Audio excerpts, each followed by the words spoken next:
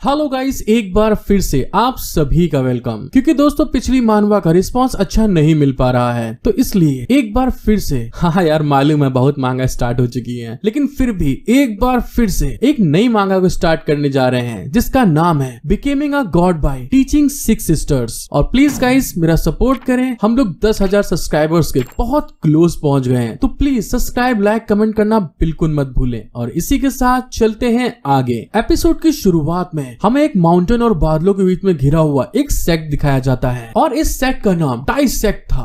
तभी वहाँ पर कुछ लोग सीढ़ी के ऊपर चलते हुए आपस में बात करके कहते हैं ये वो जगह है जहाँ पर टाई सेक्ट के डिसाइपल रहते हैं। हालांकि ये ताई माउंटेन की तलहटी पर बना है जहाँ पर स्पिरिचुअल एनर्जी टॉप से थोड़ी कम है, लेकिन इसकी तुलना करना कोई नॉर्मल जगह नहीं है। और इसी के साथ हमारा सीन शिफ्ट होके सेट के अंदर आ जाता है जहाँ पर एक टीचर आगे की तरफ बढ़ते हुए कहता है वे सभी डिसाइपल जो हमारे टाई सेक्ट में एंटर कर सकते हैं वे सभी लोगों के बीच ड्रैगन और फीनिक्स हैं। अगर तुम लोग अपनी ट्रेनिंग पर ध्यान लगाते हो तो तुम केवल 1 या 2 साल या 3 या 5 साल में आउटर सेक्ट में एंटर करने और एक मास्टर के डिसाइपल बनने लायक हो जाओगे।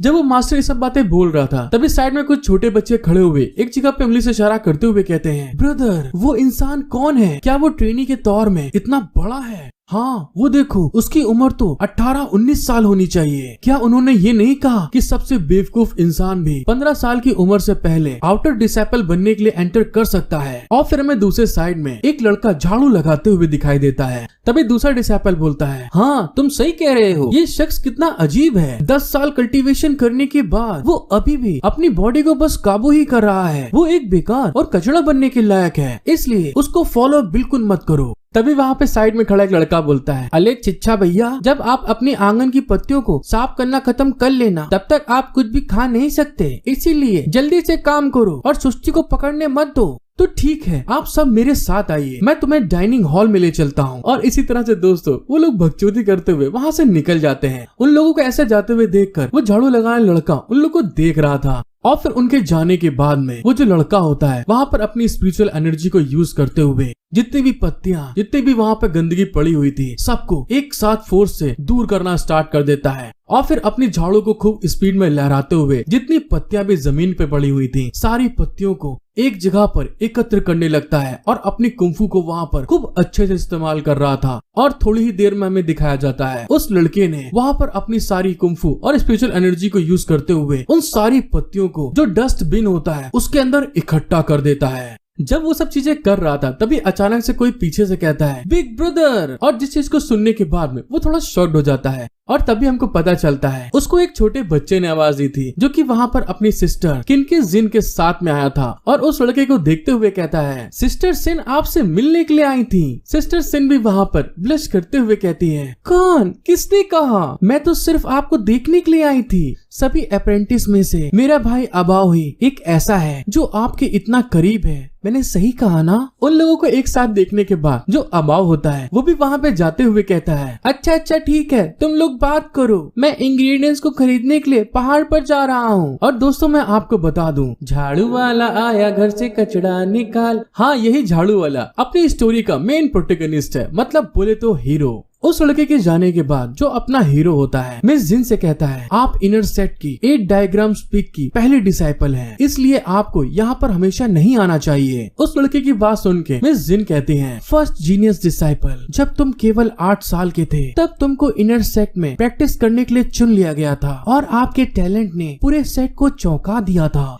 ये सिर्फ इतना है कि आप बस अपने बॉडी टेम्परिंग के दायरे में फंस गए हैं जिस कारण से कि आप सुधार नहीं कर सकते, इसीलिए वे आपको बार बार बस कुछ और दिनों के लिए यहाँ पर ट्रेनी बनने के लिए मजबूर करते हैं। और इस चीज को कहते हुए मिस जिन अपने हीरो की नब्ज को पकड़ते हुए उसकी बॉडी को चेक कर रही थी। और तभी अचानक से वो कुछ फील करने के बाद एकदम से शॉक्ड होते हुए कहती है हाँ ऐसा होना मुमकिन है, आप तो अपनी बॉडी टेम्परिंग रिल्म के तीसरे लेवल से फर्स्ट लेवल पे पहुंच गए हैं, आपकी कल्टीवेशन हर कुछ दिनों में पिछड़ती जा रही है। लेकिन तभी अचानक से जो मिस जिन होती हैं कुछ देखते हुए एकदम हैरान हो जाती हैं और फिर अपने हीरो को एकदम से धक्का देते हुए कहती हैं हटो, वहाँ पर देखो। और तभी हमको पता चलता है किसी दूसरे डिसाइपल ने जो अपना हीरो होता है उसके ऊपर तलवार फेंक के अटैक कर दिया था, जिसको बड़ी मुश्किल से मिस जिन ने अपने हीरो को पकड़ के घसीटते हुए वहाँ से उसको बचा लिया था और वो तलवार सीधे जाकर एक दीवार में गड़ जाती है। मिस जिन वहाँ पे अपने हीरो को बचाने के बाद में उस लड़की की तरफ घूर के देखते हुए कहती हैं, तुम क्या चाहते हो कमीने इंसान, तुमने तो लगभग अभी इसे मार ही डाला था। वो लड़का वहाँ पे सामने आते हुए कहता है, तुमको एक ट्रेनी के रूप में यहाँ पर नियुक्त किया गया है और तुम अभी भी अपनी औकात से ज्यादा चादर में पैर फैलाने की कोशिश कर रहे हो।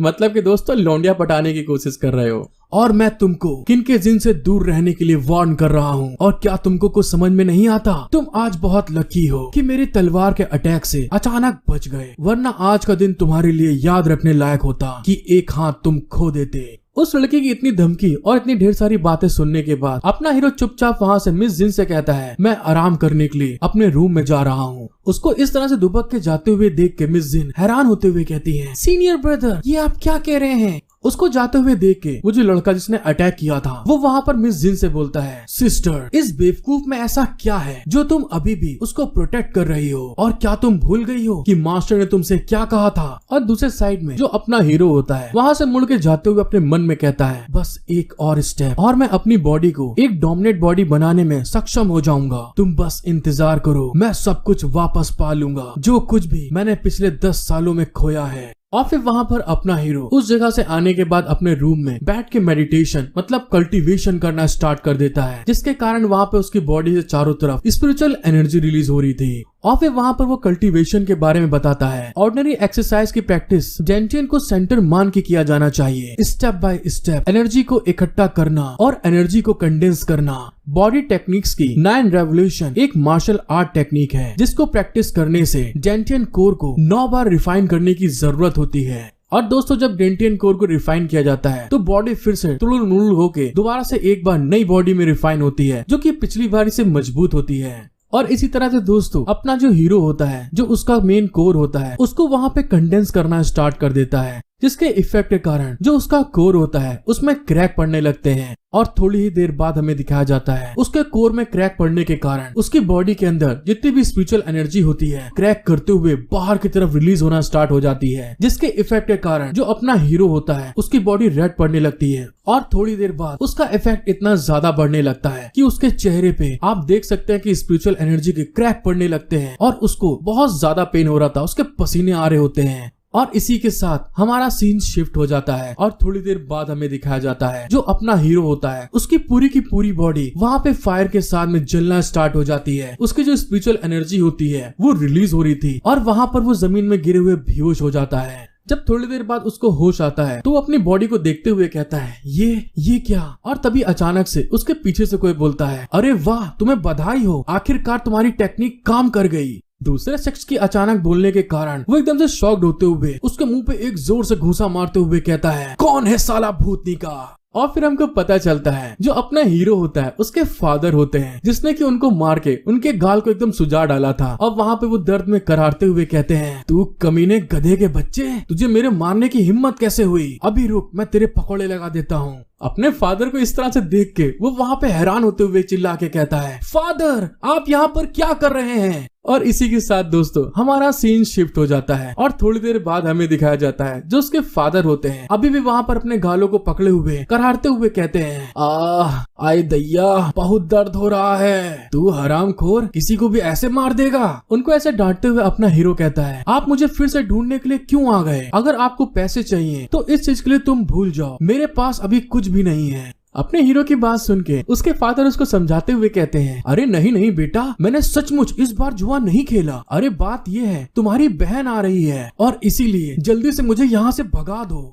अपने फादर की बात सुन के वहाँ पे वो हैरान होते हुए कहता है, क्या सिस्टर आ रही है? मैं अपनी एल्डर सिस्टर का एक छोटा सा प्यारा सा छोटा भाई हूँ। और तभी वहाँ पर जो उसके फादर होते हैं ब्लेस करते हुए कहते हैं, अरे बेटा बात ये है कि वो तुम्हारी बस आधी ही बहन है। और अपने फादर की बात सुन के वहाँ पर अपने हीरो को बहुत तेज गुस्सा आता है और आधी का मतलब आप समझ गए होंगे। और फिर वहाँ पर वो गुस्साते हुए अपने फादर से कहता है, तुम्हारे गर्मजोशी जवानी के कर्ज का मुझसे कोई लेना देना नहीं है, तुमने चाहे कहीं पे भी कांड किए हो वो तुम्हारी मर्जी और तुम्हारा कर्ज है। अपनी बेटे की बात सुन के जो उसके फादर होते हैं पीछे पलट के शर्माते हुए कहते हैं, अरे बेटा अगर ये सिर्फ एक होता तो मुझको इतना डर नहीं लगता, लेकिन उस समय मेरी जवानी का फौलाद इतना ज्यादा अड़ा हुआ था कि मैं उस समय खुद को रोक ही नहीं पाया। और क्या तुम नहीं जानते तुम्हारी बहनों के बारे में? जैसे ही दोस्तों इस बार अपने हीरो ने बहनों का नाम सुना, मतलब एक नहीं कई, तो वहाँ पर गुस्से के कारण जिस कप में वो पानी डाल रहा था वो कप को वहाँ पे तोड़ देता है, जिसके कारण कि वहाँ पर उसकी आंखें एकदम गुस्से के कारण लाल हो जाती हैं और वो अपने फादर की तरफ गुस्से में देखते हुए कहता है, तुमने क्या कहा?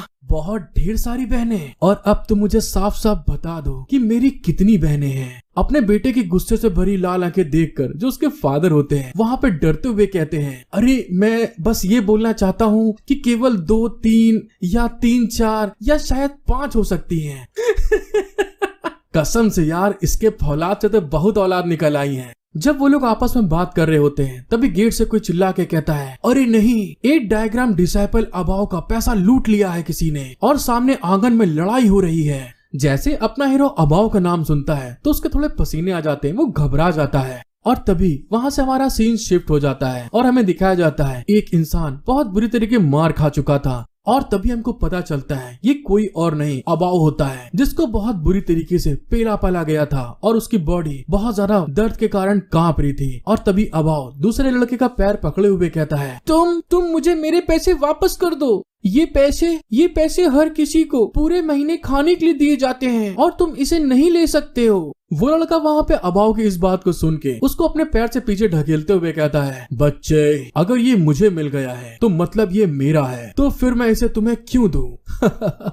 और तुम कहते हो कि ये तुम्हारे हैं, तुम जानते भी हो ऐसा करने से तुम्हारे साथ में क्या होगा। और जब तुमने मदद के लिए किसी को पुकारा तो क्या किसी ने तुम्हारी मदद की? और इस बात को कहने के बाद वहाँ पे अबाव को वो लात मारते हुए चिल्ला के कहता है, अपने गंदे हाथ मेरे से दूर करो। अबाव को इस तरह से मार खाते हुए देखकर वहाँ की पब्लिक में से लोग बात करते हुए कहते हैं, ये तो बहुत ज्यादा हो रहा है, ये तो साफ तौर से अबाव का ही बैग है। अरे तुम चुप हो जाओ, ज्यादा बात करने की कोई जरूरत नहीं है और इनर डिसाइपल के डिसरिस्पेक्ट करने की हिम्मत मत करो, वरना वो तुम्हें मार डालेंगे और किसी को इसकी परवाह नहीं होगी। हाँ यार, बात तो तुम सही कह रहे हो, लेकिन अबाव भी बहुत टफ है, वो जल्दी से हार भी नहीं मान रहा। हीरो बनने की कोशिश मत कर यार, मैं बोल रहा हूँ, शांत हो जा।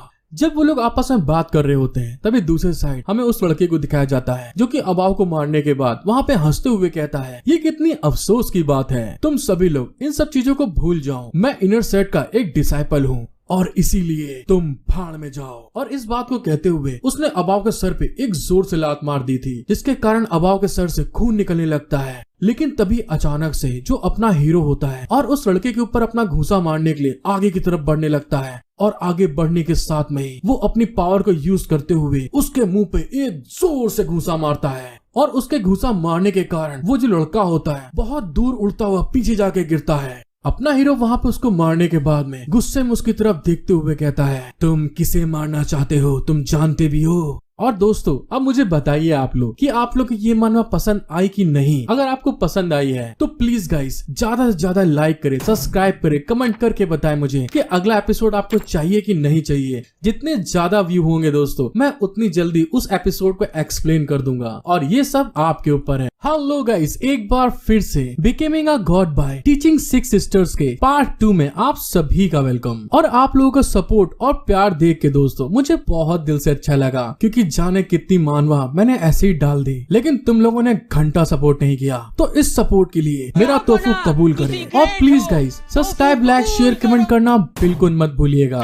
एपिसोड की शुरुआत में हमें दिखाया जाता है अपने हीरो ने एक घुसे में ही जो लड़का हुआ को तंग कर रहा था बुरी तरह टेढ़ा कर चुका था, जिसको देखने के बाद में जो पब्लिक बाहर खड़ी होती है वो वहाँ पर हैरान होते हुए चिल्ला के कहती है, आखिर ये कैसे हो सकता है, ये लड़का तो पूरी तरह कचड़ा था, ये इसको कैसे मार सकता है। हाँ यार, वो तो पागल है साला, वो आउटर डिसाइपल पर हमला करने की कैसे हिम्मत कर सकता है। हे लौंडे, ऐसा लगता है कि तुम अब और जीना नहीं चाहते हो, तो अपने इस कीचड़ से भरे हुए पानी में हम लोग को मत घसीटो। दूसरे साइड में जिसके दोस्त को मार पड़ी होती है वो वहाँ पर अपने दोस्त के हाल देखने के बाद एकदम से हैरान हो जाता है और तभी वहाँ पर अपना हीरो टाटा बाय बाय करते हुए वहाँ से वापस जा रहा था और फिर वापस जाने के बाद अबाव को अपने हाथ से उठाते हुए कहता है, तुम्हें डरने की कोई जरूरत नहीं है, मैं तुम्हारे लिए न्याय करूंगा। अपने हीरो को ऐसा करते हुए देखकर अबाव वहाँ पे रोते हुए कहता है, ब्रदर ये लाओ, मैं ठीक हूँ, लेकिन प्लीज आपको उनसे लड़ने की कोई जरूरत नहीं है। जब अबाव अपने हीरो को वहाँ पे रोक रहा होता है तभी उतने में जिस लौंडे को भी वहाँ पे ढेर किया था अपने हीरो ने, उसका दोस्त पीछे से अटैक करते हुए चिल्ला के कहता है, तुम कमीने हरामखोर, ये लाओ, अगर तुम मरना ही चाहते हो तो मैं ऐसा तुम्हारे लिए करूँ। करूंगा और मैं तुमको बिल्कुल चींटी की तरह मसल के रख दूंगा। उसकी ऐसी हरकत को ये लाओ सुन रहा होता है और तभी अगले पल हमें दिखाया जाता है ये लाओ ने अपनी स्पीड को यूज करते हुए उसके मुंह के ऊपर मुक्का मारने के लिए आगे की तरफ बढ़ने लगता है। उसके ऐसे अचानक अटैक को देख के वो लड़का वहाँ पे हैरान हो गया था। और तभी दोस्तों जिस तरह से थोड़ी देर पहले इसके दोस्त को अपने हीरो ने पेल पाल के टेढ़ा किया था और एक घूंसे के साथ में ही इसका हाल भी बिल्कुल वैसा हो चुका था। अपने हीरो की इस तरह की पावर को देख के जो पब्लिक होती है वहाँ पे हैरान होते हुए चिल्ला के कहती है, अरे कहीं मैं अंधा तो नहीं हो गया हूँ, क्या मुझे ठीक से नहीं दिख रहा। ये लाओ ने साफ तौर पर यहाँ पर फिस्ट फाइट की है और अपने सिर्फ एक हाथ से उन दोनों को हरा डाला। जब वो लोग बात कर रहे होते हैं तभी उसकी वही पुरानी दोस्त भाग के आते हुए कहती है, ब्रदर क्या आप ठीक है। और तभी वहाँ पर जितनी पब्लिक खड़ी होती है वो आगे बात करते हुए कहती है, ब्रदर लाओ ने माउंटेन ओपनिंग फिस्ट जो एक पर्सनल टेक्निक है उसको मास्टर सैंडेंग से सीख लिया है, जो कि अपने सिर्फ एक मुक्के से ही सब कुछ चकनाचूर कर सकते हैं। जब मिस जिन वहाँ पे आने के बाद उन दोनों लड़कों की हालत को देखती हैं, तो वो भी वहाँ पे घबराते हुए कहती हैं, ब्रदर लाओ ये तो कमाल हो गया। और फिर हमें वो दोनों मार खाए हुए इंसानों को दिखाया जाता है, जिसमें से जो उस लौंडे का अखरोट होता है वो वहाँ पर अपने बॉस को संभालते हुए कहता है, ब्रदर इस बच्चे के साथ में कुछ ना कुछ तो गड़बड़ है। तभी उसका बॉस कहता है, जल्दी करो उसे हेवन और अर्थ की फ्लाइट टेक्निक से मार डालो। और इस चीज को कहने के बाद वो दोनों वहाँ पे अपनी टेक्निक्स को एक साथ कंबाइन करना स्टार्ट कर देते हैं। और थोड़ी ही देर बाद हमें दिखाया जाता है वो दोनों लोगों ने एक साइड अर्थ और एक साइड हेवन की टेक्निक को दोनों टेक्निक्स को कंबाइन करते हुए कहते हैं, हे लौंडे तुम्हारी मुझ पर हमला करने की हिम्मत कैसे हुई, मैं तुम्हें अब जिंदा नहीं रहने दूंगा। और तभी दूसरी तरफ उसका बॉस पप्पी देते हुए कहता है, नहीं यार घूसा खाने के कारण उसका मुंह ऐसा हो गया है, ये लाओ छुपने की हिम्मत मत करना, हमारा ये खतरनाक मूव सिर्फ तुम्हारे लिए है। मिस जिन जब उन लोग की टेक्निक को देखती हैं, तो वहाँ पे घबराते हुए ये लाओ को कवर करते हुए कहती हैं, ये लाओ इससे बचो, ये हेवन और अर्थ फ्लाइंग टेक्निक है जो कि मेरे टीचर के फादर ने इनको दी थी। और दोनों टेक्निक को एक साथ जोड़कर अटैक करने से ये एक्स्ट्रा ऑर्डिनरी हो जाती है, यहाँ तक कि मैं भी इसका सामना करने की हिम्मत नहीं करती हूँ।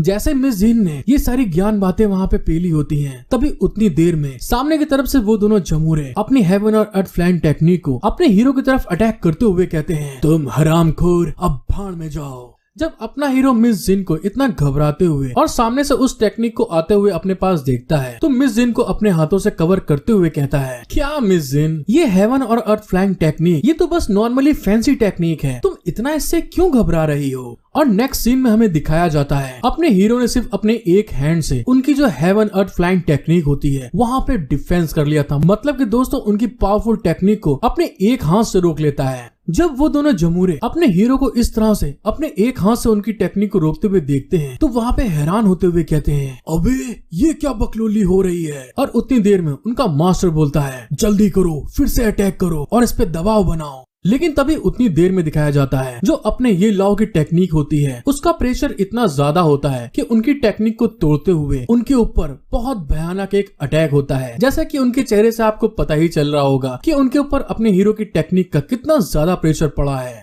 और इसी के साथ हमारा सीन शिफ्ट हो जाता है और हमें आउटर सेट के 4 पीक में से एक पीक दिखाया जाता है जिसका नाम युआन फैंग पीक होता है। जैसे उन दोनों जमूरों की वहाँ पे हालत खराब होती है, तभी उतनी देर में जो उसके मास्टर होते हैं उनको वहाँ पे फील हो जाता है और वहाँ पे वो एकदम से मेडिटेशन करते हुए हैरान होके अपनी आंख खोलते हैं और हमको पता चलता है ये युआन फैंग पीक के शैन यूनसेन मास्टर हैं। और तभी वहाँ पर वो आंख खोलने के बाद में हैरान होते हुए मन में सोचते हैं, ट्रेनी प्रैक्टिस एरिया की दिशा में इतनी पावरफुल ट्रू क्यूआई में उतार चढ़ाव कैसे हो सकता है, क्या आज कोई पीक मास्टर वहाँ पर गया था। और तभी हमारा सीन शिफ्ट होके दोबारा से अपने हीरो की तरफ आ जाता है, जहाँ पर पब्लिक चिल्ला के कहती है, लियो वू और झांग वैंग को ये लुआओ एक साथ में कैसे हरा सकता है। अरे हाँ तुम सही कह रहे हो, ये तो हमारे पीक मास्टर के टॉप के आउटर डिसेबल कल्टीवेटर है। 8 डायग्राम्स पीक के लिए भी रिकमेंडेशन दिया गया था, लेकिन मैंने कभी नहीं सोचा था कि इस तरह से इनके साथ ऐसा हो सकता है कि ये लुआओ बाघ को खाने के लिए सुअर बनने का नाटक कर रहा हो। क्या वो इतने सालों से अपनी ताकत को बस छुपा रहा है। और तभी दोस्तों हमें अपने जमूरों को दिखाया जाता है जिनकी हालत बुरी तरह खराब हो चुकी थी। उनके कपड़े हर जगह से बेइंतहा फट चुके थे और वो बिल्कुल लग रहा था कि मरने वाले हैं, इतना ज्यादा जल चुके थे अपने हीरो की पावर से। और जब उन जमूरों के दोस्त अपने हीरो को उनको ऐसे फैलते हुए देखते हैं तो उनकी हालत बहुत ज्यादा टाइट हो जाती है। उनके पसीने आ रहे थे और वो घबराते हुए कहते हैं, अरे हमने तो इससे पहले इसको बुरी तरह से तंग किया है। हाँ यार, मुझे तो ऐसा लगता है कि अब हमारा गेम खत्म होने वाला है और अब हमको क्या करना चाहिए।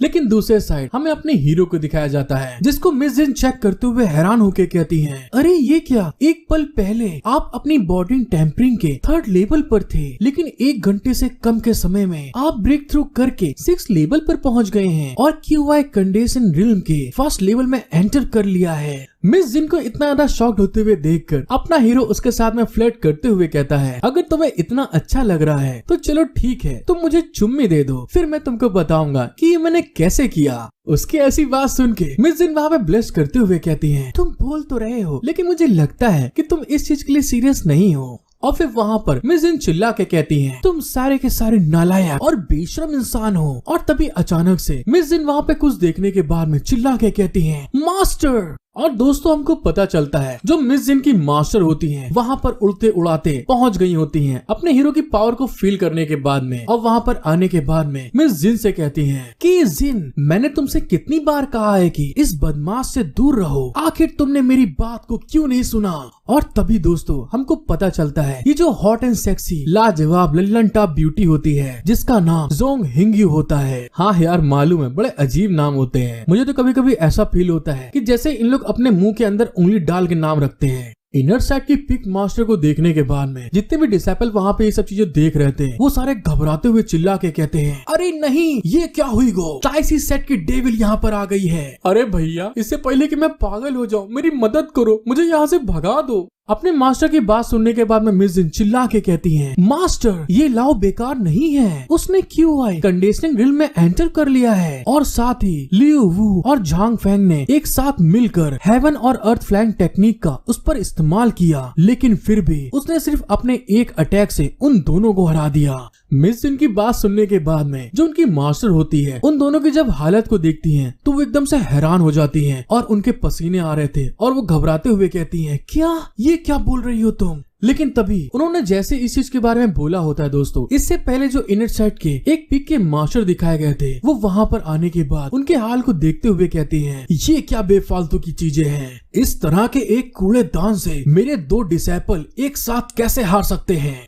मिस जिन वहाँ पर उन मास्टर को देखने के बाद में घबराते हुए अपने हीरो से कहती हैं, अरे नहीं, ये क्या हुई गो, मास्टर शांग फेंग अपने डिसाइपल का बदला लेने के लिए यहाँ पर आ गए हैं। अरे लौंडे, यहाँ पर तुम क्या कर रहे हो, जल्दी से पतली गली पकड़ के निकल लो। मिस जिन की बात सुनने के बाद अपना हीरो उस मास्टर की तरफ घूर के देखते हुए कहता है, ये तो बहुत अच्छी बात है कि ये खुद यहाँ पर आ गया है, क्योंकि मुझे इस बदतमीज की तलाश बहुत समय से थी। जैसे अपने हीरो ने इस चीज के बारे में बोला होता है तभी अचानक से जो इनर साइड के मास्टर वहाँ पे आए हुए थे अपने डिसाइपल के पास जाकर उनके हाल को चेक कर रहे होते हैं और उनको देखने के बाद में डिसाइपल वहाँ पे घबराते हुए कहते हैं, मास्टर प्लीज हमको माफ कर दीजिए। उन डिसाइपल के ऐसे हाल को देखने के बाद में वो मास्टर वहाँ पे गुस्साते हुए कहता है, मेरे डिसाइपल को इस तरह से चोट पहुँचाने की तुमने हिम्मत की, मैं अपनी फैमिली के इंसल्ट का बदला तुमसे लूंगा, बिल्कुल इसी तरह से। और इस बात को कहने के बाद में वो मास्टर वहाँ पे बहुत ज्यादा पगला जाता है, अपनी पावर को रिलीज करते हुए चिल्ला के कहता है, ये लाओ, इससे फर्क नहीं पड़ता कि तुम कितनी गंदी चालें इस्तेमाल करते हो, चाहे कुछ भी हो जाए, आज मैं तुम्हारी जान लूंगा। उन मास्टर को इतना ज्यादा गुस्सा करते हुए देखकर जो मिस जिन होती हैं अपने हीरो के सामने आते हुए चिल्ला के कहती हैं, मास्टर शांग फेंग, सबसे पहली बार वे आपके डिसाइपल थे जो दूसरे को पैसे को अपने बाप का पैसा कह रहे थे, ये लाओ तो सिर्फ वहाँ पर न्याय करने के लिए गया था। मिस जिन की बात सुनने के बाद जो उसकी टीचर होती हैं उसका हाथ पकड़ते हुए कहती हैं, बस लौंडिया, बहुत हो गया, अब बकचोदी करना बंद करो, तुम चुपचाप मेरे साथ चलो। अपनी मास्टर को ऐसा करते हुए देखकर जो मिस जिन होती हैं वहाँ पे हैरान हो जाती हैं और तभी उसकी मास्टर कहती हैं, मास्टर शैंग के पास इस जगह का चार्ज है, वे यहाँ के सभी मामलों को संभालते हैं, तो आपको इस तरह से क्यों बोलना चाहिए, और इसीलिए मेरे साथ इस समय तुम वापस चल रही हो। मिस जिन को इतना ज्यादा घबराते हुए देखकर वहाँ पर अपना हीरो उसको समझाते हुए कहता है, कोई बात नहीं, तुम उसके साथ जाओ। उसकी बात सुनकर मिस जिन बोलती है, लेकिन तुम ये सब कैसे संभालोगे? तो अपना हीरो उसको कहता है, मैं इसे यहाँ से संभाल सकता हूँ, तुम टेंशन मत लो। अपने हीरो के साथ में मिस जिन को इतना क्लोज होते हुए देखकर उसकी मास्टर वहाँ पर उसके ऊपर गुस्साते हुए कहती है, ये लाओ, ये नहीं कह सकता कि आपकी मास्टर ने आपको मौका नहीं दिया, लेकिन जब इनर सेक्ट इसमें इन्वॉल्व हो गया है तो मुझे लगता है कि तुम इन सब चीजों को होने से नहीं रोक सकती। इस बात का ध्यान रखो कि तुम्हारे लिए इन सब बातों का ध्यान रखना बहुत अच्छा होगा कि तुम अपने आप को इस लायक बना लो कि दूसरे तुम्हारे सामने खड़े होने लायक न रहें। उसकी ऐसी बात सुनने के बाद में अपना हीरो उसकी तरफ उंगली से इशारा करते हुए कहता है, हाँ ठीक है, मैं समझ गया, और इसीलिए ये शर्त रही कि मैं आज इस तरह की सिचुएशन से बाहर निकल कर दिखाऊंगा और तुम्हारी इस बात को एक्सेप्ट करूंगा, क्योंकि तुम ही वो इंसान थी जो उस समय मुझे इनर सेक्ट से बाहर निकालने का बेइंतहा इंतजार कर रही थी। अपने हीरो की बात सुन के मिस जिन की मास्टर वहाँ पे गुस्साते हुए कहती है, हाँ तो क्या हुआ, मैं साबित कर दूंगी कि मैंने उस समय जो कुछ भी आगे के लिए सोचा था वो सब कुछ सही था। और उतनी ही देर में मिस जिन की मास्टर वहाँ पे उसको अपने प्रेशर के थ्रू आगे की तरफ ले जाते हुए कहती हैं, के जिन तुम मेरे साथ आ रही हो। और वहाँ पे मिस जिन अपने हीरो की परवाह करते हुए कहती है, तो फिर ठीक है, तुम अपना ख्याल रखना। अपना हीरो उसको जाते हुए देखकर बड़े एटीट्यूड में कहता है, अरे तुम टेंशन मत लो, आराम से जाओ। लेकिन तभी दूसरे साइड से जो इनर सेक्ट के मास्टर होते हैं अपने हीरो के ऊपर गुस्साते हुए अपनी एनर्जी को रिलीज करके आगे बढ़ रहे थे। और फिर वहाँ पर इनर सेक्ट के मास्टर अपने स्पिरिचुअल एनर्जी को, अपने प्रेशर को रिलीज करते हुए गुस्से में ये लाओ से कहते हैं, इस माउंटेन पीक का मास्टर मैं खुद हूँ और आज सेट के कानून के हिसाब से आज मैं तुम्हारा न्याय करूंगा।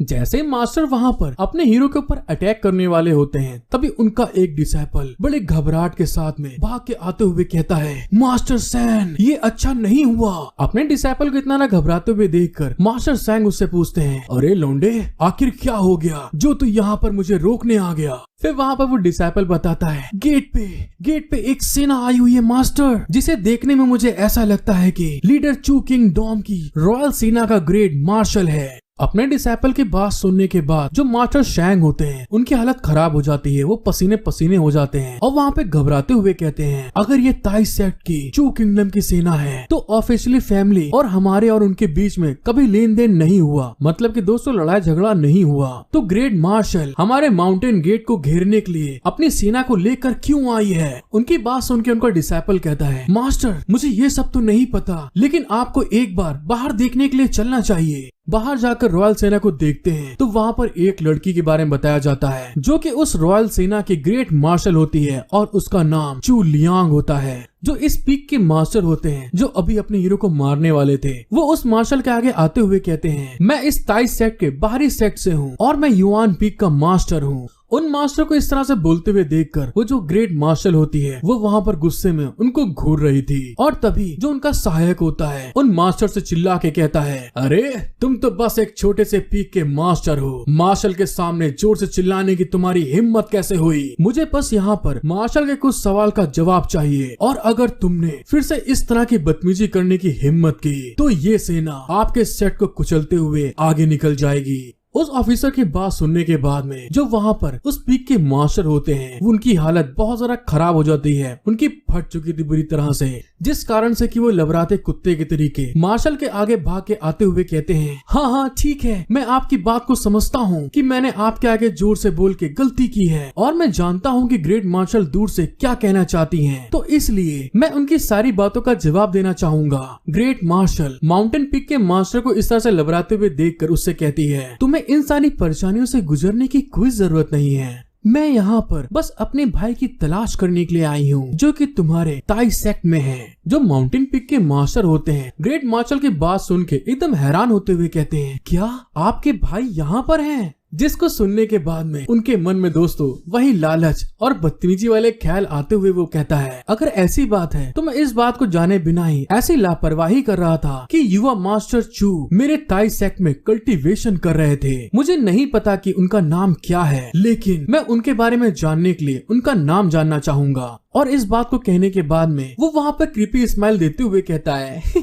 ग्रेट मार्शल का भाई ताई सेक्ट में है, क्या बात, ये तो बहुत अच्छा है। अगर मैं उनका पैर पकड़ लेता हूँ तो मेरे लिए इनर सेक्ट में अंदर जाना बहुत मुश्किल नहीं होगा। ग्रेट मार्शल उसकी तरफ घूर के देखते हुए कहती है, वैसे मेरे भाई का आखिरी नाम चू नहीं है, उसका आखिरी नाम ये है और उसका पूरा नाम ये लाओ है। जैसे ग्रेट मार्शल के मुंह से उसने ये लाओ का नाम सुना होता है, उसके तो दोस्तों गोटे बाहर आके उसके मुंह में आ जाते हैं और तभी वो घबराते हुए कहता है, इसकी माँ की मेरे तो लग गए घोड़े। और जब वो डिसाइपल इन सब बातों को सुनते हैं जिन्होंने उसको तंग किया था बहुत पहले, तो वो भी वहाँ पे घबराते हुए कहते हैं, हाय दैया रे, हमारे भी लग गए घोड़े। और उनकी बात सुनने के बाद में सारी पब्लिक चिल्ला के कहती है, वो जो लौंडा वहाँ खड़ा है वही है ये लाओ। ये लाओ जब उन सब की ऐसी बातें सुनता है तो वहाँ पे घबराते हुए कहता है, हाँ मैं हूँ ये लाओ, लेकिन क्या तुम लोग मुझे ऐसे क्यों कह रहे हो। और दोस्तों अब आपको मालूम चल गया होगा कि इस स्टोरी में कितना ज्यादा एक्शन, थ्रिलर और सस्पेंस के साथ साथ दोस्तों ब्यूटी, बलून सब भरे हुए हैं भर भर के। और इसीलिए ये आपके ऊपर है कि मैं इसका अगला एपिसोड कितनी जल्दी लेके आऊँ, और उसके लिए बस आपको इतना ही करना है, ज्यादा से ज्यादा व्यू दीजिए और ज्यादा ज्यादा लाइक करिए, सब्सक्राइब करिए और कमेंट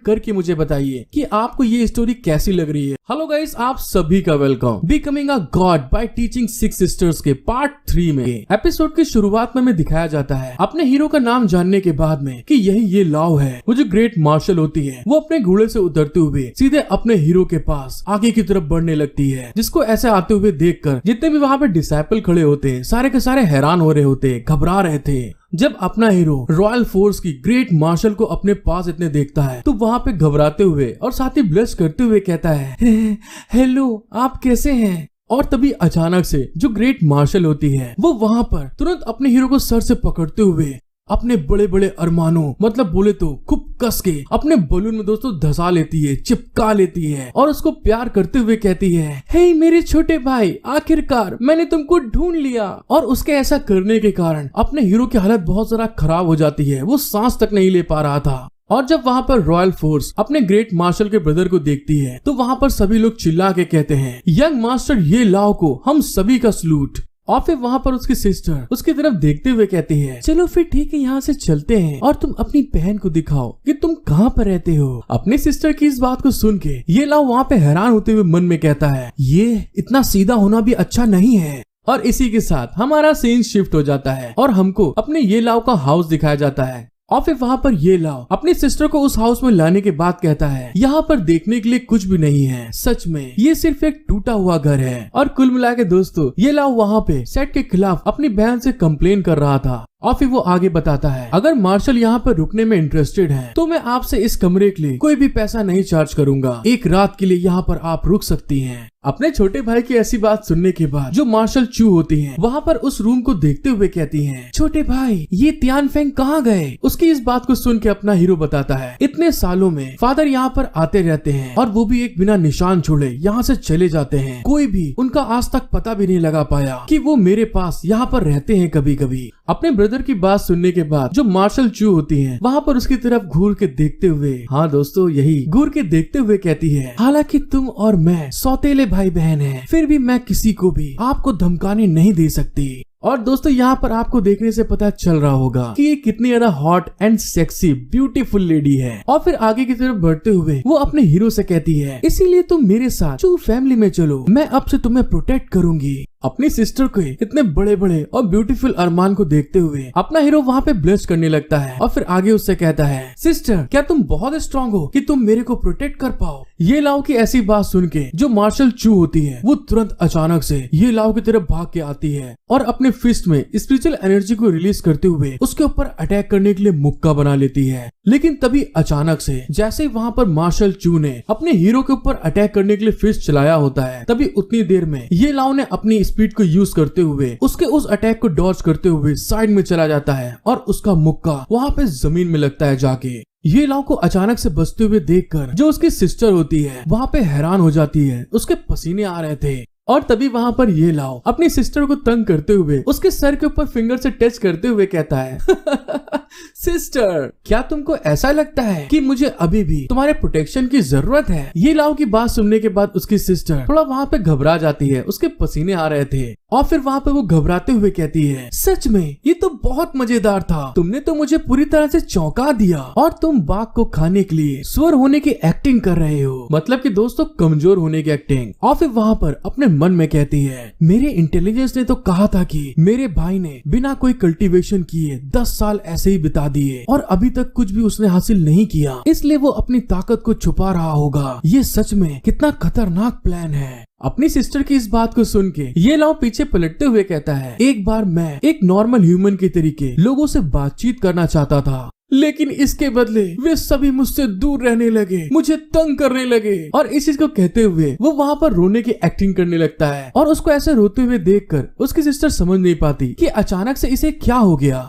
अपनी कटीली एक्टिंग को आगे बढ़ाते हुए कहता है, लेकिन अब और नहीं, क्योंकि मैं एक मास्टर हूँ, तो अब समय आ गया है सबको अपनी असलियत दिखाने का। अपने ब्रदर की इस बात को सुन के वहाँ पे उसकी जो सिस्टर होती है वहाँ पे खुश हो जाती है और फिर उसके बगल से आगे की तरफ जाते हुए कहती है, ये तो बहुत अच्छा है मेरे भाई, और इसीलिए तुम अपना बैग पैक कर लो क्योंकि तुम मेरे साथ चल रहे हो। अपने सिस्टर की बात सुन के जो ये लाओ होता है वहाँ पे हैरान होते हुए कहता है, क्या आप अब भी मुझे अपने साथ में ले जाना चाहती हैं? और फिर हमें थोड़ी देर बाद का सीन दिखाया जाता है जहाँ पर ये लाओ अपनी सिस्टर के साथ आगे की तरफ बढ़ रहा था और तभी वहाँ पर उसकी सिस्टर उससे कहती है, तुम्हारे अंदर एक अच्छे आदमी के एम्बिशंस और सभी डायरेक्शंस में देखना आना चाहिए और इसीलिए मैं आपको एक जनरल बनने और दूसरी तरफ हावी होने के लिए अपनी फोर्स को लीड करने की सलाह देती हूँ। अपना हीरो अपनी सिस्टर की बात सुन के बड़े एटीट्यूड में आगे चलते हुए कहता है, ऐसा है दीदी, मुझे जनरल फर्नल ये ब्ला ब्लू बनने में कोई भी इंटरेस्ट नहीं है, मैं तो बस यहाँ पर एक शर्त को खत्म करने के लिए रुका हूँ। और सच बताऊं तो ताइस सेट के इनर सेट में एक कुतिया है जिसने कि मेरे एक्सीलेंट टैलेंट को देखा और वो मुझे अपने डिसाइपल के रूप में लेना चाहती थी, लेकिन जब मैं अपनी प्रोग्रेस में आगे नहीं बढ़ पाया तो उसने मुझे इंटर्नशिप से बाहर निकाल दिया और साथ ही वहाँ पर मेरी खूब डिसरिस्पेक्ट करी सबके सामने, और इसीलिए मैं अपने इस रिश्ते के कारण उससे बदला लेना चाहता हूँ। और हमको पता चलता है ये कोई और नहीं दोस्तों, मिस जिन की टीचर होती हैं जो लास्ट टाइम उसको पकड़ के ले गई थी। अपने भाई की बात सुनने के बाद वो वहाँ पर गुस्साते हुए कहती है, ऐसा है, मुझसे चूचा करने की तो जरूरत है नहीं तुम्हें, और तुम मेरे सामने ऐसी बकचोदी दिखा रहे हो जो कि मुझे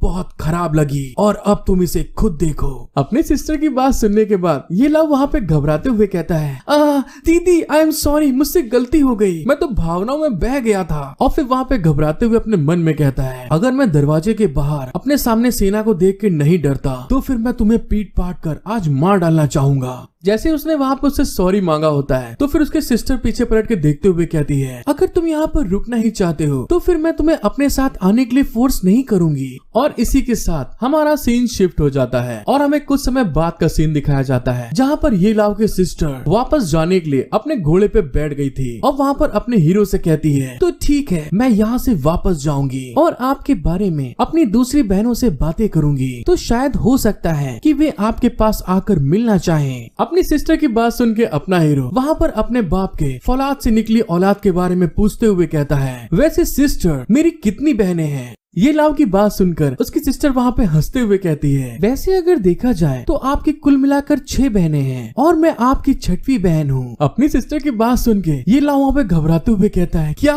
क्या 6वीं बहन? ये लाव को इतना ज्यादा घबराते हुए देखकर उसकी सिस्टर उससे कहती है, अरे क्या इतना डर क्यों गए तुम? और अपनी सिस्टर की बात सुन के ये लाव वहाँ पे हैरान होते हुए कहता है, चलो कोई बात नहीं, फिर भी ये इतना बुरा भी नहीं है और ये इतना ज्यादा बढ़ा चढ़ा कर भी नहीं है, और मुझे ऐसा लगता है कि मेरी सारी सिस्टर्स आपकी जितनी अच्छी नहीं हो सकती हैं।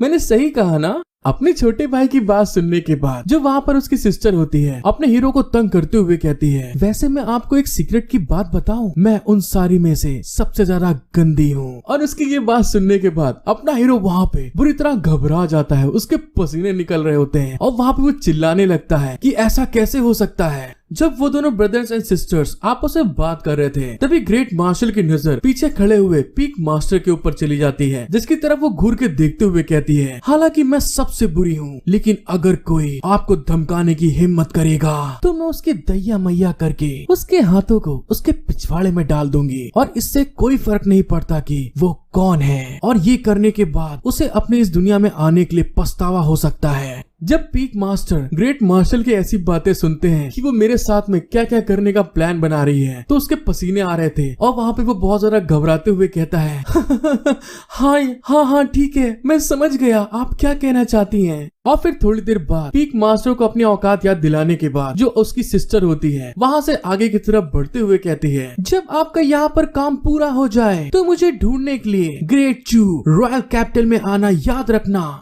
अपनी सिस्टर को जाते हुए देखकर अपना हीरो वहाँ पे अपने मन में कहता है, मेरी सिस्टर चू की जो आर्मी है और घोड़ों का जो ग्रेट मार्शल है वो सबसे कमजोर था, तो फिर मैं अपनी बाकी 5 बहनों के बारे में और वो क्या होंगी इस बारे में तो सोच ही नहीं पाऊंगा कि वो कितनी ताकतवर है। तो फिर मैं अपनी इन 6 टांगों के साथ क्या मैं ताई सेट में खूब मजे से नहीं चल पाऊंगा। और इस बात को कहते हुए वो खूब मजे से दोस्तों इविल स्माइल हंस रहा था। जब वहाँ पे वो इस चीज के बारे में सोच रहा था तभी वहाँ पे पीक मास्टर घबराते हुए अपने हीरो के बगल में आकर कहते हैं, वो मुझे पता चला कि आपकी सिस्टर ग्रेट चू मार्शल है, इसीलिए मुझे वो सब चीजें करने के लिए बहुत अफसोस है। मुझे आश्चर्य है कि क्या आप एक साथ मिलने के लिए आज रात ये युआन पीक पर आने के लिए फ्री हैं, क्योंकि इससे पहले हमें कुछ गलतफहमी हो सकती है, तो प्लीज हमें माफ करें। पिक मास्टर की बात सुन के अपना हीरो वहाँ पे दोस्तों अपनी छाती को 5 इंच फुलाते हुए पिक मास्टर के कांधे के ऊपर खूब मजे से उसकी मौज लेते हुए कहता है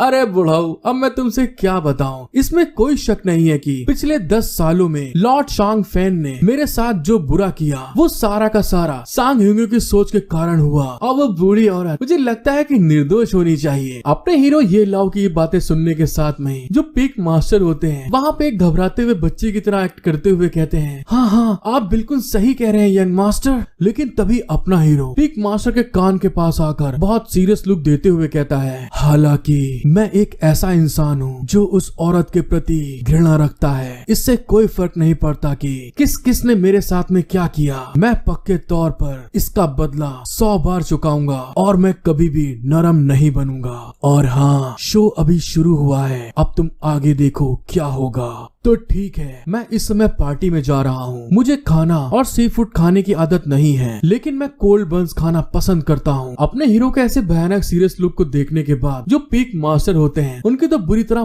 फट चुकी होती है और वो उसको जाते हुए बस देख रहे थे। फिर हमारा सीन शिफ्ट हो जाता है और हमें दिखाया जाता है जो पीक मास्टर होते हैं उनके पास एक लड़का भाग के आते हुए कहता है, मास्टर मुझे इतनी जल्दी वापस क्यों बुलाया, आखिर क्या गलत हुआ है। और हमको पता चलता है ये युआन फैंग के डिसाइपल लाई युन है। पीक मास्टर युआन फैंग अपने डिसाइपल की तरफ घूर के देखते हुए कहते हैं, ये लाओ के मामले को कम नहीं किया जा सकता, ये लौंडा अब अपनी नाक हवा में चिपका रहा है, इसीलिए हमें उसे जल्द से जल्द हल करना चाहिए। अपने मास्टर की बात सुन के वो डिसाइपल उनसे कहता है, मास्टर मैंने सुना है कि ये लाओ की सिस्टर एक बड़ी डील है, मतलब परेशानी पैदा कर सकती है, इसीलिए हमारे लोगों का उसके साथ में छेड़छाड़ करना कोई अच्छा विचार नहीं है। क्यों, मैं सही हूँ ना। अपने डिसाइपल की बात सुन के पीक मास्टर गुस्साते हुए कहता है, बकवास करना बंद करो, तुम चाहते हो कि ताई सेट को एक मिलिट्री फोर्स द्वारा खदेड़ दिया जाए, इसीलिए इस चीज को करने के लिए किसी और को बाहर से बुलवाओ। अपने मास्टर की बात सुन के वो जो डिसाइपल होता है क्रिपी स्माइल देते हुए कहता है, ये तो बहुत संयोग की बात है, मेरे कुछ दोस्त हैं जो स्लॉटर केव में आराम कर रहे हैं, इसलिए मैं उनसे यहाँ आने के लिए और मदद करने के लिए कह सकता हूँ। अपने डिसाइपल की बात सुन के पिक मास्टर वहाँ पे हैरान होते हुए कहते हैं, क्या स्लॉटर केव, उस जगह पर तो भूत प्रेत और भयानक जानवर रहते हैं और ताई सेट के डिसाइपल उस जगह के आसपास जाने की हिम्मत भी नहीं करते हैं। अपने मास्टर को परेशान देख के उनका डिसाइपल बड़ा क्रेजी स्माइल देते हुए कहता है, मास्टर आप चिंता मत करिए, अब आगे मैं संभाल लूंगा।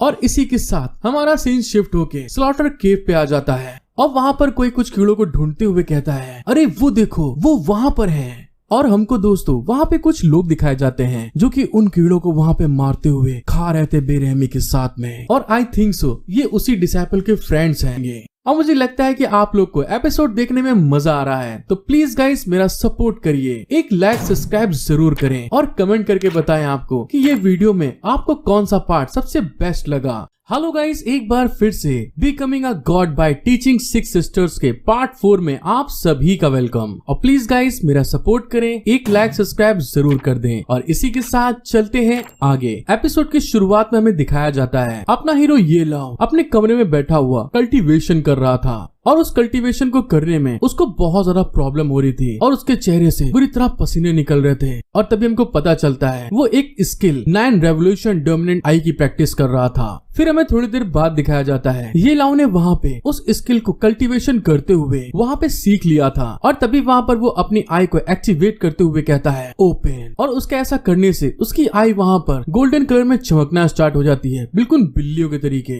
अपने उस स्किल को कल्टीवेशन करने के कारण ये लाओ को वहाँ पर बहुत ढेर सारी स्पिरिचुअल एनर्जी का एहसास हो रहा था, जिससे कि वो वहाँ पर अपने मन में कहता है बॉडी टेम्परिंग रियल्म के ब्रेक थ्रू करने से मुझे पहले रिवॉर्ड में 9 टर्न्स ओवरलॉर्ड बॉडी मिली है और इसके सेकंड लेवल को ब्रेक थ्रू करते हुए मैं 9 रेवोल्यूशन डोमिनेंट आई को एक्टिवेट कर सकता हूँ। जैसे ये लाओ ने वहाँ पर अपनी 9 रेवोल्यूशन डोमिनेशन आई को एक्टिवेट करा होता है तो वहाँ की जितनी भी जगह होती है उसको वहाँ पर उसमें एनर्जी दिखने लगती है, जिसको देखते हुए अपना हीरो कहता है ये सब बेकार नहीं हुआ। मैंने जो भी 10 साल में कठिन मेहनत की और गॉड ने सच में मुझे निराश नहीं किया, क्योंकि मैं अपने इस पावर को देखने के बाद बहुत ज्यादा सेटिस्फाई हूँ। जब वहाँ पे अपना हीरो कल्टीवेशन कर रहा होता है और अपनी स्किल को चेक कर रहा था तभी अचानक से कोई वहाँ पर गेट खोलते हुए एकदम से अंदर आके चिल्ला के कहता है ये लाओ, पेट्रियार्च की तरफ से तुमको ऑर्डर दिया गया है, इनर डिसाइपल ये लाओ, तुम माउंट ह्यूमन पे जाओ और बिना फेल हुए घोस्ट मशरूम को ढूंढ के लाना है तुमको। जब वो डिसाइपल अपने हीरो के रूम में आने के बाद बहुत ज्यादा बड़बड़ा रहे थे तभी वहाँ पर अपना हीरो अपने कल्टीवेशन में ही लगा था, जिसको देखने के बाद दूसरा डिसाइपल चिड़चिड़ाते हुए कहता है ये लाओ, जल्दी से बाहर आओ, तुम्हें तुरंत यहाँ से निकलना है। अपना हीरो ये लाओ उन डिसाइपल को इस तरह से अपने रूम में घुसने के बाद इतना ज्यादा चिड़चिड़ाते हुए देखकर बहुत ज्यादा किलिंग इंटेंस के साथ में उनकी तरफ घूर के देखते हुए मन में कहता है क्या वे मुझे मार डालने का इंतजार नहीं कर सकते।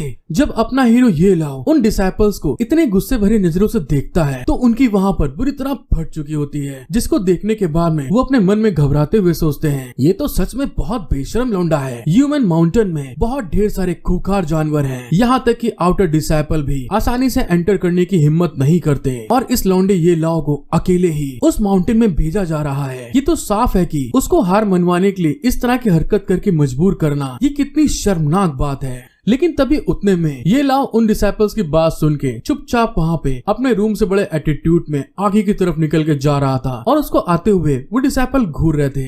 तभी उसके जाने के बाद एक डिसाइपल वहाँ पे घबराते हुए कहता है ब्रदर ये लाओ, और इसी के साथ हमारा सीन शिफ्ट हो जाता है। हमें नहीं बताया जाता है कि उस लड़के ने उससे क्या कहा और फिर हमको ह्यूमन माउंटेन का फॉरबिडन एरिया दिखाया जाता है, जहाँ पर बहुत खतरनाक बीस्ट और बहुत ढेर सारे खतरे होते हैं। अपना हीरो यू माउंटेन के फॉरबिडन एरिया में जंगल में आगे की तरफ बढ़ते हुए सोचता है घोस्ट मशरूम तो एक बहुत रेयर एलेक्सर है जो केवल ह्यूमन माउंटेन पर उगता है, और तो और ये एक मशरूम है, लेकिन फिर भी ये मजे से कहीं पे भी आ जा सकता है बिना किसी निशान के छोड़े। जैसे कि मेरे फादर मेरे रूम में आते हैं और पिछले 10 सालों में अनगिनत डिसाइपल इसे हासिल नहीं कर पाए हैं, इसीलिए अगर मैंने इसे हासिल कर लिया तो ये मेरे लिए सेक्ट में बहुत बड़ा अचीवमेंट होगा। और वो बेवकूफ शान युजियाओ मुझे इस कोहरे में फंसाने की कोशिश कर रहा है। और इस बात को कहने के बाद अपना हीरो वहाँ पे अपनी वही दोस्तों डोमिनेशन आई को एक्टिवेट कर देता है जिसकी वो कल्टीवेशन कर रहा था। जैसे वहाँ पर अपना हीरो ये लाओ 9 रेवोल्यूशन डोमिनेंस आई को एक्टिवेट करता है तो वहाँ पे जितना भी फॉग होता है उसके सामने से छट जाता है और उसको वहाँ पर प्योर एनर्जी दिखाई दे रही थी, जिसको देखने के बाद अपना हीरो कहता है मेरी ये 9 रेवोल्यूशन डोमिनेशन आई ये तो 100 मील के भीतर सब कुछ बहुत साफ देख सकती है। हाँ ये तो बहुत बढ़िया है, मैं एक नजर में सब देख सकता हूँ। लेकिन फिर वहाँ पे जब अपना हीरो बहुत ध्यान से देखता है तो एक पॉइंट पे उसको बहुत ढेर सारी स्पिरिचुअल एनर्जी रिलीज होते हुए दिखाई देती है। ये पर्पल ऑरा एक स्पिरिचुअल मेडिसिन की होनी चाहिए। क्या ये घोस्ट मशरूम हो सकता है जिसको मैं ढूंढने के लिए यहाँ पर आया हूँ?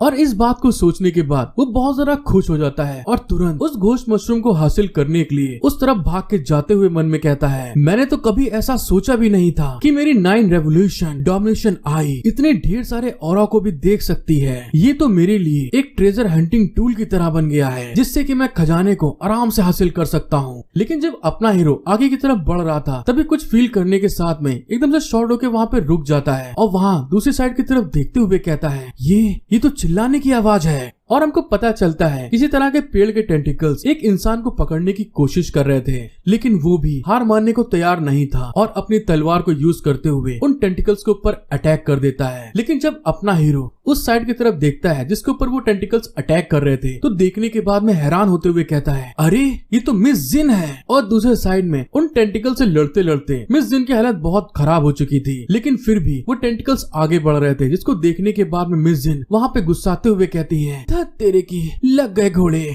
और उन्होंने बस ऐसा कहा था और अगले ही पल वो जो टेंटिकल्स होते हैं मिस जिन की कोमल कोमल प्यारी प्यारी जांघों को चारों तरफ से जकड़ लेते हैं और फिर वहाँ पर उसके हाथ को भी जकड़ने की कोशिश करने लगते हैं। लेकिन मिस जिन जब उन टेंटिकल्स को अपनी गोरी गोरी जांघों के लिपटे हुए देखती हैं तो वहाँ पे गुस्साते हुए कहती हैं, ये टेंटिकल्स तो बहुत अश्लील हैं। और तभी वहाँ पर वो फिर से हार ना मानते हुए अपनी स्वॉर्ड को उठा के दोबारा से उन टेंटिकल्स के ऊपर अटैक कर देती हैं और काट छांट देती हैं। लेकिन उन टेंटिकल्स की पावर बहुत ज्यादा होती है जिससे कि वो उसके स्वॉर्ड को वहीं पे जकड़ लेते हैं। और साथ ही दोस्तों फिर से वहाँ पर मिस जिन के साथ में वो अपनी अश्लीलता फैलाने लगते हैं, मतलब कि उसकी गोरी गोरी जांघों को जकड़ने लगते हैं, हाथों को जकड़ने लगते हैं, कमर को जकड़ने लगते हैं। आगे देख लो यार, आपके सामने है। जब अपना हीरो अपने माल को इस तरह जकड़े हुए देखता है तो वो बर्दाश्त नहीं कर पाता और तभी तुरंत वहाँ अपनी स्पीड को यूज करते हुए एक स्लैश उन टेंटिकल्स के ऊपर लगा देता है। और अपने हीरो के स्लैश लगाने के कारण जो टेंटिकल्स वहाँ पे जकड़े हुए थे मिस जिन को, वो वहाँ पे कटने लगती हैं, टूटने लगती हैं। और मिस जिन जो हवा में उड़ रही थी उन टेंटिकल्स के थ्रू, वो तुरंत वहाँ पे जमीन पे गिरने लगती हैं। और इस मौके को देखने के बाद में अपने हीरो के मन में लड्डू फूट जाता है, 2 रुपए में 2 लड्डू। और इस मौके को देखने के बाद तुरंत अपना लौंडा वहाँ पे भागते भागते जाता है और मिस जिन को खूब रोमांटिक अंदाज में वहाँ पे गोदी में ले लेता है, कैच कर लेता है, जिसको अचानक से आते हुए देखकर मिस जिन हैरान होते हुए कहती है, सीनियर ब्रदर आप यहाँ कैसे?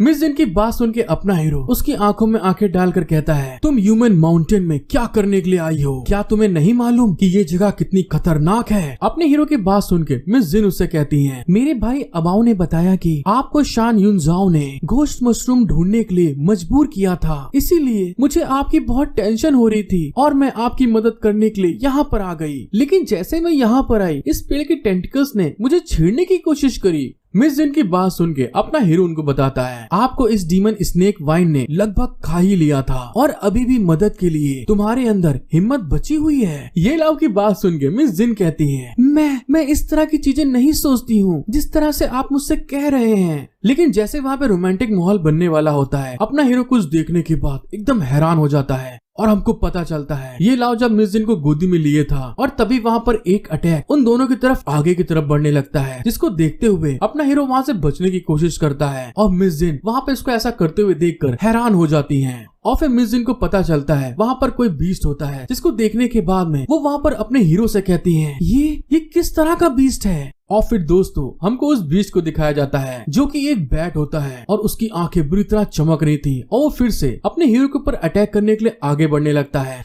जिसको देखने के बाद अपना हीरो मिस जिन को बताता है तो आखिरकार ये लोग और इंतजार नहीं कर पाए। ये तो बहुत अच्छी बात है कि तुम वहाँ पर थी, अगर ऐसा नहीं होता तो मैं इस घोस्ट मशरूम की जगह पर पहुँच जाता जहाँ पर ये लोग मुझे मारने के लिए इंतजार कर रहे थे। अपने हीरो की बात सुन के मिस जिन के वहाँ पे पसीने आ जाते हैं और वो घबराते हुए कहती हैं, इसका मतलब है कि शान युनजाओ ने तुम्हें मारने के लिए इनको भेजा है। जब वो दोनों आपस में बात कर रहे थे, दूसरे साइड में जो अपने हीरो को मारने के लिए आए थे उनमें से एक पर्सन ने वहाँ पर अपना हाथ उठाया होता है और उसके ऐसा करने के साथ में जो बैट वहाँ पर अपने हीरो के ऊपर अटैक करने वाला होता है वो दोबारा से उस इंसान के पास वापस जाने लगता है। और फिर वो लोग अपने हीरो से कहते हैं, तो तुम लौंडे मुझे आखिरकार यहाँ पे मिल गए, ये तो बहुत बढ़िया हुआ। मैं तो इस बात पे भरोसा ही नहीं कर सकता कि तुम मेरे डार्क शैडो ब्लैक बैट के हमले से इस तरह से बचने लायक थे।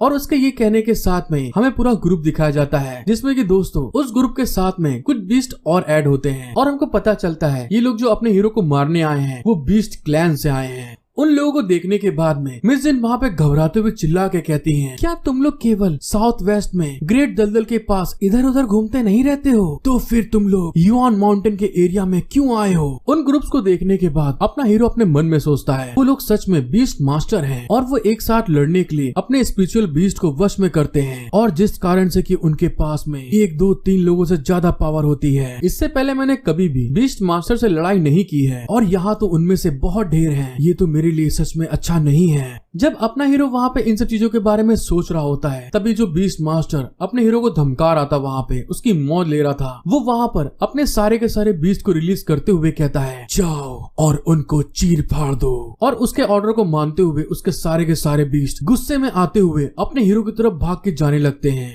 जब ले याओ वहाँ पे उन बीस्ट को उस पे और मिस जिन के ऊपर अटैक करते हुए देखता है तो तुरंत वो मिस जिन के सामने आके खड़े होके कहता है, मिस जिन मेरे पीछे ही रहना। अपने हीरो को ऐसा करते हुए देखकर मिस जिन वहाँ पे हैरान हो गई थी कि सच में यार लौंडा बहुत ड्राइंग है। और दूसरे साइड में अपना हीरो अपने हाथों में स्पिरिचुअल पावर को गैदर करना स्टार्ट कर देता है। वो जो बीस्ट अपने हीरो के ऊपर भाग के आ रहे थे अटैक करने के लिए, उनके ऊपर रिलीज करने के लिए, और जैसे ही वो बीस्ट अपने हीरो के ऊपर अटैक करने के लिए आगे बढ़ रहे थे तभी उतने में एक मॉन्स्टर उन बीस्ट के ऊपर एक जोर से घूसा मारता है और वहाँ पर कोई चिल्ला के कहता है, तुम सारे के सारे विलन्स मेरी इस तरह की हरकत से बुरा मत मानना। और हमको पता चलता है अपने हीरो के आगे जो हाथ आया था वो सच में एक बहुत बड़ा जाइंट हैंड होता है, जिसको देखते हुए अपना हीरो वहाँ पे घबरा जाता है। उसके भी वहाँ पे पसीने आने लगते हैं। और जब वो वहाँ पर उस बीस्ट को देखता है तो वहाँ पर उस बीस्ट के ऊपर एक लेडी बैठी होती है, जिसको देखने के बाद में वो वहाँ पे चिल्ला के कहता है, ये बीस्ट के ऊपर तो लड़की है। और दूसरे साइड में वो जो बीस्ट होता है, जो लोग अपने हीरो को मारने आए थे, उनके सामने आकर बहुत मजे से स्माइल कर रहा था, जैसा कि आप देख सकते हैं। और उस बीस्ट को देखने के बाद में बीस्ट क्लैन के ग्रुप के लोंडों की पूरी तरह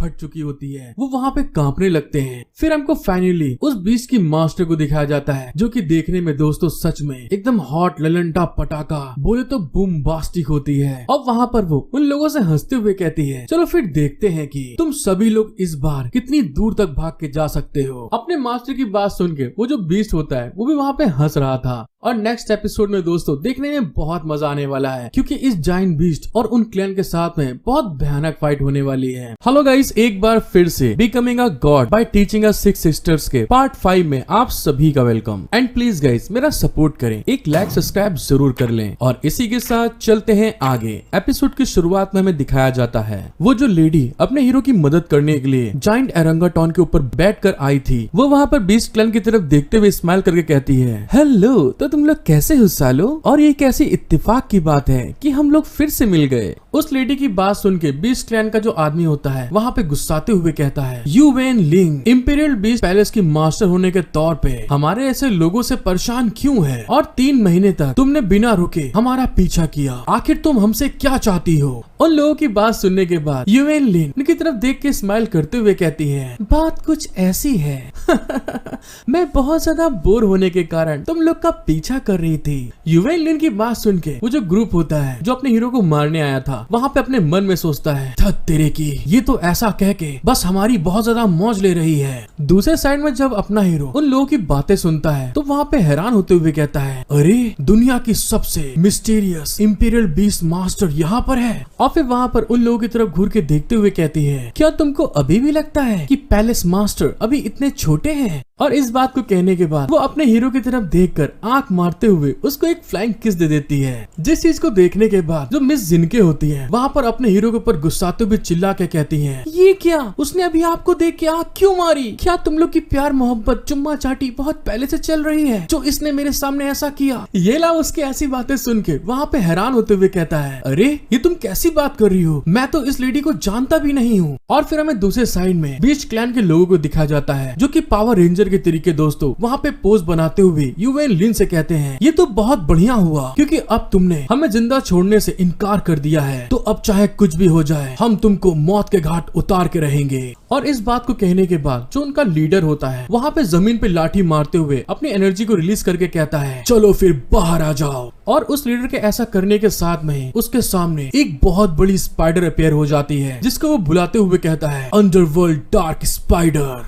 लेकिन जब वो लोग अपनी रंगबाजी दिखा रहे होते हैं दूसरे साइड में वो जो जाइंट गोरिल्ला होता है इतनी पिद्दी सी मकड़ी को देखने के बाद सोच रहा होता है कि इतनी सी पिद्दी मकड़ी बुलाने के बाद इतनी ज्यादा रंगबाजी दिखा रहे हैं। और दूसरे साइड में युवान लिन भी उन लोगों की तरफ देख के उनकी हंसी उड़ाते हुए कहती है, आखिर तुम लोगों ने इतनी छोटी सी चीज को बुलाने में बहुत ढेर सारे लोगों की जरूरत क्यों पड़ी? मतलब कि दोस्तों सम्मन करने के लिए, अपेयर करने के लिए, क्योंकि ये स्पाइडर इन सब की पावर को एक साइड ज्वाइन करने के बाद में अपेयर हुई है। जब युवान वेन की बातें मिस लिन सुनती हैं तो हैरान होते हुए कहती है, अंडरवर्ल्ड डार्क स्पाइडर का पॉइजन बहुत वीक होता है, यहाँ तक कि उसके जहर के कारण एक मुर्गी भी नहीं गिर सकती, तो फिर इस तरह के स्पाइडर को बुलाने का क्या फायदा हुआ? मिस लिन की बात सुन के अपना हीरो वहाँ पे अपने मन में कहता है, दया कुछ तो गड़बड़ है, यहाँ कुछ होने वाला है। और इस बात को कहने के बाद अपने हीरो ने अपनी वही रेवोल्यूशन डोमिनेशन आई को यूज करते हुए उस स्पाइडर के अंदर चेक करने लगता है। और जब वो स्पाइडर के अंदर देखता है तो उसके बॉडी के अंदर बहुत ढेर सारा वेनम इकट्ठा होता है, जिसको देखते हुए अपना हीरो मन में कहता है ये अंडरवर्ल्ड डार्क स्पाइडर दूसरी स्पाइडर से बिल्कुल अलग है और इसकी बॉडी के अंदर बहुत ढेर सारा जहर मौजूद है। और फिर दूसरी तरफ हमें उन लोगों को दिखाया जाता है जिनका लीडर युआन लिन से कहता है युआन लिन तुम्हारी हम पर इस तरह से हमला करने की हिम्मत कैसे हुई। और इस चीज को कहते हुए वो अपने स्पाइडर के थ्रू उनके ऊपर एक पॉइजन वेब से अटैक करवा देता है, जिसका वेब सीधे उस ओरेंगोटॉन के ऊपर आगे की तरफ बढ़ रहा था। उस वेब को आते हुए देखकर जो युआन लिन होती है उनकी तरफ देख के उनकी मौज लेते हुए कहती है क्या तुम मजाक कर रहे हो? बस तुम्हारी इतनी छोटी सी चीज से क्या मुझे डरने की जरूरत है? उस पॉइजन वेब को आते हुए देखकर जो अपना हीरो होता है बगल में पड़ी हुई एक लकड़ी को तोड़ते हुए उसमें अपनी स्पिरिचुअल एनर्जी को डालते हुए उस पॉइजन वेब के ऊपर अटैक करते हुए कहता है मिस लेडी ये बहुत ज्यादा जहरीला है और आपको इससे सावधान रहना चाहिए। और उसके ऐसा करने के कारण वो जो पॉइजन वेब आगे बढ़ रहा था वो वहाँ पे टूट फूट जाता है, मतलब कि उसका अटैक वहाँ पे खराब हो जाता है। लेकिन ये लाओ ने जब ऐसा किया होता है तो वहाँ पर जिस लकड़ी से उसने अटैक करा था वो लकड़ी वहाँ पे उसके पॉइजन के कारण पूरी की पूरी झुलस जाती है, जल जाती है। और ये लाओ के उस वेब के रोकने के कारण वो वेब जब टूटा था उसके पॉइजन के कुछ टुकड़े युआन लिन की बॉडी के ऊपर पड़ जाते हैं, जिसके कारण कि उसके जो कपड़े होते हैं वहाँ पे जल जाते हैं। अपने हीरो के अचानक अटैक करने के कारण और खुद को ऐसे बचाते हुए देख के वो जो लेडी होती है अपने ऊपर उस पॉइजन के इफेक्ट को देख के वहाँ पे ब्लश करते हुए कहती है हे लौंडे आखिर तुम्हें अचानक से ऐसा करने के लिए किसने कहा था? और फिर अपने मन में कहती है आखिरकार इसके अटैक के कारण मैं मरते मरते बच गई। लेकिन ये लाओ के ऐसा करने के कारण वो जो दूसरे साइड में बीस्ट क्लैन का लीडर होता है वहाँ पे गुस्साते हुए कहता है तू बदबूदार लौंडे तेरी बहन का पकौड़ा मुझे इस तरह से परेशान करना बंद कर और तुम सभी लोग बाहर आओ और इनके ऊपर मिलकर अटैक करो। उस लीडर के ऐसा कहने के साथ में जो स्पाइडर पहले वहाँ पे मौजूद थे उसके साथ में दोस्तों वहाँ पे 3-4 स्पाइडर और अपेयर हो जाती हैं। उन लोगों ने वहाँ पे और स्पाइडर को सम्मन कर लिया था। लेकिन इस बार अपना ओरेंगोटॉन वहाँ पे बहुत ज्यादा गुस्सा आ जाता है क्योंकि उसने लास्ट टाइम के स्पाइडर का अटैक को देख लिया था। और फिर युआन लिन अपने ओरेंगोटॉन से कहती है वांग काई इन्हें मजेदार एक जोर का झटका दो। और अपने बीस्ट मास्टर की इस बात को सुनने के साथ में जो ओरेंगोटॉन होता है वो गुस्से में पहले से था और वहाँ पर उन स्पाइडर को दोस्तों पच पच पच चिपकाना स्टार्ट कर देता जमीन पे, मतलब कि दोस्तों पीस डालता है चटनी के तरीके। और फिर वहाँ पर एक स्पाइडर को उसकी खोपड़ी से पकड़ता है और जिस तरह दोस्तों किंग कॉन्ग मूवी में वैसे यहाँ पर इस ओरेंगोटॉन ने एक मकड़ी को पकड़ते हुए उसको बीच से अलग कर देता है, फाड़ देता है। और जब इस चीज को होते हुए दो मकड़ियां देखती हैं तो वहाँ पर वो फिर से अपने पिछवाड़े से दोस्तों अटैक कर देती हैं उस ओरेंगोटॉन के ऊपर पॉइजन का। लेकिन तभी वो जो ओरेंगोटॉन होता है उनका अटैक को आते हुए देखकर जिस मकड़ी को अभी उसने तोड़ा मोड़ा होता है उस मकड़ी को उनके पॉइजन के आगे कर देता है, जिसके इफेक्ट के कारण वो जो मकड़ी होती है वो वहाँ पर उस पॉइजन से पिघलना स्टार्ट कर देती है और वो ओरेंगोटॉन उस मकड़ी को सीधे उन दूसरी मकड़ी की तरफ फेंक देता है। और जैसा कि आप देख ही सकते हैं कि वो वहाँ पर कितना ज्यादा गुस्से में था। जब उन दोनों स्पाइडर ने वहाँ पे अटैक करा होता है तो उनके पॉइजन के कुछ टुकड़े उछलते हुए अपने हीरो की तरफ भी जाने लगते हैं, जिस चीज को देखने के बाद में वहाँ पर जो ये लाओ होता है अपनी स्पिरिचुअल एनर्जी को यूज करते हुए उन सारे टुकड़ों के ऊपर अटैक करते हुए कहता है इन सारी मकड़ियों का जहर फैल रहा है, जल्दी से मिस जिन पीछे हट जाओ। और जब बीस्ट क्लैन का लीडर वहाँ पे देखता है कि इन दोनों के सामने हमारा ग्रुप टिक नहीं पा रहा है तो वहाँ पे वो बहुत ज्यादा घबरा जाता है कि अब मैं इनसे कैसे डील करूंगा। और दूसरे साइड में वो अपनी मकड़ियों की हालत देख के वहाँ पे गुस्साते हुए कहता है मेरी इतनी जहरीली अंडर डार्क स्पाइडर जिसे मैंने इतनी मेहनत से सिखाया ट्रेन किया था उनको तुमने एक झटके में खत्म कर दिया। तेरी की ये बहुत गलत हुआ। उस आदमी की बात सुन के उनका दूसरा साथी चिल्ला के कहता है जल्दी से यहाँ से भागो क्योंकि जब तक हम जिंदा रहेंगे तब तक इनसे बदला लेने का मौका हमारे पास बना रहेगा। लेकिन जैसा कि हमको मालूम है दोस्तों ओरेंगोटॉन वहाँ पे बुरी तरह खिसिया चुका था और तभी वहाँ पर वो एक स्पाइडर के पैर को उठाता है और बीस्ट क्लैन के लोग जो वहाँ से भागने की कोशिश कर रहे थे उनके ऊपर थ्रो कर देता है, मतलब कि फेंक देता है। और तभी वहाँ पर वेन लिंग कहती है हे तुम सारे भूतनी के यहाँ से भागकर कहाँ जा रहे हो। और वो जो स्पाइडर का लेग होता है दोस्तों वो बहुत ज्यादा बड़ा होता है और उस ओरेंगोटॉन के थ्रो करने के कारण वो स्पाइडर लेग सीधे दोस्तों जिस तरह सीख कबाब होता है जो कभी आपने खाया है घुसा रहता है चिकन के अंदर, वैसे ही दोस्तों यहाँ पे स्पाइडर का लेग इन पांचों की लाइन से घुसता है एक साइड से और दूसरे साइड से निकल जाता है। एक साइड से आलू डालो दूसरे साइड से सोना निकलेगा। और एरेंगोटॉन के एक अटैक के कारण वो सारे के सारे सीख कबाब बन के वहीं पे नीचे गिर जाते हैं, जिसको देखते हुए युवेन लिंग कहती है, ओहो ये सच में कितनी कमजोर चिकन थे, मेरी हल्की सी सीख में ही इनकी सीख बोटी बन गई। और फिर वहाँ पर अपने एरेंगोटॉन से कहती है, मुझे नीचे उतारो। अपने बीच से नीचे उतरने के बाद जो युवेन लिंग होती है ये लाओ के सामने जाकर उसकी तरफ देख के स्माइल करते हुए कहती है, आखिर कैसे तुमको उसके पॉइजन का पता कैसे चला? ये लाओ वहाँ पर उसकी इस बात को सुन के अपने हाथ की तरफ देख के कहता है, ये देखो मुझे भी कुछ चोटें आई हैं क्योंकि मैं तुम्हें वहाँ पर उस पॉइजन से बचाने की कोशिश कर रहा था। ये लाओ की चोट को देखने के कारण वहाँ पे वो जो युवेन लिंग होती है एकदम सीरियस हो जाती है, घबरा जाती है और उसकी चोट को देखते हुए कहती है, सौभाग्य से तुम्हें बहुत ज्यादा चोट नहीं आई है। और फिर वहाँ पर दोस्तों जो अपना ये लाओ होता है उसकी चोट को युवेन लिंग चाटने लगती है, जैसा कि आप देख सकते हैं। युवेन लिंग के इस तरह से चाटने के कारण जो अपना हीरो ये लाओ और मिस जिन होती हैं, दोनों को दोनों हैरान होकर चिल्ला के कहती हैं, अरे ये आप क्या कर रही हैं? और फिर मिस जिन वहाँ पे इसकी ऐसी ठरकपन हरकत को देख के घबराते हुए ब्लश करके कहती है, तुम ये क्या कर रही हो मेरे आइटम के साथ में, चलो हटो, दूर हो जाओ उससे। लेकिन तभी हमें दूसरी साइड में अपने हीरो येलाओ का हाथ दिखाया जाता है, जहाँ पर युवेन लिंग के चाटने के कारण उसकी जो चोट होती है अपने आप हील होने लगती है। और फिर युवेन लिंग ये लाओ की चोट को चाटते हुए मिस जिन से कहती है, मैं बस उसे जहर से बचाने की कोशिश कर रही हूँ। क्या ऐसा हो सकता है कि मेरे भाई के साथ मेरे मन में किसी तरह के गंदे ख्याल हो? युवेन लिंग की बात सुन के वो दोनों के दोनों एकदम से हैरान होके कहते हैं, क्या भाई?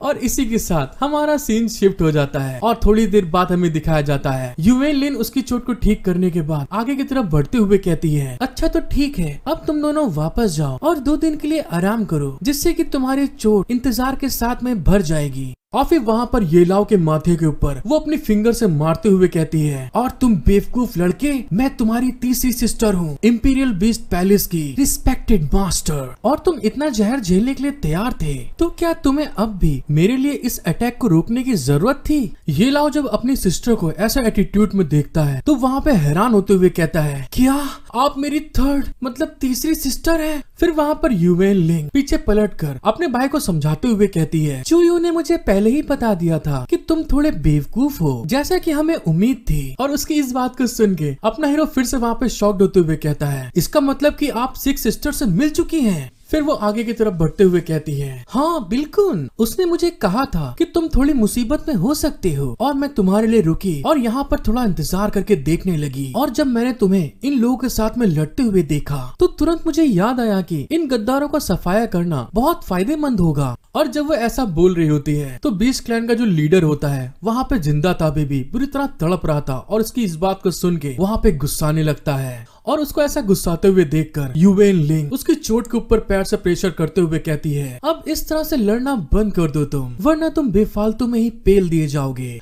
और फिर वहाँ पर युवेन लिंग उसके चोट पर और प्रेशर करते हुए कहती है, तो तुम मुझे बताओ कि यहाँ पर तुम्हें किसने भेजा है? बोलो बोलो, जल्दी बोलो, मैं इंतजार नहीं कर सकती। लेकिन हाँ, मैं इस चीज के लिए तुम्हें अच्छा खासा समय दे सकती हूँ, लेकिन उस समय के दौरान तुमको बहुत ज्यादा पेन होगा। आई होप दोस्तों कि आप लोग को मेरा एक्सप्लेनेशन वीडियो बहुत पसंद आया होगा। सो प्लीज गाइस मेरा सपोर्ट करें, एक लाइक सब्सक्राइब जरूर करें और कमेंट करके बताएं मुझे कि इस पूरे वीडियो में आपको कौन सा पार्ट सबसे बिंदास लगा। हेलो गाइस, एक बार फिर से becoming a god by teaching 6 sisters के पार्ट 6 में आप सभी का वेलकम। अगर आपको मेरा वीडियो एक्सप्लेनेशन पसंद आता है तो प्लीज गाइस आप सभी से एक रिक्वेस्ट है कि मेरा सपोर्ट करें, एक लाइक और एक सब्सक्राइब जरूर करके जाएं, क्योंकि मेरी वीडियो को बहुत से लोग देख रहे हैं लेकिन सब्सक्राइब नहीं करते हैं। तो उन लोगों से मैं मेनली रिक्वेस्ट करता हूँ कि प्लीज सब्सक्राइब कर लें। और इसी के साथ चलते हैं आगे। एपिसोड की शुरुआत में हमें दिखाया जाता है बीस्ट क्लैन ग्रुप का जो लीडर होता है उसको युवेन लिंग ने वहाँ पे बांध लिया था और उससे पूछ रही थी, मुझे बताओ कि तुम्हें यहाँ पर किसने भेजा है? उसकी बात सुनने के बाद वहाँ पे वो गुस्साते हुए कहता है, तुम ये सब बस सपने में जान सकती हो। हम इंपीरियल बीस्ट हंटर अपने लोगों को धोखा देने के बजाय खुद से मरना पसंद करेंगे।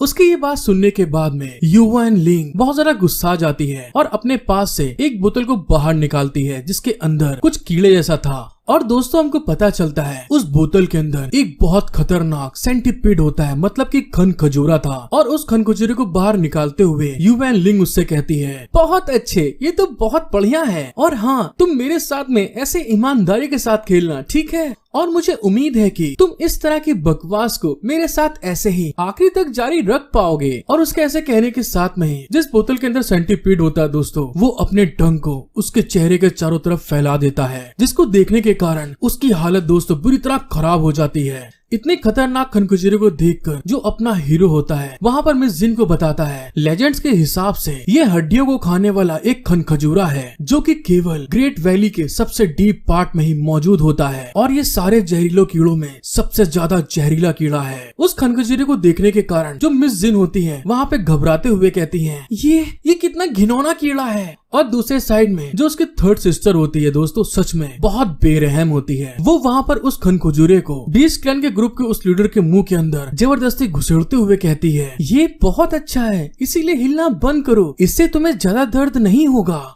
इस चीज को देखने के बाद अपना हीरो मिस जिन को बताता है, ये जो खनखजूरा है ह्यूमन बॉडी में एंटर करने के बाद ये हमारे ब्लड वेसल के अंदर जाने के बाद उसको काटने लगता है, और इसी के कारण कभी कभी खुजली बहुत ज्यादा हो जाती है जिसको हम झेल भी नहीं सकते, और इसी के कारण दर्द बहुत भयानक हो जाता है कि जब तक ये कीड़ा हमारे इंटरनल पार्ट के आखिरी ऑर्गन को भी खा ना जाए। और जब इस चीज के बारे में वो बता रहा होता है उतनी ही देर में वो जो खनखजूरा होता है दोस्तों, वो धीरे धीरे करके बीस्ट क्लैन के ग्रुप के उस लीडर के मुंह के अंदर धीरे धीरे घुसने लगता है। और जैसे ही वो खनखजूरा उसकी बॉडी के अंदर जाता है उसको बेइंतहा पेन होना स्टार्ट हो जाता है। उसकी आंखें ऐसा लगता है कि जैसे किसी ने तोड़ दी हो कांच के तरीके, इतना ज्यादा दर्द हो रहा था। ऐसा होते हुए जब अपने हीरो की थर्ड सिस्टर देखती है तो उस आदमी से कहती है, मुझे जल्दी से बता दो और मैं तुम्हें आजाद कर दूंगी। उसकी बात सुनने के बाद वो जो आदमी होता है वहाँ पे छटपटाते हुए कहता है, ये लुआन है, ये लुआन यून है, और मैं इस समय हेवनली पाथ के टॉप पर पहुँच गया था। और उसके ऐसे कहते हुए दोस्तों उसको वहाँ पे बेइंतहा दर्द हो रहा होता है। उसकी बॉडी दर्द के कारण वहाँ पे बुरी तरह अकड़ गई थी, उसकी आंखें एकदम लाल हो गई थी, और फिर वहाँ पे वो छटपटाते हुए कहता है, नहीं वहीं पे रुक जाओ, ये लाओ की लाश को हम वापस ला रहे हैं।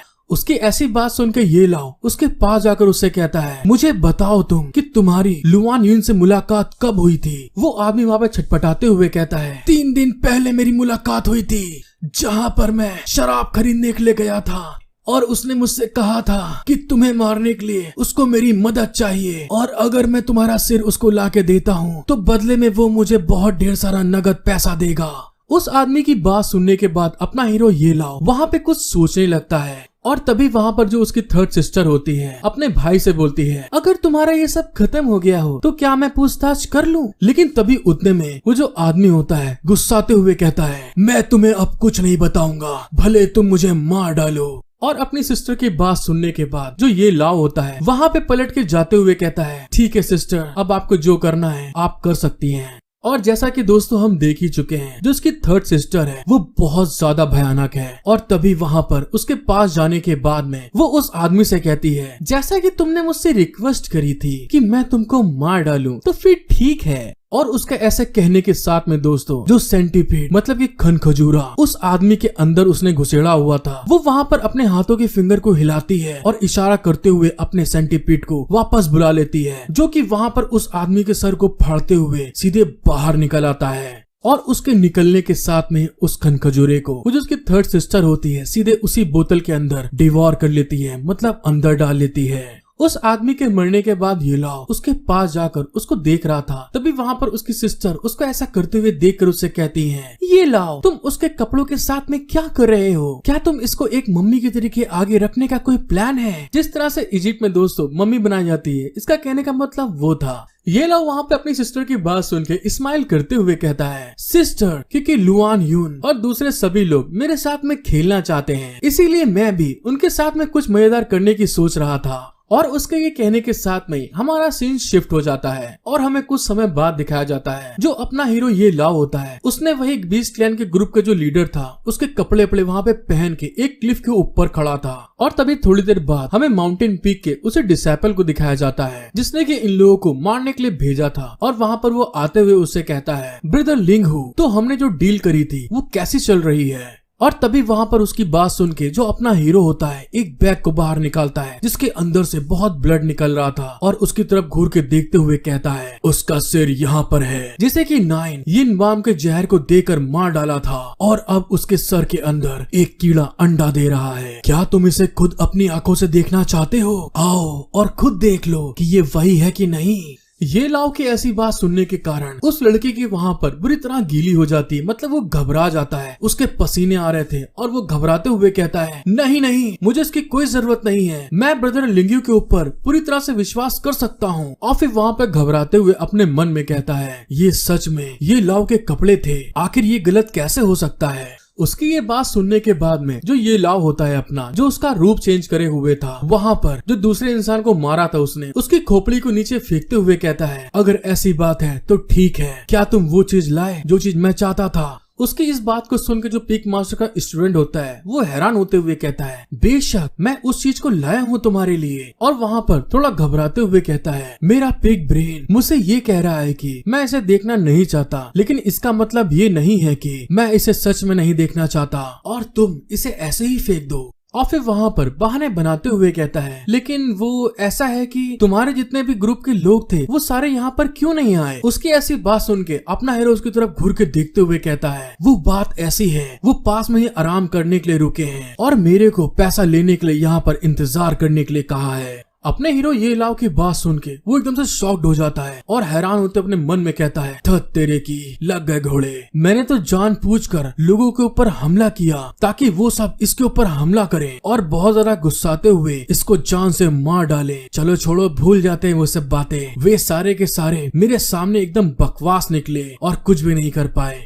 वो जब ऐसा सोच रहा था तभी वहाँ पर अपना हीरो अपने पास से कुछ निकालते हुए कहता है और हाँ, उस लड़के के पास में एक ट्रेजर भी था। और फिर वहाँ पर उस ट्रेजर को बाहर निकालते हुए वहाँ पर उसको दिखाते हुए कहता है ये एक पक्के तौर पे ऐसा ट्रेजर है जिसे मैं मार्केट में बेचता हूँ तो बहुत रुपया कमाऊंगा। और दोस्तों ये वही होता है, मतलब कि अपना घोस्ट मशरूम जिसको ढूंढने के लिए यहाँ पर भेजा गया था। घोस्ट मशरूम को देखने के बाद में वो जो लड़का होता है उसके पसीने आ गए होते हैं और वो घबराते हुए अपने मन में कहता है हाँ, ये तो वही घोस्ट मशरूम है जिसको ये लाओ को ढूंढने के लिए भेजा गया था। और जब वो लड़का वहाँ पे जवाब नहीं देता है तो अपना हीरो वहाँ पे पलट के जाते हुए कहता है तो फिर ठीक है, गुड बाय, मैं जा रहा हूँ। और उसको ऐसे जाते हुए देखकर वो जो लड़का होता है घबराते हुए कहता है अरे तुम ऐसे कैसे जा सकते हो, हमारे बीच में डील हुई है, तुम तो हमारे ऊपर एहसान करने वाले एक इंसान हो। उसकी ऐसी चिकनी चुपड़ी बातें सुनकर जो अपना हीरो होता है उसकी तरफ पलट के देखते हुए कहता है क्या तुम्हें कुछ और कहना है। और उस आदमी को ऐसे गुस्से में देखने के कारण वहाँ पे वो घबराते हुए कहता है बस मेरी एक छोटी सी बात थी आपसे, मुझे आश्चर्य है कि ब्रदर लिंग्यू के हाथ में मौजूद मशरूम क्या वो मुझे बेच सकते हैं।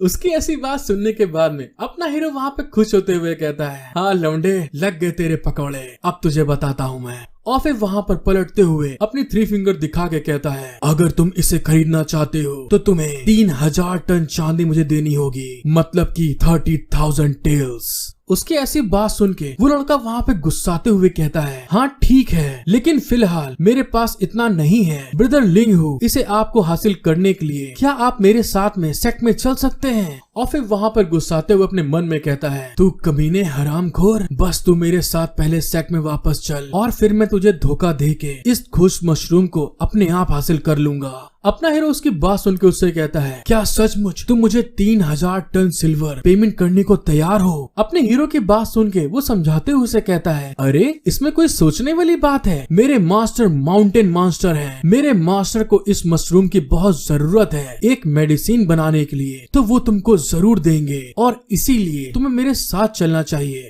उन दोनों की बातें सुन के जो मिस जिन होती है वहाँ पे ब्लश करते हुए कहती हैं अरे वाह, ये लाव को देखो, वो कितनी बढ़िया एक्टिंग कर रहा है, वो बिल्कुल वही लग रहा है जिसको हमने मारा है। और तो और उसकी आवाज भी बिल्कुल उसी आदमी से मिलती जुलती है। उसकी सिस्टर भी वहाँ पे हैरान होते हुए कहती है हाँ यही तो सबसे बड़ी परेशानी पैदा करने वाली बात है, इसीलिए इसको एक सबक सिखाना बहुत जरूरी है। दूसरे साइड में दोस्तों हमें कुछ समय पहले का सीन दिखाया जाता है जहाँ पर ये लाओ उस आदमी के कपड़े पहनते हुए कहता है, वैसे सिस्टर मैंने सुना है कि शान युजियाओ के पास में एक सीक्रेट रूम है जहाँ पर वो अपने सारे मैजिकल आर्टिफैक्ट को इकट्ठा करके रखता है और मैं उसके सारे मैजिकल आर्टिफैक्ट को लेना चाहता हूँ। जब अपना हीरो इस चीज को कह रहा था, मिस जिन उस पल को याद करते हुए कहती है, ये लाओ के पास में पक्के तौर पर कोई बहुत बढ़िया प्लान होगा। लेकिन दूसरे साइड में जो उसकी थर्ड सिस्टर होती है वहाँ पर गुस्साते हुए कहती है, बकवास, ये बच्चा तो जानबूझकर बदतमीजी कर रहा है, बीसी कर रहा है, और तो और ये अपनी बॉडी टेम्परिंग रिल्म के कल्टीवेशन के बेस पर है, लेकिन उसकी आंखें देखने में ऐसा लगता है कि हेवनली आई है और इसने सच में मुझे बहुत आश्चर्यचकित कर दिया है। जब हम लोग वापस जाएंगे तो मुझे इससे साफ साफ पूछना होगा कि ये लौंडा सच में किस तरह की ट्रेनिंग करता है। और उसके ऐसा कहने के साथ में दोस्तों हमारा सीन शिफ्ट हो जाता है और हमको पीक मास्टर का हाउस दिखाया जाता है जहाँ पर उसका स्टूडेंट अपने हीरो से कहता है, ब्रदर लिंगहू प्लीज बैठिए, मैं अपने मास्टर को बाहर आने के लिए कहता हूँ। अपना हीरो भी कहता है, हाँ ठीक है। लेकिन दूसरे साइड हमें दिखाया जाता है जो उसका मास्टर होता है वहाँ पे बहुत ज्यादा गुस्साते हुए मेज के ऊपर हाथ मारते हुए कहता है, थक तेरे की, ऐसा होना हमारे लिए सेफ नहीं है, और तो और तुम उस आदमी को मेरे पैलेस में लाने की हिम्मत कर रहे हो, क्या तुम मुझे मारना चाहते हो लौंडे। अपने मास्टर को इतना गुस्साते हुए देखकर जो उसका डिसाइपल होता है उसको ग्रीट करते हुए कहता है, मास्टर प्लीज शांत हो जाइए, पहले मेरी बात तो सुनिए। ये लाओ ने मरने से पहले उस घोस्ट मशरूम को हासिल कर लिया था और अब वो घोस्ट मशरूम उस बीस्ट मास्टर के हाथ में है और मैंने उस घोस्ट मशरूम को हासिल करने के लिए इस बीस्ट मास्टर को धोखा देने का फैसला कर लिया है, जिसको कि ये बीस्ट मास्टर नहीं जानता। जैसे पीक मास्टर अपने डिसाइपल की बात सुनता है वो एकदम से शॉक्ड हो जाता है, क्या घोस्ट मशरूम उसके पास में है। और दूसरे साइड में अपना हीरो बड़े मजे से वहाँ पे बैठे हुए कहता है, वो दोनों बकचोद इंसान आपस में यही बातचीत कर रहे होंगे कि आखिरकार मुझे किस तरह से और कैसे मारेंगे। और फिर वहाँ पर अपने मन में कहता है, ये तो मेरे लिए एक बहुत बढ़िया शो चल रहा है और अगर तुम लोग रो नहीं पाओगे तो मैं तुम लोगों को बहुत अच्छे से मारूंगा। हेलो गाइस, एक बार फिर से being a god by teaching 6 sisters के पार्ट 7 में आप सभी का वेलकम। आप लोगों को वीडियो पसंद आती है तो प्लीज गाइस मेरा सपोर्ट करें, एक लाइक और सब्सक्राइब जरूर कर दें क्योंकि मुझे आपके सपोर्ट की बहुत जरूरत है। और इसी के साथ चलते हैं आगे। एपिसोड की शुरुआत में हमको दिखाया जाता है अपना हीरो ये पीक मास्टर के पैलेस में जाके बैठ जाता है जहाँ पर उनका डिसाइपल अपने हीरो से कहता है, ब्रदर लिंगहू ये मेरे मास्टर हैं। और फिर हमें उनके मास्टर को दिखाया जाता है जहाँ पर वो जो उनका स्टूडेंट होता है उनको इंट्रोड्यूस करते हुए कहता है, तानिया सेट के पिक के मास्टर शान युजियाओ हैं। और वो धीरे धीरे करके अपने हीरो की तरफ आगे बढ़ रहे थे और जब वो मास्टर उसके पास पहुंचते हैं तो वो उनसे हाथ मिलाते हुए कहता है, मुझे बहुत ताजुब हुआ कि इतने लंबे समय के बाद मैं आज आपसे मिल पाया हूँ और इस पिक के मास्टर शान बहुत ज्यादा ही एक्स्ट्रा ऑर्डिनरी हैं और मेरे लिए पिक मास्टर को खुद अपनी आंखों से देखने लायक होना ये कितना सौभाग्य की बात है, ये मैं बयां भी नहीं कर सकता। और इस बात को बोलते हुए वो पिक मास्टर के हाथ को वहाँ पे हेलो करते हुए दोस्तों खूब कस के दबा रहा होता है और इस तरह से उसके करने के कारण जो पिक मास्टर होते दोस्तों उनके वहाँ पसीने आ रहे होते हैं कि साला एक तरफ मेरी तारीफ कर रहा है दूसरी तरफ मेरी ही ले रहा है, ये कैसा अश्लील इंसान है। लेकिन फिर भी वो अपने आप को संभालते हुए कहते हैं, मास्टर लिंगहू आपसे मिलना मेरे लिए भी बहुत सौभाग्य की बात है। और दूसरे साइड में दोस्तों पिक मास्टर के हाथ में बहुत सारा दर्द हो रहा था और वो उसको मसलते हुए आगे कहते हैं, वैसे मैंने सुना है कि आपके पास वो माउंटेन मशरूम है जिसकी मुझे जरूरत है, तो क्या आप मुझे उसे दिखा सकते हैं। पिक मास्टर की बात सुन के अपना हीरो वहाँ नौटंकी करते हुए कहता है, जरा 1 मिनट के लिए रुकिए, वैसे मैं भूल गया हूँ कि मैंने उसे कहाँ पे रखा था। अरे मैंने इसको यहीं कहीं रखा हुआ है।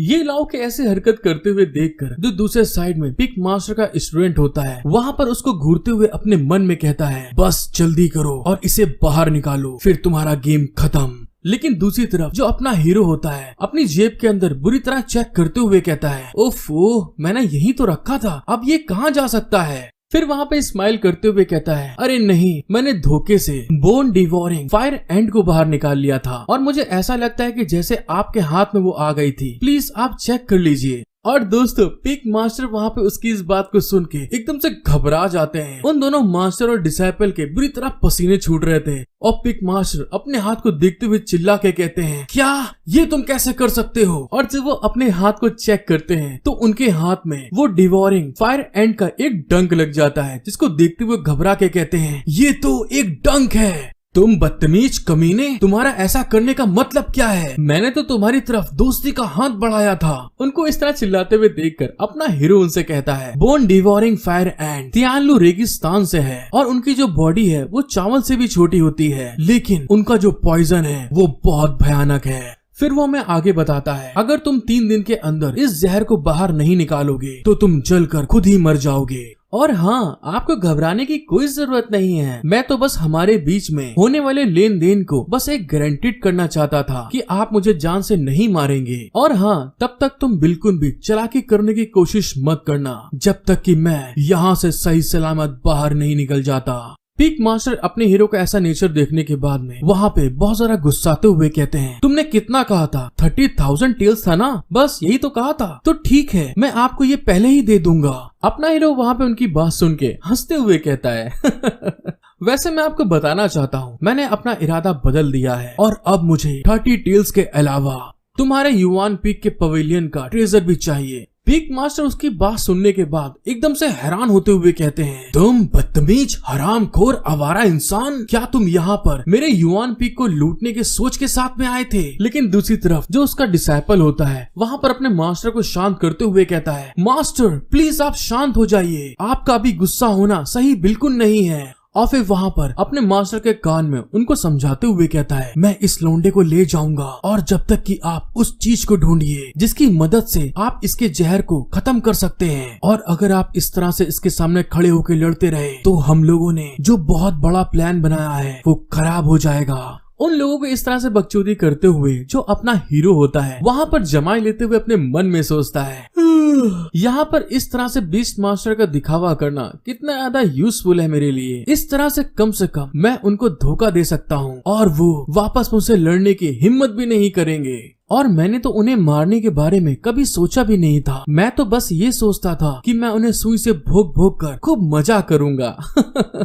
फिर हमें थोड़ी देर बाद का सीन दिखाया जाता है जहाँ पर पीक मास्टर का डिसाइपल अपने हीरो को कहीं पे ले जाते हुए कहता है, क्योंकि ब्रदर लिंगू को हमारे ट्रेजर में बहुत ज्यादा इंटरेस्ट है तो फिर ठीक है, मैं आपको वहाँ पर ले चलता हूँ। जब पीक मास्टर का डिसाइपल अपने हीरो को वहाँ से ले जा रहा होता है, दूसरे साइड में जो पीक मास्टर होता है वहाँ कहीं और जाने लगता है, जिसको देखने के बाद अपना हीरो मन में सोच रहा था, शान युनजाओ हमारे साथ नहीं आ रहा है, कहीं ऐसा तो नहीं क्या वो मेरे जहर को किसी तरह से इसको तोड़ निकालने की कोशिश कर रहा है? लेकिन फिर वो उसको देखने के बाद अपने मन में हंसता है लेकिन जब तक मैं वापस लौटूंगा तुम्हारे इतने सालों की मेहनत बेफालतू में बर्बाद हो जाएगी। और इसी के साथ हमारा सीन शिफ्ट होके बेगुआ पीक पे आ जाता है, मतलब माउंटेन पे आ जाता है, जहाँ पर पीक मास्टर किसी के सामने आते हुए कहते हैं, पीक मास्टर सॉन्ग प्लीज मुझे बचा लो आप। और फिर वहाँ पर अपने हाथ को आगे दिखाते हुए कहते हैं, मुझे एक बीस्ट मास्टर हंटर के द्वारा मेरे हाथ में एक फायर एंट का पॉइजन डाल दिया गया है, प्लीज इस जहर को डिटॉक्स करने में मेरी मदद करिए। फिर हमको उस पीक मास्टर को दिखाया जाता है जो कि दोस्तों एक लोटस फ्लावर के ऊपर बैठी थी और वो उनकी ऐसी बात सुन के घूर के देखते हुए कहती हैं, वैसे अधिकतर बीस्ट मास्टर अपने हाथों में नमी बना के रखते हैं, तो फिर उनके हाथ में फायर एंट कैसे हो सकती है? मुझे दिखाओ तुम्हें चोट कहाँ पर आई है?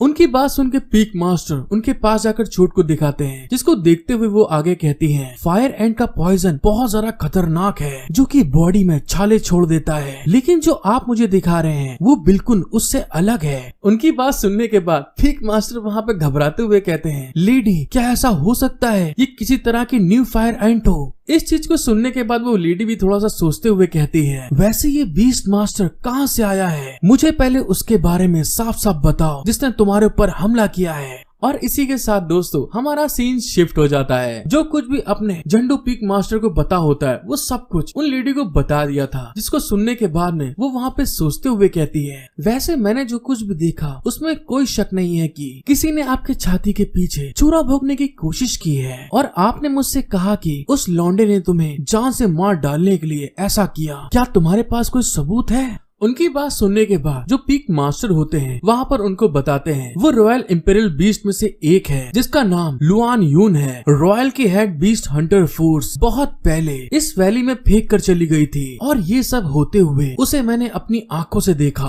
पीक मास्टर की बात सुनने के बाद वो जो दूसरी लेडी होती है वहाँ पे सोचते हुए कहती है, ये तुम किस तरह की बेफालतू की बात कर रहे हो बड़ो? आखिर रॉयल बीस्ट हंटर इस बात को कैसे जान सकते हैं कि तुम्हारा युआन पीक के अंदर किस तरह का एक बहुत बड़ा ट्रेजर मौजूद है? और मेरा सोचना ये है कि ये तुम्हारे उसी लौंडे का काम होना चाहिए जिसका नाम ये लाओ है और तुम्हें उसने धोखा देने की कोशिश की है।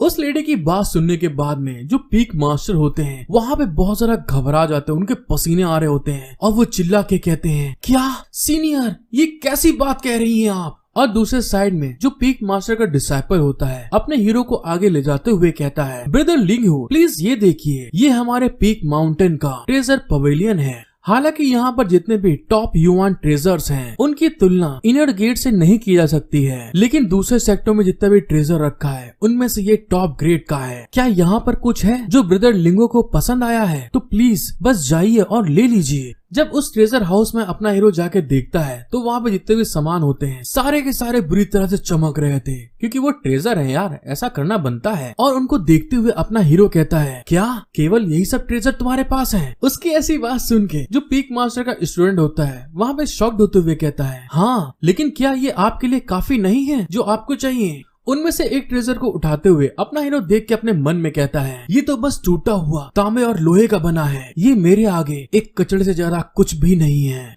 क्योंकि जब मैं अपनी 9 रेवोल्यूशन डोमिनेशन आई से देखता हूँ तो इसमें कुछ भी स्पेशल नहीं है। और इस बात को कहने के बाद अपना हीरो जब अपनी 9 रेवोल्यूशन डोमिनेशन आई को एक्टिवेट करते हुए देखता है तो वहाँ पर जितना भी ऑरा होता है एक जगह पर बहुत ज्यादा इंटेंस होता है, जिसको मन में देखते हुए सोचता है वो वहाँ पर कुछ जरूर है।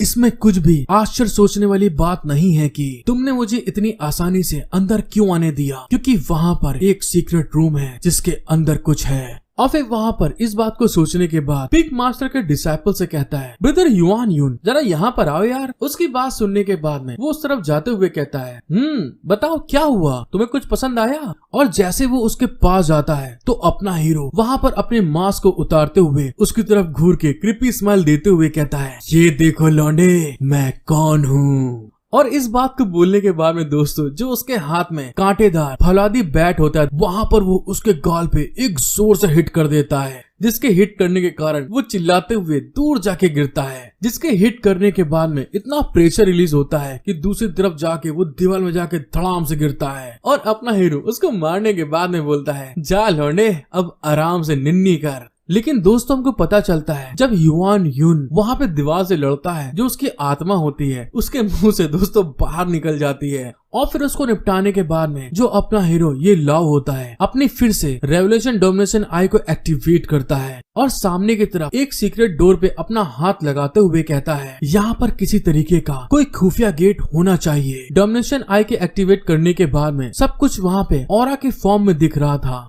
और इस बात को कहने के बाद में वहाँ पे वो उसको दबा देता है, जिसको देखते हुए कहता है, हाँ यही मुझे चाहिए था, ये गेट मुझे मिल गया। और उसके गेट को दबाने के बाद में वो गेट धीरे धीरे करके वहाँ पे ओपन होने लगता है जो कि एक सीक्रेट गेट होता है। लेकिन दूसरी तरफ हमें पीक मास्टर और उस लेडी को दिखाया जाता है जो कि तुरंत बहुत स्पीड में अपने स्वॉर्ड पे बैठते हुए अपने ट्रेजर को बचाने के लिए आगे की तरफ उड़ के जा रहे थे। जहाँ पर जाते हुए पीक मास्टर उस लेडी से कहते हैं, सीनियर चाहे कुछ भी हो जाए वो लौंडा हमारा सीक्रेट रूम नहीं ढूंढ पाएगा। उसकी बात सुनने के बाद वो लेडी कहती है, हाँ ऐसा ही हो तो बढ़िया है, वरना तुम्हारी दैया मैया होने में कोई कमी नहीं रह जाएगी। और इसके अलावा मैं तुम्हें बता दूं, अगर वहाँ पे उसको वो ट्रेजर हाउस मिल जाता है तो तुम्हारे लिए सब कुछ खत्म हो जाएगा। हेलो गाइस, एक बार फिर से becoming a god by teaching us 6 sisters के पार्ट 8 में आप सभी का वेलकम। अगर आपको मेरा वीडियो एक्सप्लेनेशन पसंद आता है तो प्लीज गाइस आपसे एक दिल से रिक्वेस्ट करता हूँ कि मेरे चैनल पे 1 लाइक सब्सक्राइब जरूर कर दें। और इसी के साथ चलते हैं आगे। एपिसोड की शुरुआत में हमको दिखाया जाता है जो अपना हीरो होता है ये लाओ उस सीक्रेट डोर को ओपन करने के बाद में सीधे वहाँ पे अंदर आ जाता है और वहाँ के ट्रेजर को देखने के बाद एकदम हैरान हो गया था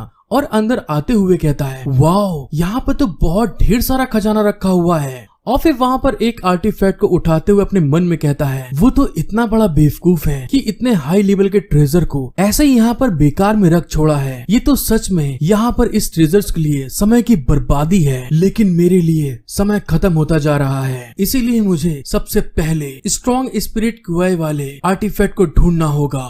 और दोस्तों अब हम लोग अपने इस स्पेशल आई टेक्निक को स्टार आई टेक्निक कहेंगे, जिससे कि हमें ज्यादा बोलने में प्रॉब्लम ना हो। और तभी वहाँ पर वो अपनी स्टार आई टेक्निक को एक्टिवेट कर देता है, जिसके एक्टिवेट करने के बाद में जितना भी ट्रेजर और जो कुछ भी वहाँ पे रखा होता है दोस्तों, वो सब कुछ एक ऑरा स्पेशल फॉर्म में उसको दिखना स्टार्ट हो जाता है, जिसमें कि नॉर्मल आर्टिफैक्ट उसको पर्पल कलर में दिखते हैं और उसी में से एक जो बहुत स्पेशल आर्टिफैक्ट होता है उसको वहाँ पे एक गोल्डन कलर में दिखता है, जो कि एक स्वॉर्ड होती है। और उसको वहाँ पे देखते हुए अपना हीरो कहता है हाँ वहाँ है एक डिवाइन आर्टिफैक्ट। जब अपना हीरो सारे आर्टिफैक्ट को हटा के अपने उस आर्टिफैक्ट को देखता है तो उसके अंदर से बहुत ढेर सारी स्पिरिचुअल एनर्जी रिलीज हो रही थी। ये सच में एक मोस्ट स्पिरिचुअल क्यूआई आर्टिफैक्ट है। और जैसे ही वहाँ पे उस शॉट को देखने के बाद वो उठाने की कोशिश करता है तो उस शॉट का वेट बहुत ज्यादा हैवी होता है, जिसमें उठाने में उसको बुरी तरह पसीने आ रहे थे। और वहाँ पे वो उठाते हुए कांपते हुए कहता है इसको उठाना तो सच में बहुत मुश्किल है। अगर मेरी बॉडी टेरेंट 9 राउंड में नहीं होती तो शायद मैं उसको उठाते हुए यहाँ पे मारा गया होता।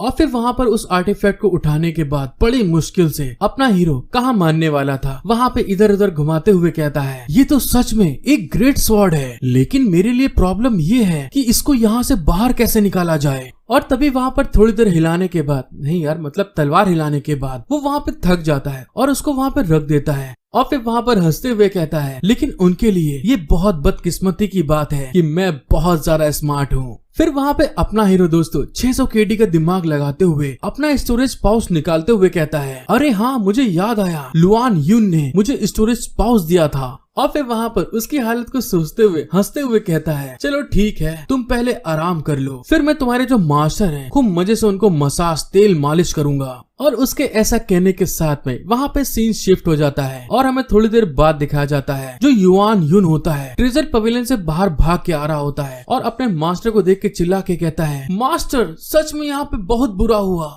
और फिर अंदर की तरफ इशारा करके कहता है वो जो लौंडा था मुझे मार के अंदर निकल गया और मुझे अब नहीं पता कि वो कहाँ पे गया है। मुझे दूसरी लेडी आई थी युआन लाओ से कहती हैं क्या तुमको पक्का लगता है कि वो कमीना हरामखोर ये लाओ यहाँ पे आया था। अभी तक दोस्तों उसने कुछ बोला भी नहीं होता है और वो लेडी गुस्से में अंदर की तरफ जाते हुए चिल्ला के कहती है चलो जल्दी चलो सीक्रेट रूम को देखो चल के, कहीं ऐसा ना हो उसने सारे ट्रेजर को चुरा लिया हो। और उसकी ये बात सुन के जो पीक मास्टर होते हैं वो भी तुरंत अंदर की तरफ जाने लगते हैं। लेकिन तभी जो युआन लाओ होता है अपने मास्टर के कपड़े को पकड़ते हुए कहता है मास्टर आप वहाँ कहाँ जा रहे हैं, पहले हमें फाइल रूम में जाकर देखना चाहिए, क्योंकि मैंने उस आदमी को कहते हुए सुना था कि वो हमारी कीमती पिल्स को चुराना चाहता है। अपने डिसाइपल की बात सुन के जो पीक मास्टर होते हैं वहाँ पे हैरान होते हुए कहते हैं क्या ये क्या कह रहे हो तुम। और अपने डिसाइपल की बात सुनते हुए उस तरफ भाग के जाते हुए कहते हैं ये लाओ तुम सीक्रेट रूम में कभी नहीं जा सकते। ऐसा लगता है कि वो इस बात को नहीं जानता था वे सभी आइटम्स इलीगल हैं, मतलब कि अवैध हैं।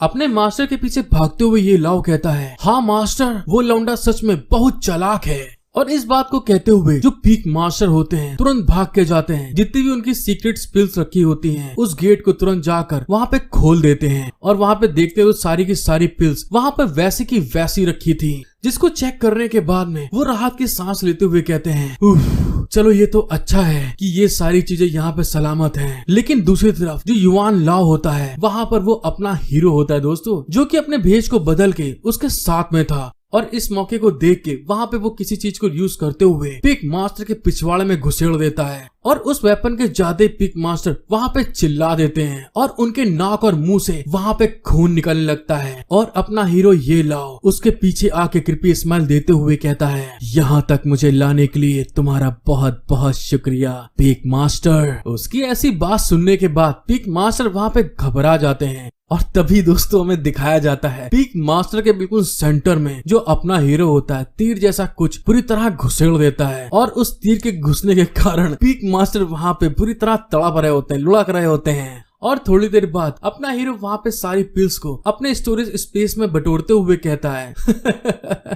तुम तो सच में बहुत बढ़िया हो जो कि मुझे यहाँ पर लुटवाने के लिए सारी चीजें ले आए। और दूसरे साइड में पीक मास्टर उस तीर के घाव को अभी तक बर्दाश्त नहीं कर पाते जो उनके पिछवाड़े में घुसा था। और फिर वहां से जो अपना लौंडा होता है जाते हुए पीक मास्टर के पिछवाड़े पे 2 हाथ मारते हुए कहता है पीक मास्टर तुम तो बहुत बढ़िया हो, इसके लिए धन्यवाद। और उसके ऐसा करने के कारण पीक मास्टर के दर्द होता है और वो चिल्लाते हुए कहता है ये लाओ, बस तुम मेरा इंतजार करो, मैं तुम्हें दिखाऊंगा कि मैं क्या कर सकता हूँ। और इसी के साथ हमारा सीन शिफ्ट हो जाता है और कुछ समय बाद हमें अपने युलाओ का हाउस दिखाया जाता है जहाँ पर मिस जिन उसके ट्रेजर को देखते हुए कहती हैं तो फिर तुमने अपनी ट्रिक को यूज करते हुए शान युजियाओ के हाथ से सारा का सारा ट्रेजर ले लिया, तुम तो सच में बहुत औसम हो। लेकिन क्या पीक मास्टर जितना उनका नुकसान हुआ है उसे वापस लेने के लिए नहीं आएंगे?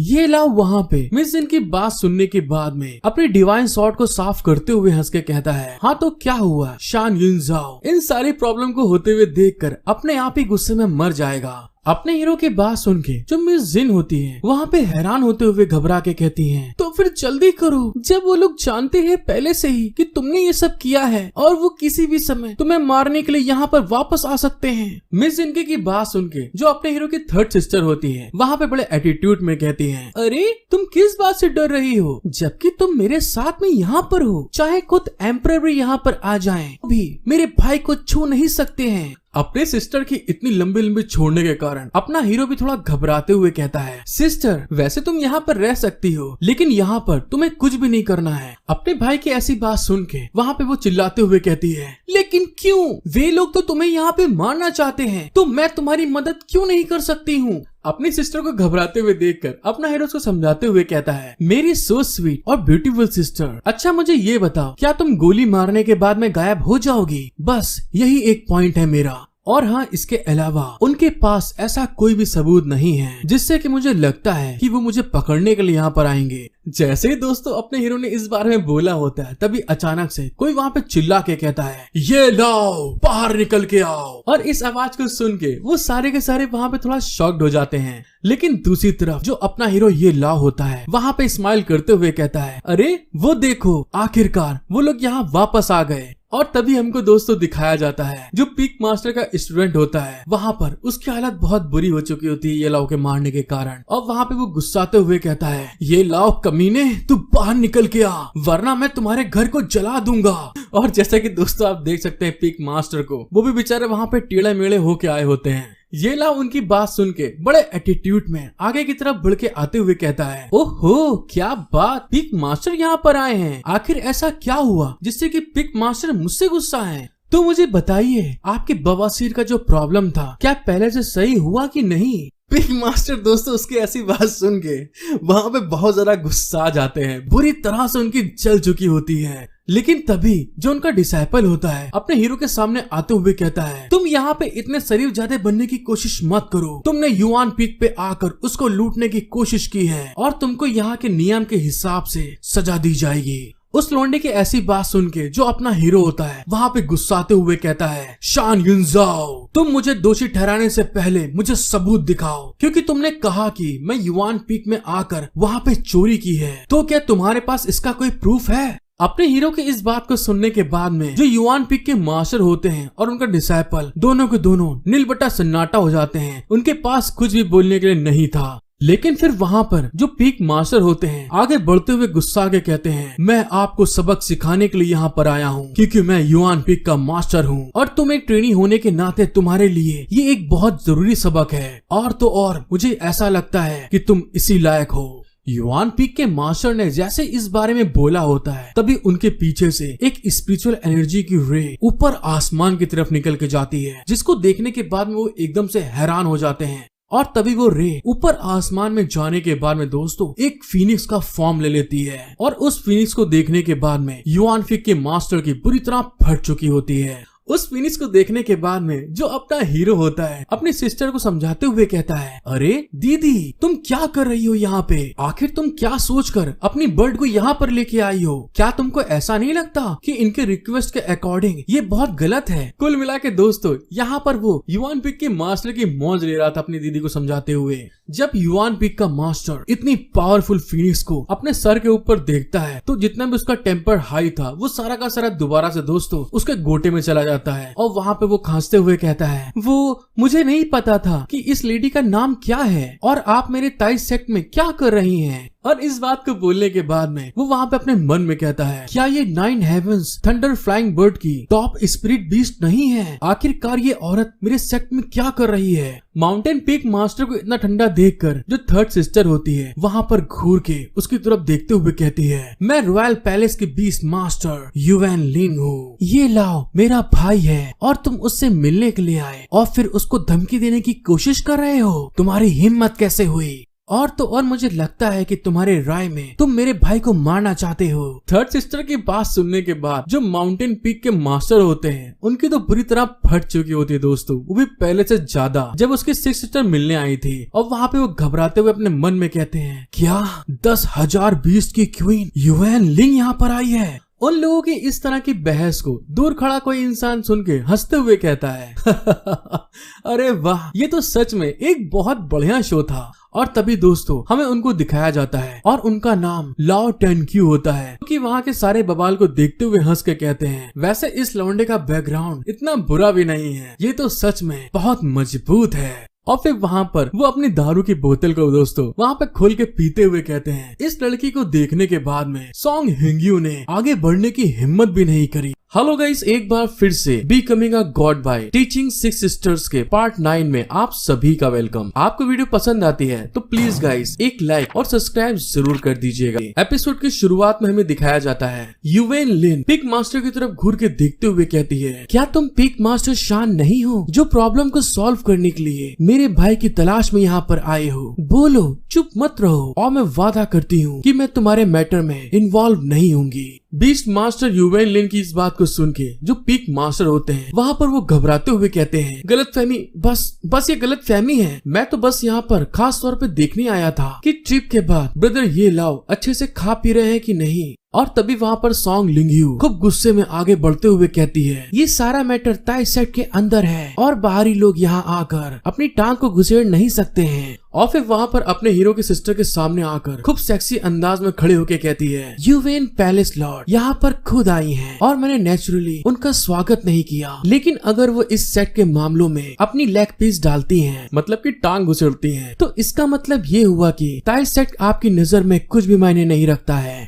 दूसरी पिक मास्टर की बात सुनने के बाद में जो अपने हीरो की थर्ड सिस्टर होती है वहाँ पर बहुत जरा गुस्से में अपना ऑरा रिलीज करते हुए कहती है, मैं ये देखना चाहती हूँ कि आज मेरे भाई को छूने की हिम्मत कौन कर रहा है। और दूसरे साइड में जो पिक मास्टर होती हैं वो भी वहाँ पर गुस्साते हुए कहती हैं, ये ताई सेट का एरिया है और यहाँ पर बाहरी लोगों को इस तरह से जंगलापन दिखाने की कोई जगह नहीं है। और इस बात को कहते हुए वो भी वहाँ पर अपनी स्पिरिचुअल एनर्जी रिलीज करने लगती है। और यहाँ पर दोस्तों एक ऐसा मूवमेंट स्टार्ट हो जाता है जहाँ पर इन दोनों की एनर्जी आपस में टकराने लगी थी। ये लॉ जब वहाँ पे खूब मैटर को खराब होते हुए देखता है तो अपने सिस्टर को पीछे की तरफ करते हुए कहता है, सिस्टर आप चिंता मत करो और अब आप मेरी मदद नहीं करेंगी। अपने भाई को ऐसा करते हुए देखकर युआन लिंग वहाँ पे गुस्साते हुए उसकी तरफ घूर के देख के कहती है, तुम घोचू घनचक्कर, तुम्हारी परवाह किसे है? और मुझे पता है कि तुम गधों की तरह बेवकूफ वाली हरकतें करते हो। जैसे वहाँ पर वो दोनों भाई बहन आपस में बहस कर रहे होते हैं, दूसरे साइड में वो जो लेडी पिक मास्टर सॉन्ग होती है वहाँ पर अपने हीरो के ऊपर एक पावरफुल अटैक उसके ऊपर करते हुए कहती है, तो ठीक है अब तुम्हें सबक सिखाया जाना चाहिए। इस तरह से पिक मास्टर सॉन्ग को अटैक करते हुए देखकर जो मिस जिंग होती हैं वहाँ पे हैरान होते हुए चिल्ला के कहती हैं, मास्टर क्या आप उसे मार डालेंगी? लेकिन दूसरे साइड हमें ये लाओ को दिखाया जाता है जो कि वहाँ पर उस अटैक को आते हुए देखकर अपनी आंखें बंद कर लेता है और अब पता नहीं दोस्तों ये क्या करना चाहता है। और तभी वहाँ पर उसकी सिस्टर चिल्ला के कहती है, ये लाओ तुरंत वहाँ से हटो,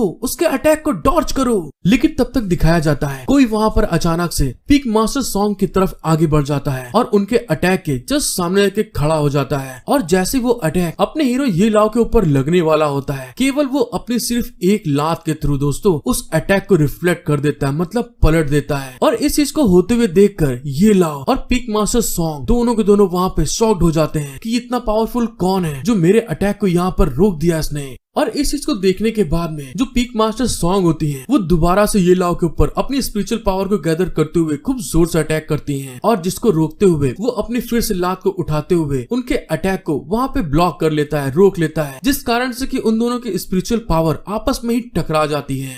उस दूसरे आदमी के इस तरह से अटैक को रोकते हुए देखकर जो बाहर डिसाइपल खड़े होते हैं जिनको अभी अपने हीरो ने मारा था, वो सारे के सारे शॉक्ड होते हुए कहते हैं, अरे उसने सच में पीक मास्टर सॉन्ग के पूरे स्ट्रेंथ से किए हुए अटैक को अपने सिर्फ एक पैर से रोक दिया। हाँ यार सच कह रहे हो, क्या वो कोई इनर गेट के पीक मास्टर है? वो वहाँ पर क्यों है? वो वही है जिसके पास ताइस सेट का अगला पैट्रियार्च बनने का सबसे बड़ा मौका है। दूसरे साइड में हमें उस आदमी को दिखाया जाता है जिसने कि पिक मास्टर सॉन्ग के अटैक को रोका था। अब वहाँ पर उनके अटैक को रोकने के बाद बड़े कूल लुक देते हुए उनसे कहता है, इनर गेट के पिक मास्टर के तौर पे तुमने सचमुच यहाँ पर बहुत अच्छी पावर का इस्तेमाल करते हुए अटैक किया, लेकिन अगर मैं तुम्हारे इस अटैक को उस लौंडे के ऊपर लगने देता तो फिर तुम्हारी वजह से हमारे इस ताइस सेट का एक बहुत बढ़िया जीनियस खो जाता। और इस बात को कहने के बाद वो जो मास्टर होते हैं वहाँ पर अपने हीरो की तरफ देखकर उसको आंख मारते हुए हंस रहे थे, जिसको देखते हुए बाहर का एक डिसाइपल कहता है, हाँ वो तो सच में इनर गेट जियोगोंग के पीक मास्टर लाओ तियानक्यू है।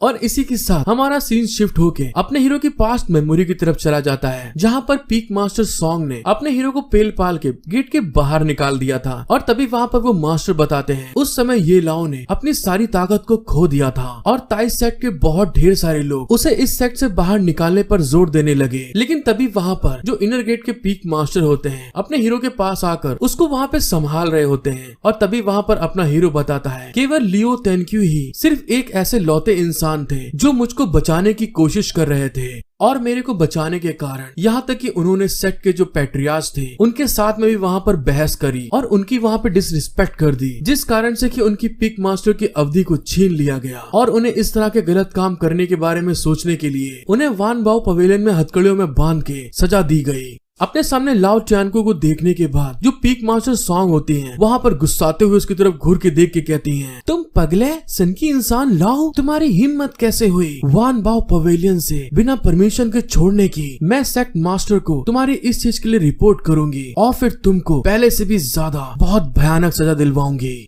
पीक मास्टर सैंग की इस बात को सुन के जो लाओ टियानकी होते हैं वहाँ पर उसकी मौत लेते हुए कहते हैं, तू झड़ेली खुजलीदार चमगादड़, अगर मैंने वान बाओ पवेलियन को छोड़ दिया तो क्या हुआ? मुझे इस चीज के लिए खुद सेक्ट मास्टर ने आदेश दिया था और पागल मैं नहीं हूँ, पागल तुम हो खुजलीदार चमगादड़। मास्टर लाओ की बात सुन के जो पीक मास्टर सॉन्ग होती है वहाँ पे हैरान होते हुए कहती है, क्या ये क्या बोल रहे हो तुम? ऐसा नहीं हो सकता। और फिर वहाँ पर मास्टर लाओ अपने हीरो के पास आकर उसको खूब मजे से पकड़ते हुए कहते हैं, आखिरकार ये लाओ अभी भी मेरा पुराना डिसाइपल है और अगर तुम उसे कुछ सिखाना चाहती हो तो उसके लिए सबसे पहले तुम्हें मुझे पीछे हटाना होगा। मास्टर लाओ की इस बात को सुन के जो पीक मास्टर सॉन्ग होती हैं वहाँ पे हैरान हो जाती हैं, उनके पसीने आ रहे थे और तभी वो घबराते हुए अपने मन में कहती हैं, सेक्ट मास्टर ने अचानक से लुओ टियानको को ऐसे बाहर क्यों जाने दिया? वो जानबूझकर ये लाओ का सपोर्ट करना चाहते हैं और ये सन की पगला इंसान सच में बहुत ज्यादा स्किल्ड है। अगर मैं इससे जबरदस्ती लड़ने की कोशिश करूंगी तो मैं जीत पाऊंगी, इसकी संभावनाएं बहुत कम है, जिस कारण की ये मेरे सामने सबसे बड़ा परेशानी पैदा करने वाला इंसान है। फिर वहाँ से पिक मास्टर सैंग आगे की तरफ बढ़ते हुए कहती हैं, मैं सेक्ट मास्टर से मिलने के लिए जा रही हूँ। और इसको जाते हुए देखकर जो मास्टर लाओ होते हैं वहाँ पे उसकी मौज लेते हुए कहते हैं, अरे हाँ बुढ़िया संभल के, रास्ता बहुत उबड़ खाबड़ है, कहीं तुम्हारी हड्डियाँ इधर उधर ना हो जाएं।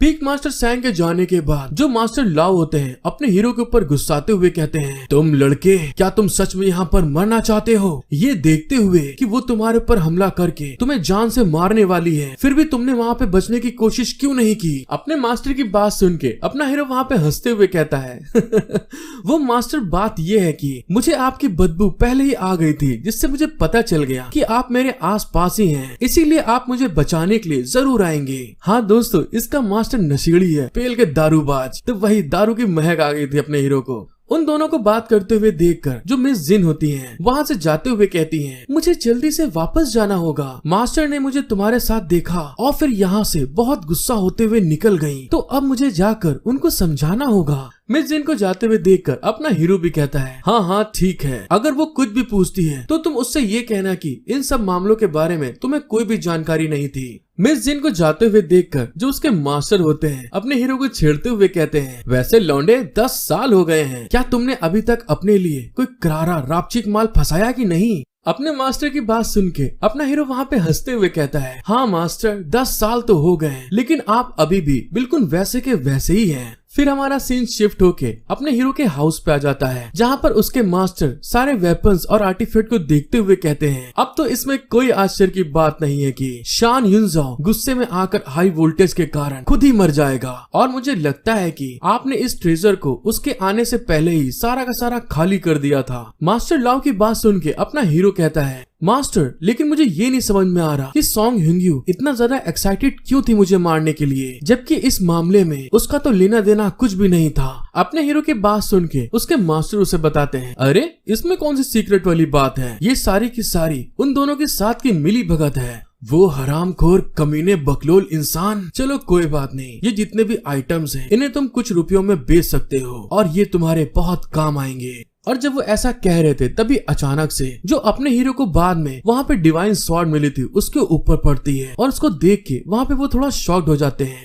अब वहाँ पर उसको उठाते हुए कहते हैं, ये स्वॉर्ड। जब मास्टर लाओ उस स्वॉर्ड को देख के इतना हैरान हो रहे थे तभी वहाँ पर अपना हीरो उनसे कहता है, मास्टर ये स्वॉर्ड सच में बहुत पावरफुल है, लेकिन मैं ये नहीं जानता कि इस स्वॉर्ड को एक्टिवेट कैसे किया जाए। अपने भाई की बात सुनकर उसकी थर्ड सिस्टर बताती है, इस स्वॉर्ड के अंदर बहुत ढेर सारी खामियां थी और इसका असली रूप सामने लाने के लिए तुम्हें इसे रिफाइन करने की जरूरत है। थर्ड सिस्टर की बात सुन के जो मास्टर लॉ होते हैं वो भी वहाँ पर स्वॉर्ड को देख के हैरान होते हुए कहते हैं, हाँ इस बात को तो मैं भी महसूस कर सकता हूँ कि ये स्वॉर्ड एक्स्ट्रा ऑर्डिनरी है। अगर तुम इसको रिफाइन कर सको तो ये सच में आपको अगले चैलेंज का सामना करने में मदद करेगी। अपने मास्टर की इस बात को सुन के जो ये लाव होता है वहाँ पे हैरान होते हुए कहता है, मास्टर अगले चैलेंज का आपके कहने का मतलब क्या है? अपने हीरो को घबराते हुए देखकर मास्टर लाओ उसको बताते हैं, सेक्ट मास्टर ने मुझे बस इस बार बाहर जाने दिया है, क्या तुम इसका कारण जानते हो? अपने मास्टर की बात सुन के वहाँ पर ये लाओ हैरान होते हुए कहता है, नहीं मैं इस चीज के बारे में तो अंदाजा भी नहीं लगा सकता।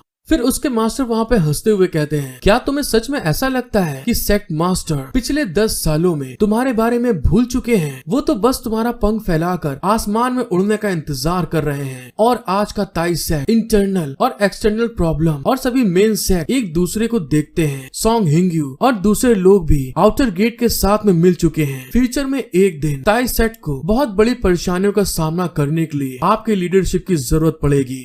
और मास्टर लाओ के ये कहने के साथ में ही हमारा सीन शिफ्ट होके ताई सेक्ट के ताई पीक माउंटेन का मेन पीक दिखाया जाता है, जहाँ पर एक बहुत बड़ा पैलेस था और वहाँ पर कोई चिल्ला के कहता है, सेक्ट मास्टर आपने लू टानक्यू को उसकी सजा से बाहर क्यों निकलने दिया? और इसी चीज से आपको समझ में तो आ ही गया होगा ये कौन है, ये पीक मास्टर सॉन्ग होती है। और फिर वहाँ पर उस पैलेस में अंदर की तरफ जाते हुए चिल्ला के कहती हैं, उसने उस समय ताई सेट को लगभग पूरी तरह से तबाह कर दिया था, और इस तरह से कानून को तोड़ने वाला इंसान और एक ऑर्डिनरी सजा पक्के तौर से एक बड़ी गलती का कारण बनेगी। मैं तो कह रही हूँ उसको पेल दो, जान से मार दो। पीक मास्टर सॉन्ग की बात सुन के और तभी वहाँ पर कोई इंसान गेट को खोल के बाहर निकलते हुए कहता है, पीक मास्टर सॉन्ग तुम वापस जाओ। सेक्ट मास्टर दरवाजा बंद करके कल्टीवेशन में है और दुनिया में होने वाले मामलों का अभी उनसे कोई भी लेना देना नहीं है। उस आदमी की बात सुन के जो पीक मास्टर सॉन्ग होती है वहाँ पे घूर के उसको देखते हुए कहती है, क्या आप सच कह रहे हैं कि सेक्ट मास्टर ने लुओ टियानक्यू को वहाँ से निकलने के लिए खुद कहा था? वो आदमी पीक मास्टर सॉन्ग की बात सुन के उसके पास आकर उसको कहता है, peak master song sect master सब कुछ जानते हैं, इसीलिए बेहतर होगा कि तुम तैयारी करने के लिए वापस जाओ। कहीं ऐसा ना हो कि कोई बहुत बड़ी परेशानी आए और आपके पछताने के लिए बहुत देर हो जाए। उस आदमी की बात सुन के पीक मास्टर सॉन्ग हैरान होते हुए कहती है, क्या सेक्ट मास्टर ये सब कुछ जानते हैं? पीक मास्टर सॉन्ग की बात सुन के उसको वो आगे बताता है, वैसे मेरे हिसाब से तो अब आपके लिए सारा काम खत्म करने का समय आ गया है। हेलो गाइस, एक बार फिर से becoming a god by teaching 6 sisters के पार्ट 10 में आप सभी का वेलकम। आपको वीडियो पसंद आती है तो प्लीज गाइस मेरा सपोर्ट करें, एक लाइक सब्सक्राइब जरूर कर दीजिएगा। एपिसोड की शुरुआत में हमें दिखाया जाता है ताई सेट में एक जगह पर वहाँ पर कुंफू की प्रैक्टिस कर रहे थे, जिसको देखते हुए कोई वहाँ पे चिल्ला के कहता है, तो तुम लोग मुझे अपनी लगन दिखाओ, अगर कोई भी फुसफुसाने की हिम्मत करेगा तो मेरे सब ऑर्डिनेट को बदतमीज होने के लिए दोष मत देना। उस लड़के को इस तरह बोलते हुए सुन के एक लेडी वहाँ पे चाय पीते हुए कहती है, लड़कों के इस ग्रुप में बहुत अच्छी वाइब्स आ रही है, सीनियर बहुत अच्छे से पढ़ाते हैं। और दोस्तों हमको पता चलता है ये कोई और नहीं पीक मास्टर सॉन्ग होती है, जिसकी बात सुन के पीक मास्टर यून वहाँ पे हंसते हुए कहते हैं मेरी जूनियर सिस्टर मजाक अच्छा कर लेती है, क्योंकि अभी इस ग्रुप को पूरी तरह से तैयार होने में बहुत टाइम बाकी है। जैसे वहाँ पर पिक मास्टर ने इस बारे में बोला होता है, तभी अचानक से जो उनके बगल में स्टूल रखा था उसके ऊपर कोई अटैक करके उसको वहाँ पे तोड़ते हुए कहता है, तुम दोनों के साथ में एक बच्चा खिलवाड़ करके निकल गया, ये सच में कितनी ज्यादा शर्म की बात है, और तुम लोग यहाँ पर मजे से चाय पी रहे हो। और फिर हमें दिखाया जाता है वहाँ पे 2 लोग आ गए थे, और ये दोनों इनर गेट के पिक मास्टर होते हैं, जिसमें से लड़की का नाम चैंग सीसी होता है और लड़के का नाम हु डोई होता है। उन दोनों को देखकर वहाँ पर पिक मास्टर यून उनसे कहते हैं, जूनियर सिस्टर चैंग और सीनियर ब्रदर हु, बहुत दिनों से हम लोगों ने मुलाकात नहीं की। उनकी बात सुनकर जो पिक मास्टर चैंग होती है वहाँ पर नाराजगी दिखाते हुए कहती है, पता नहीं कैसी बात कर रहे हो तुम लोग, अभी भी हमको एक बहुत लंबा सफर तय करना है, तो जल्दी चलो, क्योंकि तुम ही वो लोग हो जिसने हमें आने के लिए कहा था, इसीलिए ये सिर्फ एक न्यूज नहीं होगी, मैंने सही कहा ना। और तभी वहाँ पर पीक मास्टर हु बोलते हैं, हाँ क्योंकि हम लोग बहुत ज्यादा व्यस्त हैं, अगर तुम्हारे पास कुछ काम हो तो जल्दी बोलो। उनकी ऐसी बात सुन के पीक मास्टर सॉन्ग वहाँ पर हंसते हुए कहती हैं जैसा कि मेरे को सीनियर ब्रदर से उम्मीद थी, वो हमेशा की तरह अभी भी बहुत हार्डकोर हैं। आपकी जूनियर सिस्टर को कुछ कहना है, लुओ तियानक्यू को रिहा कर दिया गया है। मुझे लगता है कि आप सब इस बात को जानते होंगे, और उनकी रिहाई सेक्ट मास्टर के ऑर्डर पर हुई है। और मुझे तो ऐसा लगता है कि सेक्ट मास्टर ताई सेक्ट के फिर से एक बार शुरुआत करने के लिए अपने जूनियर डिसाइपल का इस्तेमाल कर रहे हैं। वैसे 2 आदमी जब साथ में बैठते हैं तो क्या हो गया, क्या तुम लोग जानते हो कि आगे क्या होगा? उनकी ऐसी बात सुन के जो पीक मास्टर चैंग होती हैं वहाँ पे चिल्लाते हुए कहती हैं, क्या ऐसा हो सकता है कि उन्हें हमारे 6 डाउ सेक्ट में से होने के बारे में पता चल गया हो? उनकी ऐसी बात सुन के जो अपना बुढ़ाऊ पीक मास्टर होता है वहाँ पर उसके कंधे के मजे लेते हुए उससे कहता है, जूनियर सिस्टर ये बहुत नाजुक दौर का समय चल रहा है, तो इस तरह से दिखावा मत करो कि हमें हमारी जीत के लिए जल्दबाजी में काम करना पड़े। बुढ़ाऊ की ऐसी बात सुन के जो सीनियर ब्रदर हु होते हैं वहाँ पे हैरान होते हुए कहते हैं, तुम्हारा ऐसा कहने का मतलब क्या है? क्या तुम लोगों को किसी तरह का कोई रास्ता मिल गया है?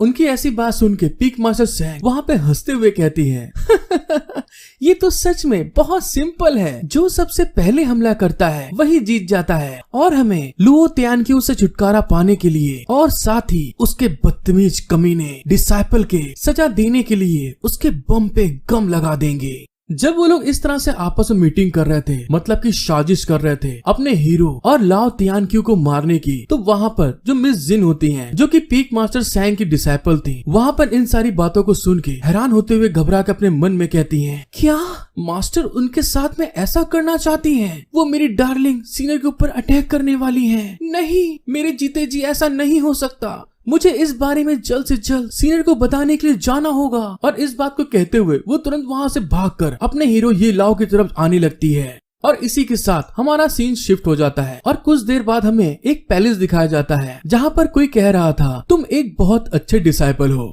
तो क्या तुम अभी भी इसे पूरी तरह से कर नहीं सकते? उनकी ऐसी बात सुन के अपना हीरो उनको बताता है, मैंने इसे प्यूरिफाई करने की कोशिश करने के लिए अपने इनर पावर को लगाने की कोशिश की, लेकिन मुझे ऐसा लगा कि स्वॉर्ड में कोई पावर है जो मुझसे लड़ने की कोशिश कर रही है। अपने डिसाइपल की बात सुन के मास्टर लाओ कहते हैं, हाँ हाँ तुम सही पकड़े हो, ये जो आर्टिफैक्ट है ये बहुत अजीब तरीके से काम कर रहा है। और तो और मुझे ऐसा लगता है कि जितने भी अफवाहें मैंने सुनी हैं वो सारी की सारी सच हैं। उनकी ऐसी बात सुन के जो उसकी 3rd सिस्टर होती है वहाँ पे हैरान हो जाती है कि इनके कहने का मतलब क्या है। और फिर मास्टर लाओ आगे बताते हैं, अरे सुनो, ये तब की बात है जब ताई सेट की शुरुआत हुई थी। यहाँ पर कोई इस सेट की स्टार्टिंग करने के लिए आया था और उस इंसान ने बहुत लोगों को अपना डिसाइपल बनाया और इस सेट को माला माल बिल्कुल समृद्ध कर दिया। हालांकि जैसा कहा जाता है कि बहुत अच्छा समय बहुत लंबे समय तक नहीं चलता, इसीलिए उसके खुद के डाउ साथियों ने उस पर हमला किया और उसको वहाँ पे जहर दे दिया गया। लेकिन उन दोनों कपल ने एक साथ जो जहर दिया गया था उसको डिटॉक्सिफाई करने के लिए 7 दिनों तक एक साथ सीक्रेटली कमरे में छिपे रहे और दिन रात उस जहर को डिटॉक्सिफाई करने की कोशिश करते रहे। लेकिन जैसा कि आप देख सकते हैं, उस जहर को डिटॉक्सिफाई करने में जो लड़की होती है उसको तो खूब मजा और खूब मसाज खूब मजे मिल रहे थे, लेकिन दूसरी तरफ जिसको जहर दिया गया था वो कमजोरी के कारण बहुत हल्का हो चुका था। उसका पेट्रोल तो उसकी टंकी से खत्म हो गया था, जिस कारण से कि अंदरूनी रूप से वो जो जहर था सच में दुनिया में सबसे मजबूत प्यार करने वाला जहर बन गया। और सेट को जिसने बनाया था उस जैसे एक मजबूत इंसान भी आखिरकार इस जहर से निपटने में बुरी तरह थक गया और फिर लास्ट में उस प्यार के जहर के एक हिस्से को एक आर्टिफैक्ट में डाल दिया गया और साथ ही वहाँ पर पूरी तरह से उसको उस आर्टिफैक्ट में सील कर दिया गया। और मुझे ये लगता है कि ये आर्टिफैक्ट वही है जिसके अंदर उस प्यार के जहर के एक हिस्से को डाला गया था।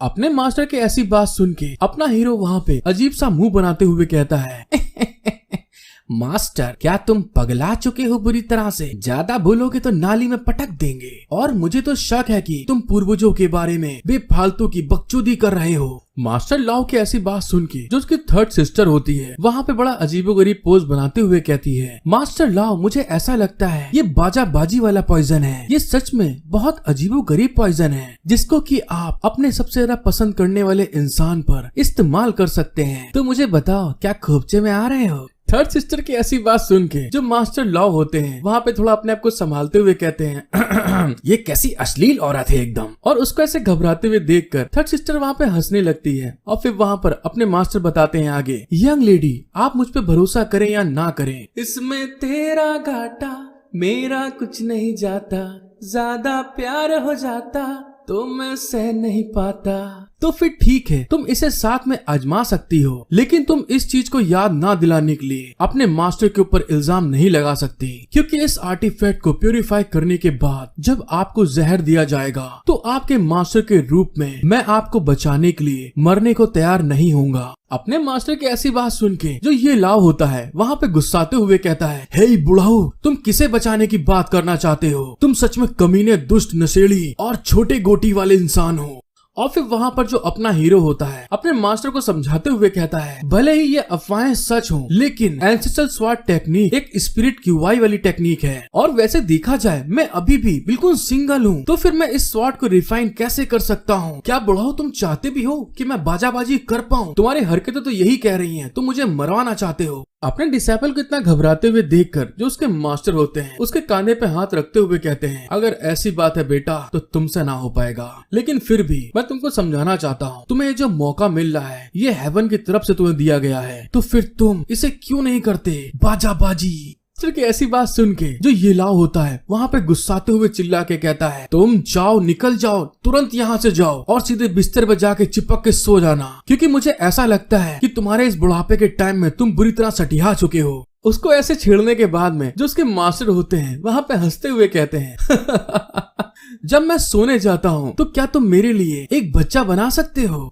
मतलब दोस्तों घुमा फिरा के वही डबल कल्टीवेशन वाली बात मौज ले रहा होता है बुढ़ाऊ। बुढ़ाऊ की ऐसी बात सुन के जो अपना हीरो होता है वहाँ पे सीरियस होते हुए उस तलवार की तरफ देखते हुए अपने मन में कहता है, यार कुछ भी हो, ये बुढ़ाऊ अगर सच कह रहा हो तो फिर क्या होगा? अपने भाई को इतना सीरियस देख के जो थर्ड सिस्टर होती हैं उसको समझाते हुए कहती हैं, हे छोरे, ये तो बहुत मस्त मौका है, जब तक तुम इसको आजमाओगे नहीं तो तुम्हें कैसे पता चल जाएगा, क्योंकि अगर आपको जहर दिया गया है तो फिर ये आपकी सिस्टर आपको जरूर बचाएगी, क्योंकि मेरी बॉडी हर एक जहर के प्रति इम्यून है, मतलब कि कोई जहर घंटा कुछ नहीं कर सकता। अपनी सिस्टर की ऐसी बात सुन के जो अपना हीरो होता है बहुत ज्यादा एक्साइटेड हो जाता है, मोटिवेट हो जाता है, उसकी आंखें वहाँ चमक जाती हैं और वहाँ पे अपने मन में कहता है, अब चाहे जो कुछ भी हो जाए इस चीज का पता करने और मेरे आखिरी फैसला लेने में अभी भी कुछ भी देर नहीं हुई है। और उसके ऐसा कहने के साथ में दोस्तों वहाँ पे सीन शिफ्ट हो जाता है, हमें जंगल का सीन दिखाया जाता है जहाँ पर कोई जोर जोर से चिल्ला रहा था और फिर हमको पता चलता है ये कोई और नहीं मिस जिन होती हैं, जो कि वहाँ से सेक्ट से भागते हुए खूब जोर जोर से चिल्ला रही थी, हाँप रही थी। लेकिन तभी अचानक से मिस जिन के जस्ट बगल से एक अटैक निकल के जाता है उनको छूते हुए, जिस चीज के कारण उनको वहाँ पे पेन होता है और तभी वहाँ पर उस घाव के कारण उनका बैलेंस बिगड़ता है और वहाँ पे वो जमीन पे गिर जाती हैं। और तभी हमको पता चलता है ये कोई और नहीं पीक मास्टर युन का लौंडा होता है, जिसने कि मिस जिन के ऊपर अटैक करा था। और वहाँ पे वो क्रीपी स्माइल देते हुए आगे बढ़ के कहता है, मेरी प्यारी जूनियर सिस्टर, तुम कहाँ पर भाग के जा रही थी?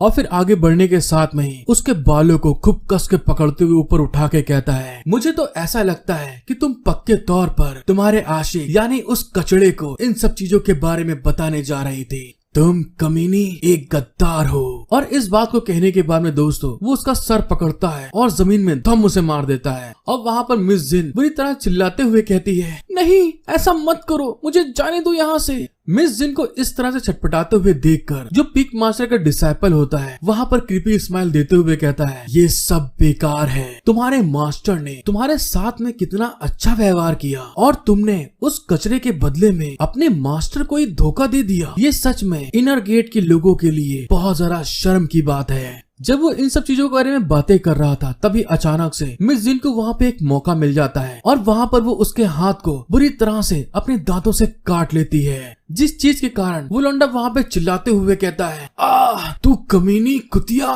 तूने मुझे काटने की हिम्मत करी। उसको ऐसा कहते हुए देखकर जो मिस जिन होती है वहाँ पे अपने घाव को संभालते हुए आगे की तरफ बढ़ते हुए कहती है, ये तो साफ तौर पर दिख रहा है कमीने हरामखोर, इस तरह से बीसी करना बंद कर। ये सब पहले तूने शुरू किया था और इनर गेट का चेहरा भी तुम्हारी तरह ही बदतमीज और बेशरम है। और मैं वैसी नहीं हूँ जैसे कि तुम अच्छे हो, लेकिन ये भी मत सोचना कि मैं तुम्हारे से डर गई हूँ। मिस जिन के ऐसी बात सुन के उस लौंडे की वहाँ पे ईगो पे हर्ट हो जाता है और वहाँ पे वो अपने हाथ की चोट को चाटते हुए बड़ा क्रीपी लुक दे के कहता है, अच्छा तो ऐसी बात है। तुम्हारे ऐसा कहने के बाद में अब जो मैं करूँगा तुम उसी के लायक हो। और इस बात को कहने के बाद में वो तुरंत वहाँ पे अपनी स्वॉर्ड को बाहर निकाल लेता है और जंप करते हुए वहाँ पर सीधे मिस जिन के ऊपर अपनी स्वॉर्ड से अटैक करते हुए चिल्ला के कहता है, तुम अब भाड़ में जाओ, मैं तुमको मार डालूंगा। और मिस जिन की हालत वहाँ पे बुरी तरह खराब हो चुकी होती है क्योंकि वो अपनी स्पिरिचुअल पावर के साथ में उसके ऊपर अटैक करने वाला था।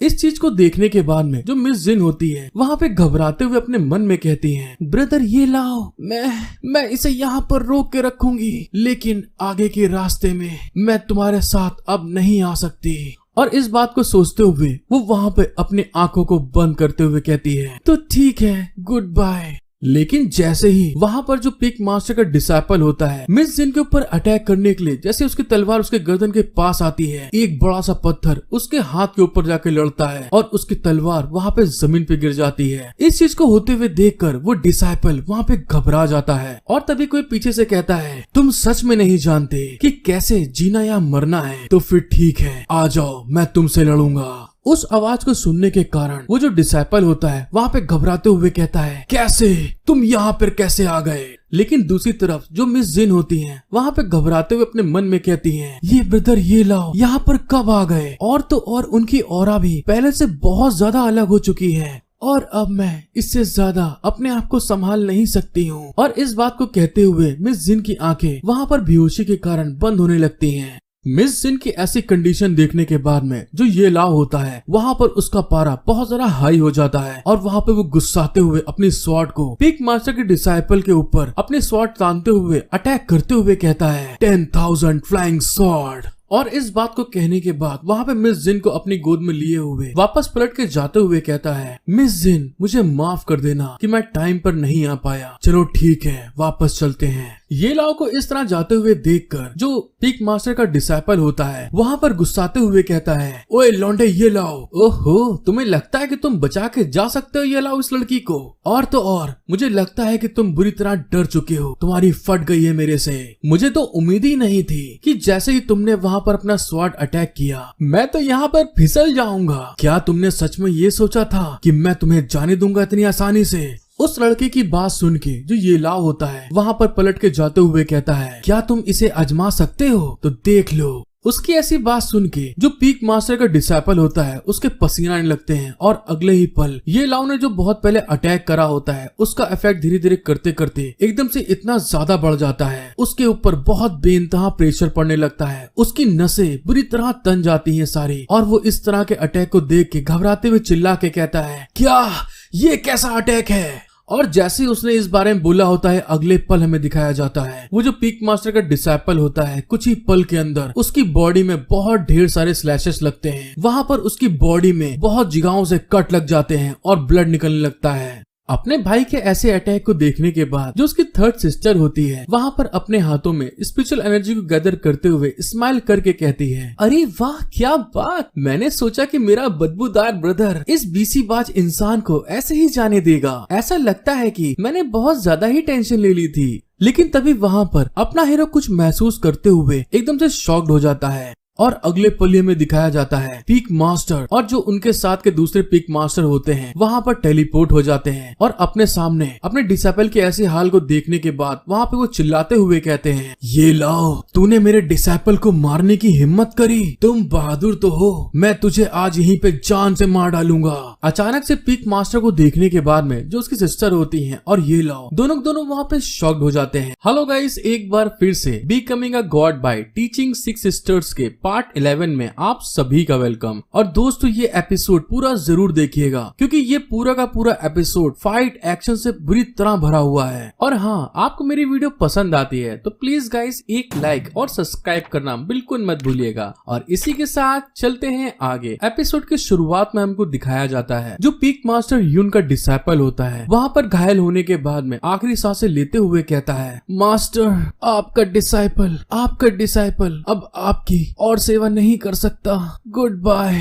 पीक मास्टर अपने डिसाइपल को मरते हुए देखकर अपना आपा खो देते हैं, बहुत ज्यादा शॉक्ड हो जाते हैं और उसको संभालते हुए कहते हैं, लुआन यून मेरे बच्चे, नहीं ऐसा नहीं हो सकता। अपने डिसाइपल को अपनी आंखों के सामने मरते हुए देखकर पीक मास्टर बहुत ज्यादा सेंटी हो जाते हैं। वो रोते हुए गुस्सा के कहते हैं, मेरे एक अच्छे डिसाइपल, अपने मास्टर को माफ कर देना, लेकिन तुम चिंता मत करो, मैं तुम्हारा बदला जरूर लूंगा। और फिर वहाँ पर पीक मास्टर ये लाओ की तरफ घूर के देखते हुए गुस्से में चिल्ला के कहते हैं, तुम्हारा मास्टर तुम्हारा बदला जरूर लेगा।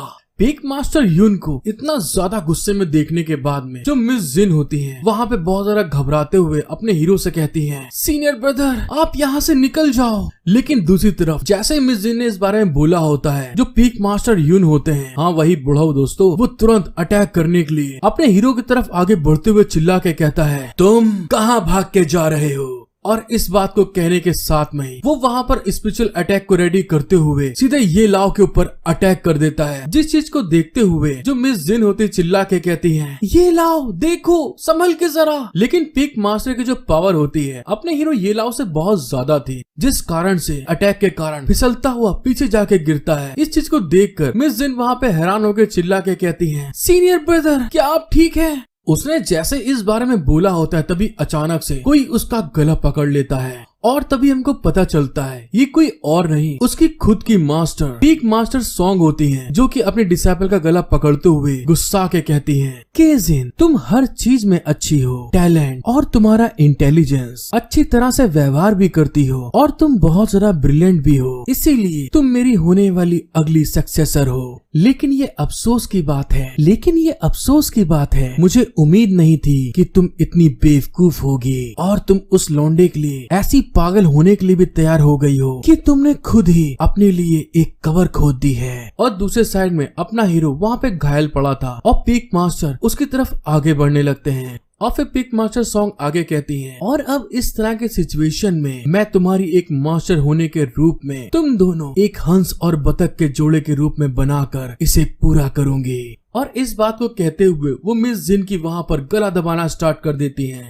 लेकिन तभी दूसरे साइड में जो पीक मास्टर बुढ़ाऊ होते हैं मतलब यून, वो वहाँ पर अपने हीरो के ऊपर अटैक करने के लिए अपनी लात को ऊपर उठा लेते हैं। अब इन सब चीजों को होते हुए देखकर जो उसकी थर्ड सिस्टर होती है उसका पारा बुरी तरह हाई हो चुका होता है और वो उन लोग को देखते हुए कहती है, तुम सारे के सारे कमीने लोग, तुम्हारी हिम्मत कैसे हुई मेरे ही सामने मेरे भाई को इतना ज्यादा तकलीफ देने की। और उसके ऐसा कहते ही दोस्तों वहाँ पर वो अपनी फिर से वही फीनिक्स वाली जो स्पिरिट होती है, जो बीस्ट होता है, उसको वहाँ पे एक्टिवेट कर देती है। और वो फीनिक्स बर्ड जो होती है वहाँ पर आने के साथ में जो पीक मास्टर होता है उसके ऊपर एक जोरदार अटैक करती है और वहाँ पर वो उड़ता हुआ दूर जाके गिर रहा था।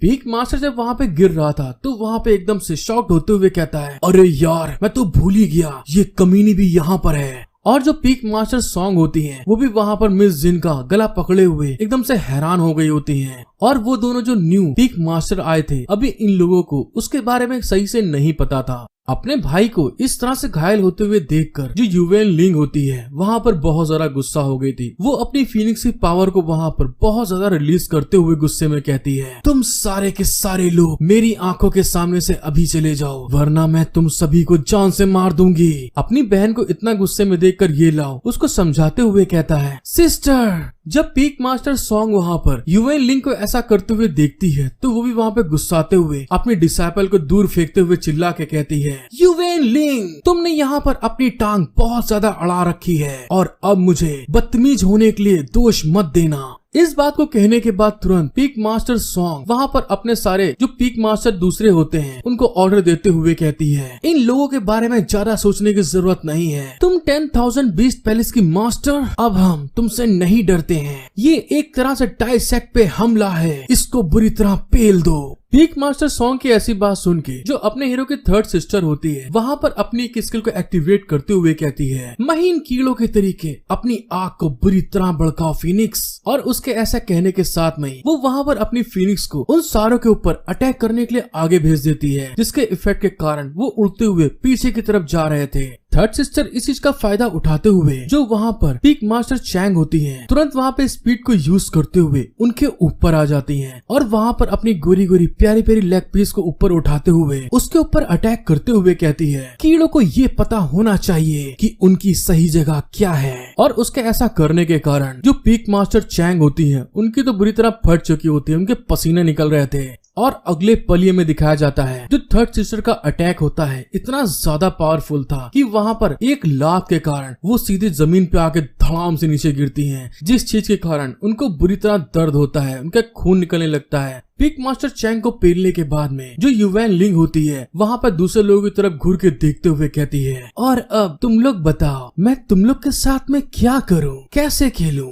और वहाँ पर इस बात को कहने के साथ में वो फिर से दोस्तों अपनी फीनिक्स पावर को बुरी तरह से भड़का देती है और वहाँ पर एक अटैक रेडी करते हुए उन लोगों की तरफ आगे बढ़ने लगती है। जैसे ही वो लोग आगे बढ़ने वाले थे थर्ड सिस्टर के ऊपर अटैक करने के लिए उसने अपनी जो फायर फिनिक्स की फ्लेम होती है इतना ज्यादा बढ़ा देती है कि उसका इफेक्ट वो लोग बर्दाश्त भी नहीं कर पा रहे थे। और तभी वहाँ पर थर्ड सिस्टर अटैक करते हुए कहती है, फीनिक्स, इन लोग की राख तक को मत छोड़ना। उन्होंने इस चीज के बारे में बोला होता है, जो फीनिक्स होता है दोस्तों उसकी पावर इतनी ज्यादा होती कि हर जगह पे बूम बड़ाम, हर जगह पे फायर, बुरी तरह से आग लगी पड़ी थी। अपनी थर्ड सिस्टर की पावर को देखने के बाद में जो अपना हीरो होता है अपने और मिस जिन के चारों तरफ एक बैरियर प्रोटेक्शन बना लेता है और दूसरी तरफ मिस जिन जब इस चीज को देखती हैं तो घबराते हुए कहती हैं, सिस्टर युवेन सच में बहुत ज्यादा स्ट्रॉन्ग है, क्या वो अब उनको मार डालेंगी। उसकी बात सुन के अपना हीरो कहता है, नहीं, वे अभी नहीं मरेंगे। जैसे ही थर्ड सिस्टर ने वहाँ पे अटैक करा होता है दूसरे साइड में जो पीक मास्टर हु होते हैं अपनी वहाँ पे पूरी की पूरी स्ट्रेंथ को यूज करते हुए उसकी सारी की सारी फायर को अपनी शील्ड के थ्रू वहाँ पे ब्लॉक कर लेता है और उन सभी को वहाँ पे सेव कर लेता है। अपनी फिनिक्स पावर को ऐसे निगलेक्ट होते हुए देखकर जो युवेन विन होती है वहाँ पे गुस्साते हुए कहती है, क्या सच में मेरे अंडरवर्ल्ड फिनिक्स की किलिंग टेक्निक फ्लेम का सामना तुम लोग कर सकते हो। उसको ऐसे अकेले उन लोग का सामना करते हुए देखकर मास्टर लाओ आते हुए चिल्ला के कहते हैं, सिस्टर जरा संभल कर, वो लोग बहुत अजीब लग रहे हैं। और वे लोग ताई सेक्ट के पीक मास्टर के रूप में बहुत बड़े गद्दार थे और उन लोगों ने ब्लड ट्रांसफॉर्मेशन टेक्निक को 6 डाउ सेक्ट में सीखा है। आज मैं सारी की सारी प्रॉब्लम को यहीं पे सही कर दूंगा, सिर्फ और सिर्फ अपने सेक्ट के मास्टर के लिए। और इस बात को कहते हुए वो वहाँ पे अपनी दारू की बोतल को लेके तुरंत नीचे की तरफ दोस्तों लैंड हो रहे थे। मास्टर लाओ को देखने के बाद में जो पीक मास्टर सॉन्ग होती है वहाँ पर हंसते हुए कहती हैं अरे वाह, ये तो बहुत बढ़िया है। ताई सेक्ट ने उन सभी को इकट्ठा कर लिया यहाँ पे जिन्होंने आज तक मेरे को रोकने की हिम्मत की और आज मैं एक ही बार में इन सबको यहाँ पर खत्म कर दूंगी। पीक मास्टर सॉन्ग की बात सुन के जो मास्टर लाओ होते हैं वहाँ पे थर्ड सिस्टर से कहते हैं, यूवेन पैलेस के मास्टर जरा ध्यान दीजिएगा, वे सभी लोग सीक्रेट रूप में स्थायी सेट के अंदर बुरी तरह से अपनी इविल टेक्निक की प्रैक्टिस करते आए हैं। ये टेक्निक एक जिंदा इंसान के खून को सेक्रीफाइस के रूप में इस्तेमाल करती है और इसे एक बार किया तो ताकत को 3 गुना बढ़ाया जा सकता है, जिससे निपटना हमारे लिए अभी के लिए मुश्किल है। मास्टर लाओ की बात सुन के जो थर्ड सिस्टर होती है वहाँ पे उन लोग की तरफ घूर के देखते हुए कहती है, खैर जो तुम कह रहे हो मैं तुम्हारी इस बात को महसूस कर सकती हूँ। जब वो लोग बात कर रहे थे तभी वहाँ पे अपना हीरो मिस जिन को सेव करते हुए कहता है, मिस जिन तुम मेरे पीछे रहो, तुम्हें कहीं जाने की जरूरत नहीं है। लेकिन तभी वहाँ पर जो मास्टर लाओ होते हैं अपनी दारू की बोतल को मिस जिन और अपने हीरो के ऊपर एक्टिवेट करते हुए कहते हैं, तुम बेवकूफ लोगो, तुम लोगों की स्किल इन लोग के सामने काफी नहीं है, इसलिए उन पर हमला करने से पहले जल्दबाजी बिल्कुल मत करो। और जैसे ही वहाँ पर मिस जिन और अपने हीरो के ऊपर अपनी दारू की बोतल को एक्टिवेट करा होता है तो वहाँ पर वो लोग छोटे होते हुए दोस्तों जैसे कि स्पेस पाउच होता है कि सामान अंदर चला जाता है, वैसे ही वो दोनों वहाँ पर उस बोतल के अंदर जाने लगते हैं। मिस जिन वहाँ पे घबराते हुए चिल्ला के कहती है, मास्टर ये क्या कर रहे हैं आप। और उन दोनों के जाने के बाद में वो जो दारू की बोतल होती है दोबारा से दोस्तों अपने वही नॉर्मल साइज में पहुंच जाती है। और इस एक्शन को होते हुए देखकर जो पीक मास्टर चैंग होती हैं हैरान होते हुए कहती हैं, अरे ये क्या, तुम लोग तो अपने मरने के बहुत ज्यादा करीब आ चुके हो, क्या इस छोटी सी दारू की बोतल से तुम लोग अपने डिसाइपल को बचा सकते हो। उसकी ऐसी बात सुन के जो मास्टर लाओ होते हैं बड़े एटीट्यूड में अपनी बोतल को उठाते हुए कहते हैं, अरे चाहे कुछ भी हो जाए लेकिन मैं ऐसा करने की कोशिश जरूर करूंगा। और फिर वहाँ पर अपने मन में कहते हैं, पैलेस मास्टर यूवेन, जब तुम और मैं एक साथ शामिल होते हैं तो फिर चाहे कुछ भी हो जाए हमारे शामिल होने के कारण ये फाइटिंग राउंड नहीं रुक सकेगा। और आज हमारी सक्सेस इसी पर टिकी हुई है कि मेरा डिसाइपल कितनी जल्दी अपनी स्वाट टेक्निक को सीख सकता है। दूसरी तरफ जब यूवेन लिंग मास्टर लाओ की बात सुनती है तो वहाँ पे स्माइल करते हुए कहती है, ओहो चलो देखते हैं कि मैं इन कबाड़ के टुकड़ों को कितनी जल्दी यहाँ पे निपटा सकती हूँ। यूवेन लिंग की बात सुन के वहाँ पे जो मास्टर लाओ होते हैं अपने मन में कहते हैं, ये जो स्वाड है ताई सेट के एंसेस्टर द्वारा बुरी टेक्निक्स को काबू करने के लिए बनाई गई थी। अब चाहे कुछ भी हो जाए मुझे अपने डिसाइपल के लिए वहाँ पर समय निकालने की जरूरत है। और दूसरी तरफ जो हमारे थर्ड सिस्टर होती हैं वहाँ पे अपनी फीनिक्स पावर को दोबारा दोस्तों एक्टिवेट करते हुए कहती हैं, मास्टर तुम्हारा कहने का मतलब ये है हम बुनियादी तौर पर यहाँ पर जो कुछ भी करेंगे उन सब चीजों का इफेक्ट मेरे भाई के ऊपर पड़ेगा। यूवेन लिंग की बात सुन के मास्टर लाओ कहते हैं, हाँ लेडी आपने बिल्कुल सही कहा, इसीलिए हमको समय ज्यादा बढ़ाना है। हेलो गाइस, एक बार फिर से becoming a god by teaching 6 sisters के पार्ट 12 में आप सभी का वेलकम। आपको वीडियो पसंद आती है तो प्लीज गाइस आपसे एक रिक्वेस्ट है कि एक लाइक और सब्सक्राइब जरूर कर दीजिएगा। और इसी के साथ चलते हैं आगे। एपिसोड की शुरुआत में हमें दिखाया जाता है मास्टर लुआन के उस दारू की बोतल के अंदर से होते हुए अपना हीरो और मिस जिन एक दूसरे ही स्पेस में आ जाते हैं और आसमान से नीचे की तरफ बड़ी स्पीड में जा रहे थे, जिस चीज के कारण जो मिस जिन होती है वहाँ पे डरते हुए बुरी तरह चिल्ला रही थी। और हमें थोड़ी देर बाद दिखाया जाता है मिस जिन और अपना हीरो उस दारू की बोतल के स्पेस के अंदर एक जगह पर आकर नीचे गिर जाते हैं और उन दोनों को किसी तरह के एक बैरियर ने वहाँ पे कवर करके रखा हुआ था। वहाँ की जगह को देखते हुए अपना हीरो हैरान होके कहता है, अरे नहीं तत तेरे की, मेरे मास्टर ने हम लोग को पकड़ लिया है और अब हम लोग उनके क्लासिक पंपकिन के अंदर हैं जिसमें वो दारू पीते थे। जब अपना हीरो वहाँ पे इस बात को कहते हुए बहुत सारा गुस्सा आ रहा था तभी मिस जिन वहाँ के एरिया को देखते हुए हैरान होके कहती हैं, मास्टर त्यानक्यू का क्या मतलब है जब उन्होंने कहा था कि जल्दी करो और अपना काम पूरा करके आओ। मिस जिन की ऐसी बात सुन के अपना हीरो वहाँ पे एकदम से शॉक्ड हो जाता है और फिर वहाँ पर बहुत ज्यादा घबराते हुए धीरे से कहता है, क्या ऐसा हो सकता है कि उनका इरादा वही है जो उन्होंने पिछली रात मुझसे कहा था। ये लाओ को इतना हैरान होते हुए देखकर जो मिस जिन होती हैं उसकी तरफ देखते हुए कहती हैं, सीनियर ब्रदर आखिर अब आपको क्या हो गया, आप इतना हैरान क्यों दिख रहे हैं। मिस जिन की ऐसी बात सुनने के बाद जो अपना हीरो होता है वहाँ पे ब्लश करते हुए बहुत शर्माते हुए कहता है, वो बात ऐसी है केजिन कि मेरे मास्टर ने ऐसा कहा था कि, और उसके ऐसा कहने के साथ में दोस्तों वहाँ पे वो पूरी की पूरी बात बता देता है जो पिछले एपिसोड में मास्टर्स को तंग करे थे वही बात कहा था। और फिर हमें दिखाया जाता है मिस जिन और अपना हीरो वहाँ पर बहुत टाइटली हक कर रहे थे। फिर हमारे राइटर भैया आगे बताते हैं क्योंकि आगे के सीन्स बच्चों के लिए अच्छे नहीं हैं, इसीलिए आगे के सीन्स को बहुत जगहों पे धुंधला कर दिया जाएगा। अपने हीरो की वो सारी बात सुनने के बाद जो मिस जिन होती है वहाँ पे बहुत ज्यादा ब्लश करने लगती है, उनके गाल एकदम फूल जाते हैं और वहाँ पे वो ब्लश करते हुए कहती हैं, तो तुम्हारा कहने का मतलब है कि अगर हम लोग ये सब चीजें कर लेते हैं तो ये सब बदल जाएगा और हम लोग बाहर जा सकते हैं, और साथ ही ऐसा करने से हम इस ग्रेट शॉट को सच में पूरी तरह से रिफाइन कर लेंगे। जब अपना हीरो ये लाओ मिस जिन को इस तरह से ब्लश करते हुए देखता है तो वहाँ पे घबराते हुए कहता है, अरे अरे मिस जिन, तुम इतना ब्लश क्यों कर रही हो? घबराने की कोई जरूरत नहीं है, मेरे मास्टर तो सच में ऐसे ही बकवास करते रहते हैं, और अगर तुम ऐसा नहीं करना चाहती तो बस इस चीज के बारे में भूल जाओ और फिर हमें इस स्वॉर्ड को प्यूरिफाई करने के कोई दूसरे तरीके ढूंढने चाहिए।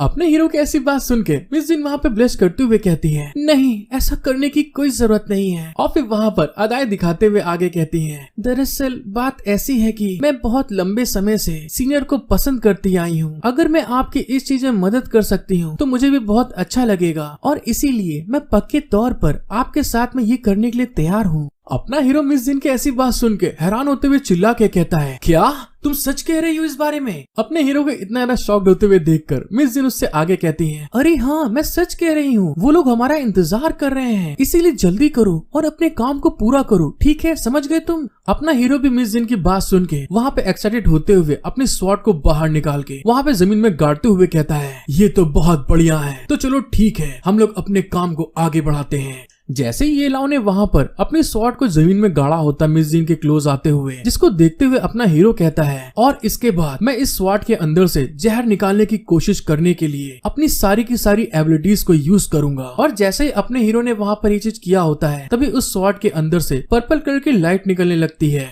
उस लाइट को निकलते हुए देखकर अपना हीरो भी वहाँ पर अपनी सारी की सारी जितनी भी उसके पास एबिलिटीज होती है वो सारी की सारी उस तलवार के ऊपर रिलीज करना स्टार्ट कर देता है, जिसके इफेक्ट के कारण वहाँ पर बहुत ज्यादा लेवल में पर्पल कलर की मिस्ट या लाइट बोल सकते हैं दोस्तों, वो वहाँ पर रिलीज होने लगती है। जब ये लाओ वहाँ पे उस स्वॉर्ड के अंदर से इतनी ज्यादा इंटेंस एनर्जी में पॉइजन को रिलीज होते हुए देखता है तो उसके पसीने छूट रहे थे और वो वहाँ पे थोड़ा घबरा रहा था, और धीरे धीरे करते हुए वो जो पॉइजन मिस्ट होती है दोस्तों वो वहाँ पर पूरी जगहों पे रिलीज होना स्टार्ट होने लगती है, जिसको कि अपना हीरो वहाँ पे थोड़ा कंट्रोल करने की कोशिश कर रहा था। वो मिस्ट जैसे उस जगह पे रिलीज होना स्टार्ट होती है, जो मिस जिन होती है उनकी बॉडी के अंदर एंटर कर जाती है, जिसके इफेक्ट के कारण और वहाँ पर वो भागने लगती है, और वहाँ पर उस मिस्ट के इफेक्ट से बचने के लिए भागते हुए अचानक से उनको वहाँ पे कुछ होने लगता है। मिस जिन वहाँ पर बुरी तरह से ब्लश करने लगती हैं। उनका दोस्तों जो पोस्चर होता है धीरे धीरे बदलने लगता है, और अगले ही पल उस मिस्ट के अंदर जाने के कारण मिस जिन वहाँ पे धड़ाम से नीचे गिर जाती हैं, जिसको देखते हुए अपना हीरो हैरान होते हुए कहता है, के जिन क्या तुम ठीक हो? और फिर मिस जिन को सहारा दे के उठाते हुए कहता है, के जिन तुम्हें कुछ हुआ तो नहीं? दूसरी तरफ हमें दिखाया जाता है कि जिन के ऊपर भी उस मिस्ट का इफेक्ट होना स्टार्ट हो जाता है, और वहाँ पर वो अपने हीरो को गले लगाते हुए ब्लश करके कहती है, सीनियर। मिस जिन की ऐसी पकड़ को फील करते हुए अपना हीरो मन में कहता है, अरे ये तो स्टार्ट हो गया। और अगले पलिये में दिखाया जाता है मिस जिन ने अपने हीरो को अपनी जांघों से लपेट लिया होता है, मतलब जकड़ लिया था, और उसके फेस के पास जाकर अपने होठों से उसको चूमते हुए कहती है, मैं यहाँ पे। और दोस्तों हमें दिखाया जाता है मिस जिन का अपनी बॉडी के ऊपर बिल्कुल भी कंट्रोल नहीं रह जाता, वो वहाँ पर ब्लश करते हुए ये लाओ के क्लोज आकर उसको किस करने की कोशिश करते हुए कहती है, मैं यहाँ पर सच में करना चाहती हूँ, सच में तुम्हारे साथ ऐसा करना मुझे पसंद है। और ये लाओ के ऐसे देखते हुए मिस जिन उसके ऊपर चढ़ जाती है, लिप टू लिप पूरी तरह किस करने लगती है, जिस चीज को फील करते हुए अपना हीरो मन में कहता है, के जिन ऐसा करना मुझे भी तुम्हारे साथ में बहुत पसंद है। उस मिस्ट के इफेक्ट के कारण के जिन का किस करने के बाद में दोस्तों दूसरा बाजाबाजी का माहौल बनना स्टार्ट हो जाता है, जिस कारण से कि वो वहाँ पर अपने कपड़ों को नीचे उतारते हुए कहती है, सीनियर क्या तुम आगे के राउंड के लिए रेडी हो? और ऐसा करने के साथ में दोस्तों मिस जिन वहाँ पर बाजाबाजी के लिए रेडी होते हुए ब्लश करके अपने हीरो से कहती है, आज मैं अपने आप को तुम्हें सौंप दूंगी, और लौंडे आगे की पूरी जिम्मेदारी तुम्ही को उठानी होगी, समझ लेना। नेल पॉलिश, लिपस्टिक, फेशियल, जितने भी फैंसी प्रोडक्ट हैं सब तुम्ही को देखने हैं। और दोस्तों यहाँ पर बिल्कुल उल्टा ही सीन चल रहा होता है। आज तक हमने लड़के को लड़की के ऊपर चढ़े देखा है, लेकिन यहाँ पर मिस जिन अपने हीरो के ऊपर कंट्रोल करे थी, और वहाँ पर अपने हीरो के लिप के ऊपर दे चुम्मी का अटैक लगाए पड़ी थी, जिस चीज को फील करते हुए अपना हीरो कहता है, इसमें तेरा घाटा मेरा कुछ नहीं जाता, ज्यादा प्यार हो जाता तो तुम खुद सह नहीं पाती। और दोस्तों इसी तरह से उन लोग का प्रोग्राम आगे चल रहा होता है। और उनके प्रोग्राम करने के कारण जो वहाँ पर ग्रेट स्वाड होती है उसके अंदर की जो मिस्ट होती है, उन दोनों के ड्वेल कल्टीवेशन के कारण उस पॉइजन मिस्ट का इफेक्ट पूरी तरह से खत्म होना स्टार्ट हो जाता है। वो मिस्ट धीरे धीरे गायब होने लगती है और इसी के साथ हमारा सीन शिफ्ट होके बाहर आ जाता है, जहाँ पर मास्टर लाओ और अपने हीरो की थर्ड सिस्टर और दूसरे साइड में जितने भी पीक मास्टर होते हैं चारों के चारों, वो दोनों के बीच में स्पिरिचुअल एनर्जी का आपस में ही लड़ाई चल रही थी। और कुछ ही देर में हमें दिखाया जाता है उन 4 पिक मास्टर के स्पिरिचुअल एनर्जी के इफेक्ट के कारण जो मास्टर लाओ होते हैं हवा में उड़ते हुए पीछे जाके गिर रहे थे, जिस चीज को होते हुए देखकर जो थर्ड सिस्टर होती हैं हैरान हो गई थी। अगले पल हमें दिखाया जाता है कोई अचानक से वहाँ पर आते हुए चिल्ला के कहता है टॉक टू माई हैंड, और हमको पता चलता है वहाँ पर युवेन लिंग मतलब अपने हीरो की थर्ड सिस्टर ने अपने बीस्ट को अपेयर कर लिया था और उसके ऊपर बैठते हुए वो गुस्साते हुए कहती है मैं अपने ओरेंगेटॉन के ऊपर बहुत ज्यादा भरोसा करती हूँ। और जैसे युवेन लिंग ने ये कहा होता है, अगले पल ही जो उसका ओरेंगेटॉन होता है दोस्तों, वो वहाँ पर उन चारों के चारों पीक मास्टर के ऊपर खूब जोर से अपने हाथ से अटैक कर देता है, जिससे बचते हुए वो लोग वहाँ पर जंप करके डॉज कर लेते हैं। और फिर वहाँ पर उसके अटैक को डॉज करने के बाद में अपने हाथों में एनर्जी गैदर करने के साथ में दोस्तों गोकू की तरीके कामेहामेहा का अटैक करते हुए ओरेंगेटॉन की बुरी तरह से हालत खराब कर देते हैं और युवेन लिंग ओरेंगेटॉन के साथ में ही वहाँ पर जमीन पे धम्म से गिर जाती है। उन सारे पीक मास्टर की मिलीजुली ताकत के कारण जो जाइंट ओरेंगेटॉन होता है उसकी हालत वहाँ पे बुरी हो जाती है और वो जमीन पे बुरी तरह से तड़प रहा था। और फिर हमको मिस लिन का सीन दिखाया जाता है, जहाँ पर उस ओरेंगेटॉन के ऊपर होने के कारण मिस लिन के ऊपर भी उस स्पिरिचुअल एनर्जी के अटैक का बहुत तगड़ा इफेक्ट होता है और वो भी वहाँ पर बहुत चोटिल हो जाती है। और ऐसे अटैक को देखकर युवेन लिंग अपने मन में कहती है अरे क्या ये एक भयानक इविल टेक्निक है, अगर ये इसी तरह से अटैक करते रहे तो मेरे लिए इसका डिफेंस करना नामुमकिन होगा।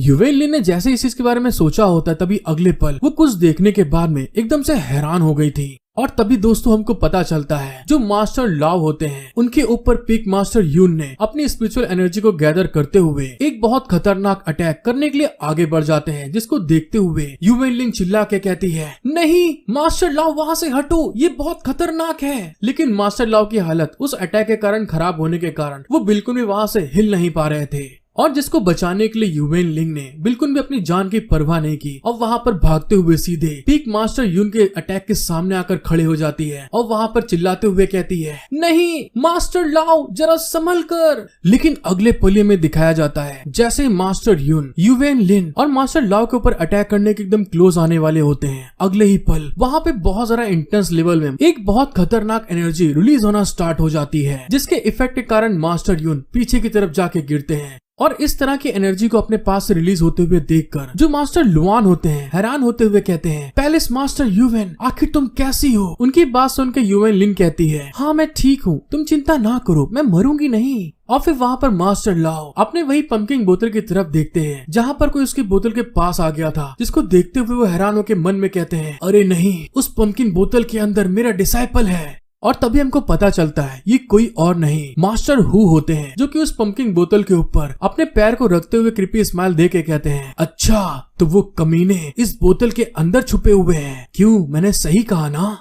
और इस बात को कहने के बाद वो तुरंत वहाँ पे अपने पैर को उठाते हुए उस पंपकिन बोतल को तोड़ने के लिए नीचे की तरफ गिराने लगते हैं, जिसको देखते हुए मास्टर लाव चिल्ला के कहते हैं नहीं ऐसा मत करो। और दूसरी तरफ युवेन लिन भी चिल्ला के कहती है ये लाओ नहीं, मेरा भाई है उसमें। लेकिन तभी जैसे ही वहाँ पर युवेन लिन ने चिल्लाया होता है, अगले ही पल उस पंपिंग बोतल के अंदर से बहुत ढेर सारी स्पिरिचुअल एनर्जी बाहर निकलने लगती है और उसके ऐसा होने के साथ में उस पंपकिन बोतल के अंदर से बहुत ढेर सारे स्लैश जो होते हैं बाहर की तरफ निकलते हैं और मास्टर हु के ऊपर पूरी तरह से अटैक होना स्टार्ट हो जाता है। उनकी बॉडी के हर जगह से वहाँ पर खून ही खून निकलने लगता है और उनको कुछ नहीं समझ में आता कि अचानक से यहाँ पर क्या हुआ। अपने पीक मास्टर के ऊपर अटैक होते हुए देखकर जो दूसरे पीक मास्टर होते हैं वहाँ पे हैरान होते हुए चिल्ला के कहते हैं पीक मास्टर हु तुम्हें क्या हुआ अचानक से। और दूसरे साइड में हमें अपने हीरो और उसके मास्टर की तरफ दिखाया जाता है, वो भी वहाँ पर पंपकिन के अंदर से एनर्जी निकलते हुए देखकर बिल्कुल हैरान हो गए थे। और तभी वहाँ पर जो अपना हीरो होता है ये लाओ अपनी हीरोइन मिस जिन को बिल्कुल मजे से चिपकाए हुए बाहर निकलते हुए कहता है मास्टर सिस्टर क्या तुम लोग ठीक हो दोनों, ये देखो मैं वापस आ गया हूँ। Hello guys, becoming god by teaching 6 sisters के पार्ट 13 में आप सभी का वेलकम। आपको वीडियो पसंद आती है तो प्लीज गाइस मेरा सपोर्ट करें, एक लाइक सब्सक्राइब जरूर कर दीजिएगा। और इसी के साथ चलते हैं आगे। एपिसोड की शुरुआत में हमें दिखाया जाता है उस पंपकिन बॉल के अंदर से जैसे ही वो दोनों निकलते हैं तो मिस जिन तुरंत तुरंत भागकर आगे जाने लगती है, जिसको देखते हुए अपना हीरो कहता है कि मिस जिन, मास्टर और सिस्टर का ध्यान रखो जाकर। लेकिन जैसे ही वहाँ पर मिस जिन भागकर आगे जाने लगती है, तभी अचानक से वहाँ पर उसका पैर फिसल जाता है और वो गिरते हुए चिल्ला देती है। और इस चीज को देखते हुए तुरंत अपना हीरो वहाँ पर मिस जिन को बड़ी अदाओं के साथ में उसकी कमर में हाथ डालते हुए उसको वहाँ पे संभालते हुए कहता है, क्या तुम ठीक हो? मिस जिन भी वहाँ पर इस तरह से अपने आप को संभालते हुए ऐसे पोज में अपने हीरो के साथ देखते हुए ब्लश करके कहती है, हाँ मैं ठीक हूँ, तुम्हें चिंता करने की जरूरत नहीं है। और जब दूसरे साइड में मास्टर लाओ और उसकी सिस्टर जब इस तरह से उसको पकड़े हुए देखते हैं, तो वहाँ पर थम्स अप करते हुए कहते हैं, क्या बात लौंडे, तुमने तो जीत हासिल कर ली है। मतलब ये हुआ कि तुमने अंदर जाके बाजाबाजी करते हुए डुअल कल्टीवेशन करके उस हॉट को हासिल कर लिया होगा। उन दोनों लोगों को इस तरह से करते हुए देखकर जो अपना हीरो होता है वहाँ पे शर्माते हुए कहता है, अरे ऐसी कोई बात भी नहीं है, उस स्वॉर्ड को रिफाइन करने में जूनियर सिस्टर ने मेरी मदद करी। उसकी ऐसी बात सुन के जो उसके मास्टर होते हैं वहाँ पर उसको फिर से छेड़ते हुए कहते हैं, तुम असली लौंडे, होता सबके पास है, दिखाता कोई कोई है, और अब तुम यहाँ पर बेकसूर होने का दिखावा करने की कोशिश कर रहे हो। लेकिन दूसरे साइड में जो पीक मास्टर्स होते हैं, पीक मास्टर हु के मरने के कारण वहाँ पर बहुत ज्यादा गुस्सा आ जाते हैं और अपने हीरो के ऊपर अटैक करते हुए चिल्ला के कहते हैं, जिंदगी के बदले जिंदगी, आज तुम जिंदा रहोगे या हम जिंदा रहेंगे। और फिर वहाँ पर पीक मास्टर स्वाम के चिल्लाते हुए आगे बढ़ के कहती है, तुम दोनों कमीने लोगों ने मुझे पीक मास्टर से बदला लेने में रोकने की कोशिश करी, अभी रुको, मैं बोल दे रही हूँ, मैं तुम्हारी अम्मा बहनी पे आ जाऊंगी।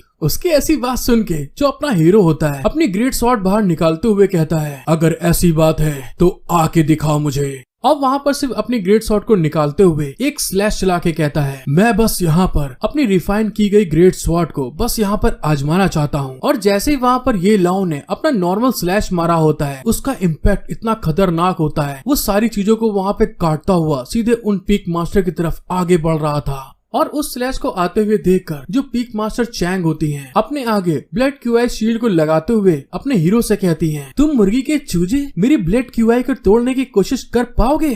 और जैसे ही वहाँ पर उन्होंने इस चीज के बारे में बोला होता है, तभी अचानक से जो स्वॉर्ड स्लैश अपने हीरो ने लगाया होता है वो आगे बढ़ते हुए पीक मास्टर चैंग के ब्लड शील्ड को तोड़ते हुए उनके बॉडी के आर पार निकल जाता है, जिस चीज के होने के कारण उनकी बॉडी के अंदर से ब्लड निकलने लगता है। और अगले पली में दिखाया जाता है उसका इम्पैक्ट इतना तगड़ा होता है कि पीक मास्टर चैंग के मुंह से भल से किलो भर खून निकल आता है, जिस चीज को होते हुए देख के वो कहती हैं, अरे ये कैसे हो सकता है। पीक मास्टर चैंग की ऐसे कंडीशन देख के जो दूसरे साइड में अपना बढ़ाओ पीक मास्टर और पीक मास्टर सॉन्ग होती हैं, दोनों हैरान होकर चिल्ला के कहते हैं, उसकी ब्लड शील्ड तो हेवनली थंडर को भी झेल सकती है, तो उसके सिर्फ ऐसे मामूली अटैक के कारण वो कैसे टूट गई। उन दोनों लोगों को इतना हैरान देख के जो मास्टर लाओ होते हैं बहुत ज्यादा खुश होते हुए हंस के कहते हैं ये एंसेस्ट्रल स्वॉर्ड है जो कि एक फियरलेस आर्टिफैक्ट है, और इस स्वॉर्ड को रोकने की कोशिश करने के लिए लीड आउट सेट की इविल टेक्निक का इस्तेमाल करना एकदम बेकार सपने जैसा है, तो तुम इस चीज को कैसे कर सकती हो।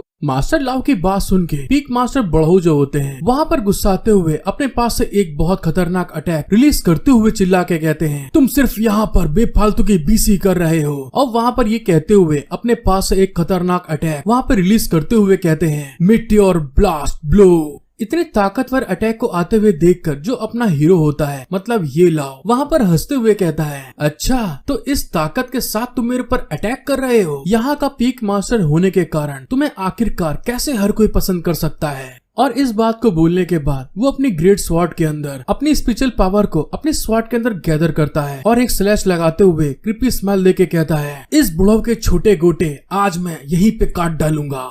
और जैसे ही दोस्तों वहाँ पर वो अपनी ग्रेट स्वॉर्ड का अटैक करता है, अगले ही पल जो उसका अटैक आ रहा होता है वो तो पता ही नहीं चलता और उसकी स्वॉर्ड का अटैक सीधे पीक मास्टर बुढ़ऊ के आर पार हो जाता है, छाती को चीरते हुए। और जैसे ही वहाँ पर उसकी बॉडी के अंदर से उसका अटैक आर पार होता है, पीक मास्टर चैंग के तरीके भले से बाहर खून निकल आता है और उसकी आत्मा पर लोक सुधार जाती है। और वहाँ पे वो मरते हुए चिल्ला के जमीन की तरफ गिरने लगता है। और इस चीज को होते हुए देखकर जो पीक मास्टर सॉन्ग होती हैं उनके तो दोस्तों तोते उड़ जाते हैं और वो हैरान होते हुए चिल्ला के कहती हैं, हाँ ये कैसे हो सकता है। उसको इतना ज्यादा शॉक्ड होते हुए देखकर अपना हीरो उसकी ओर आगे की तरफ आते हुए कहता है, तो फिर पीक मास्टर सॉन्ग अब तो केवल मुर्गियों के झुंड में तुम ही बची हो। अगर तुम्हारे पास भी कोई बेकार के ट्रिक हैं तो प्लीज उन्हें जल्दी करो और इस्तेमाल करके दिखाओ मेरे को। अपने हीरो के ऐसे एटीट्यूड को देखकर पीक मास्टर सॉन्ग के बुरी तरह पसीने छूट रहे थे। और फिर अगले ही पल जो अपना हीरो होता है अपने एसेंट्रल ग्रेट स्वॉर्ड के अंदर अपनी स्पिरिचुअल एनर्जी को उसके अंदर डालते हुए मन में कहता है, मैं भले ही यहाँ पर भूल चुका हूँ कि ये मेरी ग्रेट स्वॉर्ड एब नॉर्मल है, लेकिन मेरे इस स्वॉर्ड के इस्तेमाल करने से जो मेरी स्पिरिचुअल क्यूआई है बहुत जल्दी खत्म हो रही है। अपने हीरो के ऐसी बात सुन के दूसरे साइड में जो पीक मास्टर सॉन्ग होती है वहाँ पे घबराते हुए कहती है, हे लौंडे तुम बहुत अच्छे हो और मैंने बहुत सालों से तुमसे बहुत सी चीजें छिपाई हैं, लेकिन मुझे इस चीज की उम्मीद नहीं थी कि हम तुम्हारे हाथों में अपने असली चेहरे को दिखा देंगे। तो फिर ठीक है, तुम सिर्फ मेरा इंतजार करो और देखो मैं आगे क्या करूंगी। और इस बात को कहते हुए जो पीक मास्टर सॉन्ग होती है जमीन के अंदर बहुत ढेर सारे धमाके करना स्टार्ट कर देती है और धमाके करके वहाँ से भाग के जाने की कोशिश करते हुए कहती हैं, अगर मैं तुमको हरा नहीं सकती तो मेरे लिए 36 स्ट्रेटेजी को यूज करना सबसे बेहतर प्लान है। मतलब कि दोस्तों चोरी छुपे यहाँ से निकल लेना। अपना हीरो उसको जाते हुए देखकर अपने स्वॉर्ड को रेडी करते हुए कहता है, ये औरत सच में एक डाइन है जिसके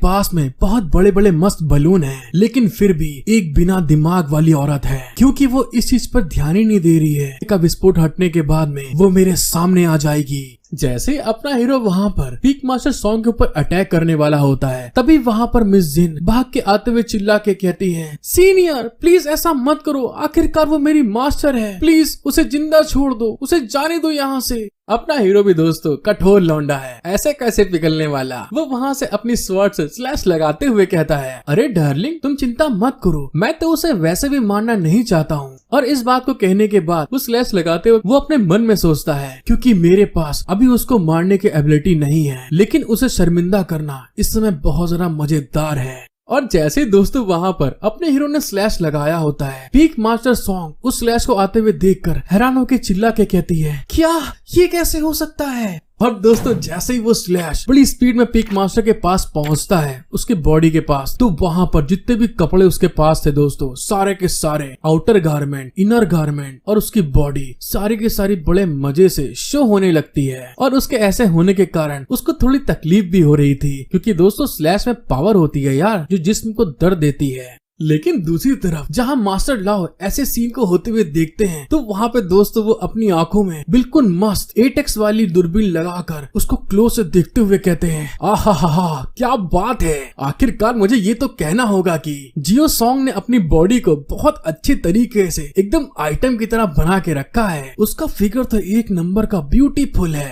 अपने हीरो के स्लैश से वहाँ पर पूरे के पूरे कपड़े फड़वाने के बाद में वहाँ पर पीक मास्टर सॉन्ग बहुत ज्यादा गुस्साते हुए उसके ऊपर चिल्ला के कहती है, तुम लौंडे कमीने हरामखोर, तुमने मुझे यहाँ पर सबके सामने आज शर्मिंदा कर दिया है। ये लाओ, तुम ये बात को याद रखना, मैंने अभी तक अपना काम पूरा नहीं किया है। और दोस्तों जहाँ पर उसका मास्टर एक नंबर का ठरकी कमीना है तो स्टूडेंट कहाँ पीछे होने वाला था। वो वहाँ पर 4x लगाकर घूर के देखते हुए ब्लेस करके कहता है, ओहो सच में यार मस्त है ये तो। और हाँ इसके पास तो सच में एक बहुत बड़ा मस्त एक बलून का गोला है यार। ये लाओ वहाँ की फीलिंग में भूल गया था कि उसके बगल में जो उसकी पटाखा माल थी वो खड़ी थी और वहाँ पे वो उसकी बात सुन के गुस्साते हुए कहती है, तुम कमीने बेशरम बदबूदार इंसान, आखिरकार तुम किस बारे में बात कर रहे हो। ये ला भी वहाँ पर आसमान की तरफ देखते हुए कहता है, अरे मेरी जान इतना गुस्सा मत करो, मैं तो सूरज को देख के ऐसी बात कह रहा था। उन सभी लोगों को निपटाने के बाद में जो उसकी थर्ड सिस्टर होती है अपने आप को संभालते हुए आगे आकर कहती है, ये लाओ तुम इसे जाने दो, क्योंकि जो फ्यूचर में प्रॉब्लम आने वाली है वो खत्म ऐसे नहीं होगी जब तक कि हम घास को पूरी तरह से जड़ से नहीं निपटा देते। लेकिन दूसरी तरफ हमें युलाओ की हालत दिखाई जाती है जो कि वहाँ पर 3 स्लैश लगाने के कारण बुरी तरह खराब हो चुकी थी, उसके पसीने आ रहे थे। और वहाँ पर अपनी बहन की बात सुन के वो कहता है, सिस्टर तुम्हारे लिए बात करना आसान है, चाहे तुम कुछ भी करो, लेकिन इस टेक्निक को यूज करने के कारण मेरी हालत बुरी तरह खराब हो गई है। मेरे अंदर QI का एक डेंटियन भी नहीं बचा है और यहाँ तक कि मैं अपने बल पे खड़ा भी नहीं रह सकता। मैं अब बुरी तरह से थक चुका हूँ, मेरी ताकत। और जैसे ही वहाँ पर वो कुछ आगे बोलने वाला होता है उसके मास्टर उसे रोकते हुए कहते हैं, अरे लौंडे इस समय ऐसा इसलिए हुआ था क्योंकि तुम वुफेन बुरी टेक्निक से लड़ने के लिए माहिर नहीं थे और इसलिए उन्होंने अपने गार्ड को नीचे दिखाया। सॉन्ग ह्यूंग्यू के फिर से इकट्ठा होने और बदला लेने का इंतजार करना ये और भी खतरनाक होगा। उसकी सिस्टर भी वहाँ पर कहती है, हाँ ऐसा लगता है कि आज वो समय आ गया है कि हम आपको सब कुछ बता दें। अपनी सिस्टर की बात सुन के जो अपना हीरो येला होता है वहाँ पे सड़ा से मुंह बनाते हुए कहता है, तुम क्या मुझे बताने की बात कर रही हो, और पैलिस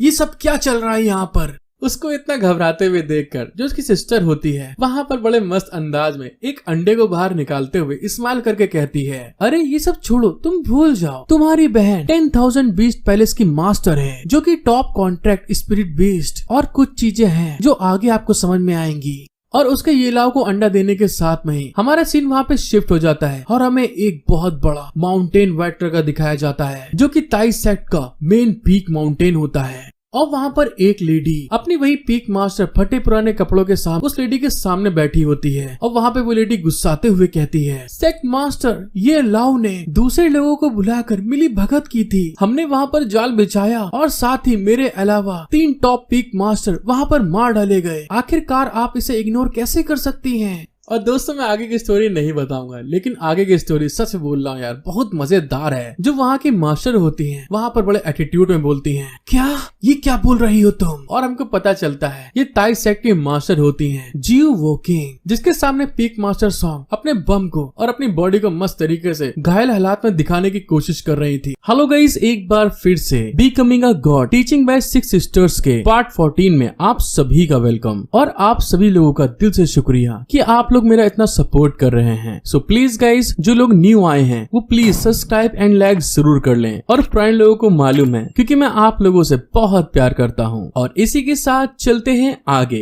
एपिसोड की शुरुआत में हमें दिखाया जाता है जब अपने हीरो ये लाओ को वहाँ पे एग मिलता है, तो उसी के साथ में वहाँ से सीन शिफ्ट हो जाता है और हमको रात के टाइम में दिखाया जाता है। अपना हीरो वहाँ पे उस एग को देखते हुए बहुत ज्यादा एक्साइटेड होके बोलता है, अरे वाह, ये एग तो बहुत कमाल का है। और तो और मुझे ऐसा लग रहा है जैसे कि ये मेरी बॉडी की क्यूआई एनर्जी को एब्सॉर्ब कर रहा है। आखिरकार ये किस तरह का स्पिरिचुअल एग है? अपने हीरो की बात सुन के जो मिस जिन होती हैं हैरान होके कहती हैं, अरे क्या तुमको सिस्टर ने नहीं बताया कि किस तरह का एग है? मिस जिन की बात सुन के जो अपनी थर्ड सिस्टर होती हैं वहाँ पे गुस्से के कारण नहाते हुए गेट खोल के बाहर आते हुए चिल्ला के कहती हैं, ये तुम लोग किस तरह की बात कर रहे हो? बेशक ये एक मेरे भाई के लिए सरप्राइज है जिसे मैं उसे देना चाहती हूँ। अगर मैंने उसे बता दिया तो सरप्राइज कैसा? अपने सिस्टर को इस तरह से बाहर निकलते हुए देख के अपना हीरो हैरान होते हुए चिल्ला के कहता है, अरे सिस्टर, तुम किस तरह की लेडी हो? क्या तुम गुस्से के कारण भूल चुकी हो कि तुमने अभी कपड़े नहीं पहने हैं? अपने हीरो की सिस्टर उसको रिप्लाई देते हुए कहती है, अभी अभी लड़ाई में मेरे कपड़े फट गए, तो इसीलिए मेरे लिए एक नए कपड़े को ढूंढना थोड़ा मुश्किल है। और तभी दोस्तों में दिखाया जाता है जब वो लोग वहाँ पे लड़ाई कर रहे होते हैं तो उनके घर के बाहर बहुत ढेर सारे असेसियंस, बोले तो निंजा, बाहर उनका इंतजार कर रहे थे। लेकिन तभी अचानक से अपने हीरो ये लाओ को बाहर खड़े लौंडों के बारे में एहसास हो जाता है और तभी वहाँ पर वो नोक-झोंक को रोकते हुए कहता है, सिस्टर, वो लोग आ चुके हैं। अपने हीरो की बात सुन के मिस जिन वहाँ पे घबराते हुए कहती है, क्या मास्टर ने उन्हें बदला लेने के लिए भेज दिया? और दूसरे साइड में जो अपने हीरो ने अपनी सिस्टर को कपड़े दिए हुए थे उस कपड़े को देखते हुए वहाँ पे गुस्साते हुए कहती है, ये तुमने मुझे कैसे कपड़े दिए हैं? इन कपड़ों को पहनने में मुझे बहुत दिक्कत हो रही है क्योंकि इन कपड़ों में मेरी सेक्सी बॉडी दिखाई नहीं दे रही है। लेकिन जब वो असिस्टेंट्स आगे की तरफ बढ़ रहे होते हैं तभी वहाँ पे मास्टर लाओ अपने हीरो के घर के ऊपर बैठे हुए मजे से दारू पी रहे थे, जिसको देखते हुए उन असिस्टेंट का लीडर अपने मास्टर से कहता है, पीक मास्टर लाओ, प्लीज ये लाओ को बाहर आने दें और उससे कहें कि हमारे साथ में चले। लेकिन जैसा कि हम लोग जानते हैं पीक मास्टर लाओ का वो डिसाइपल है। उनकी बात सुनते हुए पीक मास्टर लाओ कहते हैं, अरे मुझे तो देखते हुए बहुत ज्यादा ताजुब हो रहा है कि पीक मास्टर सॉन्ग ह्यूंग्यू उसको लेने के लिए खुद क्यों नहीं आई और उसने अपने सपोर्टर्स को भेजा यहाँ पर। लेकिन मुझे ये उम्मीद नहीं थी कि उसे ताई सेट के सीक्रेट का बिल्कुल भी पता नहीं होगा। मास्टर लाओ की बात सुन के जो मिस जिन होती हैं वहाँ पे हैरान होते हुए कहती हैं, ये लाओ मेरी जान, मुझे बताओ मास्टर लाओ यहाँ पर किस चीज को प्रोटेक्ट करने की बात कर रहे हैं? क्योंकि ये लोग जितने भी यहाँ पर आए हैं कम से कम मॉर्टल बेस के रिलम पे हैं और तो और उनका इमोर्टल स्वॉर्ड एराय आसानी से एक पीक मास्टर को मार सकता है। लेकिन सेक्ट मास्टर उन्हें ऐसे ही भेज देंगे क्या? अपने डार्लिंग की बात सुनते हुए अपना हीरो कहता है, वहाँ पे केवल 2 लोग हैं जो इस चीज के बारे में बातचीत कर सकते हैं। सॉन्ग ह्यूंग्यू ने इतने सालों में सेक्ट मास्टर का विश्वास जीत लिया है, या फिर मुझे डर है कि ताई सीक्रेट गार्ड भी सॉन्ग ह्यूंग्यू के ग्रुप के होंगे। और उसके ऐसे कहने के साथ में ही दूसरे साइड में जो लोग उनको पकड़ने आए थे वो आगे बढ़ने लगते हैं उन लोग को आगे बढ़ते हुए देखकर जो मास्टर लाओ होते हैं उनके सामने आके कहते हैं, हे लौंडे, मेरी बात सुनो, जिसने भी तुमसे कहा है यहाँ आने के लिए वो सच में एक नंबर की आलसी और बेकार औरत है, और तुम उसकी बात सुन के यहाँ पर ये लाओ को ले जाना चाहते हो, और ये बस इस चीज पर निर्भर करता है कि तुम लोगों के अंदर इतना दम है भी कि नहीं। और यहाँ पे दोस्तों इनकी बात सुन के लगता है कि सच में एक नंबर का कठोर लौंडा है ये, बोले तो असली मर्द। मास्टर लाओ की बात सुनते हुए वहाँ पे जो सामने बढ़ रहा था आदमी वहाँ पे घबराते हुए कहता है, ओल्ड मास्टर लाओ, आपको कुछ गलत फहमी हो गई है। लेकिन मास्टर लाओ को तो मालूम ही था कि यहाँ पे लफड़ा क्या चल रहा है। लेकिन तभी मास्टर लाओ के सामने मोटू और पतलू की जोड़ी एकदम सामने आ जाती है, और फिर वहाँ पर मोटू समझाते हुए मास्टर लाओ से कहता है, ये सेक्ट मास्टर का आदेश था, वो ये लाओ को खुद सामने आकर समझाने की कोशिश करना चाहती थी। और तभी वहाँ पे पतलू कहता है, और तो और तुम लोगों ने 3 टॉप मास्टर में से उन सभी को मार डाला, क्या तुम लोग सच में यहाँ पर विद्रोह करने जा रहे हो? उन लोग की ऐसी बात सुनने के बाद में जो पीक मास्टर लाओ होते हैं वहाँ पर गुस्साते हुए कहते हैं, तुम बेफालतू के बहाने बनाना बंद करो। अपने मास्टर गुस्से में देखकर और वहाँ के लोगों को देखकर अपना हीरो आगे बढ़ते हुए चिल्ला के कहता है, मास्टर, आपको लड़ने की कोई जरूरत नहीं है, मैं उनके सामने जाकर खुद उनसे बातचीत करना चाहता हूँ। और उसके ऐसा कहने के साथ में वहाँ पर सीन शिफ्ट हो जाता है, जहाँ पर मोटू पतलू आगे बढ़ते हुए गेट के सामने जाकर कहते हैं, सेक्ट मास्टर, हम ये लाओ को यहाँ पर ले आए हैं। उनकी बात सुनते हुए सेक्ट मास्टर कहती है, हाँ ठीक है, उसे अंदर आने दो। और जहाँ पर सेक्ट मास्टर की आवाज सुन के अपना हीरो उनको ग्रीट करते हुए कहता है, सेक्ट मास्टर, मैं आपके सेट का एक सीखने वाला डिसाइपल ये लाओ हूँ, और मुझे आपसे मिलने में बहुत ज्यादा खुशी हुई। जब अपना हीरो अंदर आया होता है तो दूसरे साइड में जो सेक्ट मास्टर होती हैं वहाँ पर 2 लड़के के थ्रू बड़े आराम से अपने आप को नहलवा रही थी, क्योंकि दोस्तों सेक्ट मास्टर है यार, कुछ तो रंगबाजी चाहिए कि नहीं चाहिए। और फिर वहाँ पर अपने हीरो की बात सुनते हुए रंगबाजी में कहती हैं, क्या कहा तुमने कि तुम यहाँ पर सीखते हो? और तो और मुझे याद है 10 साल पहले तुम तो वही एक नंबर टैलेंट वाले डिसाइपल थे ना? क्यों, मैंने सही कहा ना? और तो और मुझे ऐसा पता चला है कि तुम बहुत बड़े बेवकूफ हो, तुम इन 10 सालों में कुछ भी नहीं सीख सकते। उनकी ऐसी बात सुन के और उनको ऐसे नग्न हालात में देखने के बाद अपने हीरो के वहाँ पसीने आ रहे थे, और तभी वहाँ पे वो घबराते हुए और शर्माते हुए अपने मन में कहता है, धत तेरे की, सेक्ट मास्टर सच में यहाँ पर नहा रही हैं। आखिर वो नहाते समय यहाँ पर मुझसे क्यों बात करने के लिए कह रही थी? अपने हीरो को इतना शर्माते हुए देखकर और दोस्तों वहाँ पे इतना सोचते हुए देखकर सेक्ट मास्टर वहाँ पर हंसते हुए कहती हैं, मुझे पता है कि तुम इस समय क्या सोच रहे हो, लेकिन पक्के तौर पर तुम इस समय मुझे नहाते समय पूरी तरह से नहीं देख पाओगे। और लेकिन बात सिर्फ इतनी सी है, मैं हर दिन इसी समय यहाँ पर नहाने के लिए आया करती हूँ, और तुम इसी समय पर यहाँ पर आ पहुँचे, तो फिर मैं अपने टाइम को क्यों बदलूं? जब वो लोग अंदर बातें कर रहे थे, दूसरे साइड में गेट के बाहर खड़ी हुई पीक मास्टर सॉन्ग और जो दूसरा बंदा होता है जिसके बारे में अभी नहीं बताया गया है, वो लोग इन लोग की बातें सुन रहे थे। और तभी वहाँ पर जो मोटू होता है पीक मास्टर सॉन्ग के पास बहुत जरा क्लोज आते हुए उनसे फ्लर्ट करते हुए कहता है, ये लाओ अंदर चला गया है। और तो और सेक्ट मास्टर इस समय सबसे कमजोर हुआ करती हैं, और तुम बताओ इसके अलावा तो फिर इसके लिए। लेकिन तभी वहाँ पर उनको आवाज आती है, सीनियर अब समय आ चुका है। और उस आवाज को सुन के वो लोग वहाँ पे हैरान हो गए थे। और जब पतलू आसमान की तरफ देखता है तो वहाँ पे चांद एकदम लाल कलर का पहुँच गया था, जिसको देखते हुए वो कहता है, अरे ये तो देखो, आज तो आसमान में जो चांद है खूनी रंग में बदल गया है। और उन लोग के बीच में दोस्तों क्या बातचीत हुई आगे हमें अभी नहीं बताया गया है। और फिर हमारा सीन शिफ्ट होके सेक्ट मास्टर की तरफ आ जाता है, जो कि वहाँ पर अपने हीरो से आगे कहती है, अच्छा तो तुम्हारा मतलब है कि जो चारों के चारों पीक मास्टर थे वो अपनी टेक्निक को प्रैक्टिस करते हुए वहाँ पर मारे गए।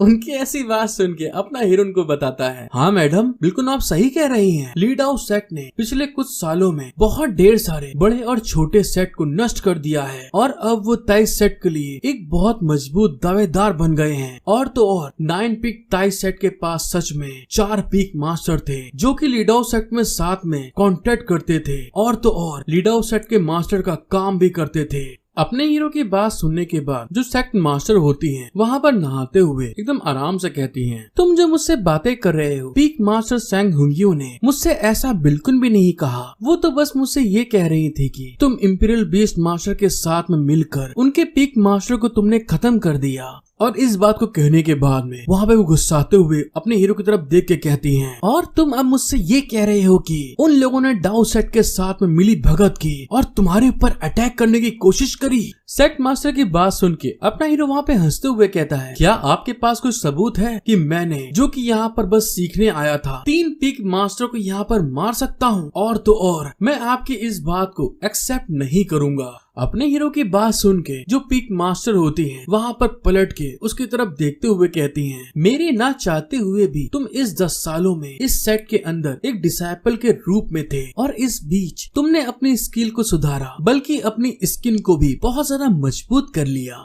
और जैसे वहाँ पर सेट मास्टर ने इस बारे में बोला होता है, जो उनके ऊपर की तरफ दोस्तों खिड़की या जो भी चीजें होती हैं वो वहाँ पर टूटना स्टार्ट हो जाती हैं। उनके ऊपर तीरों का अटैक होने लगता है और उन तीरों का अटैक इतना ज्यादा होता है दोस्तों, जो उनकी सेविकाएं होती हैं उनको नहलाने वाली उनके ऊपर भी जाकर वहाँ पे लगने लगती हैं। लेकिन किसी तरीके से जो सेट मास्टर होती हैं वहाँ पर अपने आप को बचा रही थी और अगले पल ही एक तीर जो होता है जो उनकी सेविका थी जो उनको नहलाती थी उसके हाथ पे जाके लगती है और ऐसा होने के कारण उसके हाथ में वहाँ पे पॉइजन फैल जाता है, जिस चीज को देखते हुए वो वहाँ पे घबराते हुए बुरी तरह चिल्लाने लगती है। जब अपना हीरो ये लव उस अटैक के ऐसे इम्पैक्ट को देखता है तो तुरंत वहाँ पे आगे बढ़ते हुए सेट मास्टर को बचाने की कोशिश करते हुए कहता है, नहीं ये बहुत खराब हुआ, ये तीरें तो बहुत ज्यादा जहरीली हैं। और जब सेट मास्टर अपने ऊपर ऐसे होते हुए हम लोग को देखती हैं तो वहाँ पर गुस्साते हुए कहती हैं, ये नपुंसक के पिल्ले हरामखोर, इनकी हिम्मत कैसे हुई टीआई सेट के ऊपर इस तरह से जंगली अटैक करने की। लेकिन तभी दूसरे साइड जो अपना हीरो होता है वहाँ पर उनको बचाने के लिए आगे की तरफ खूब जोर से बढ़ रहा था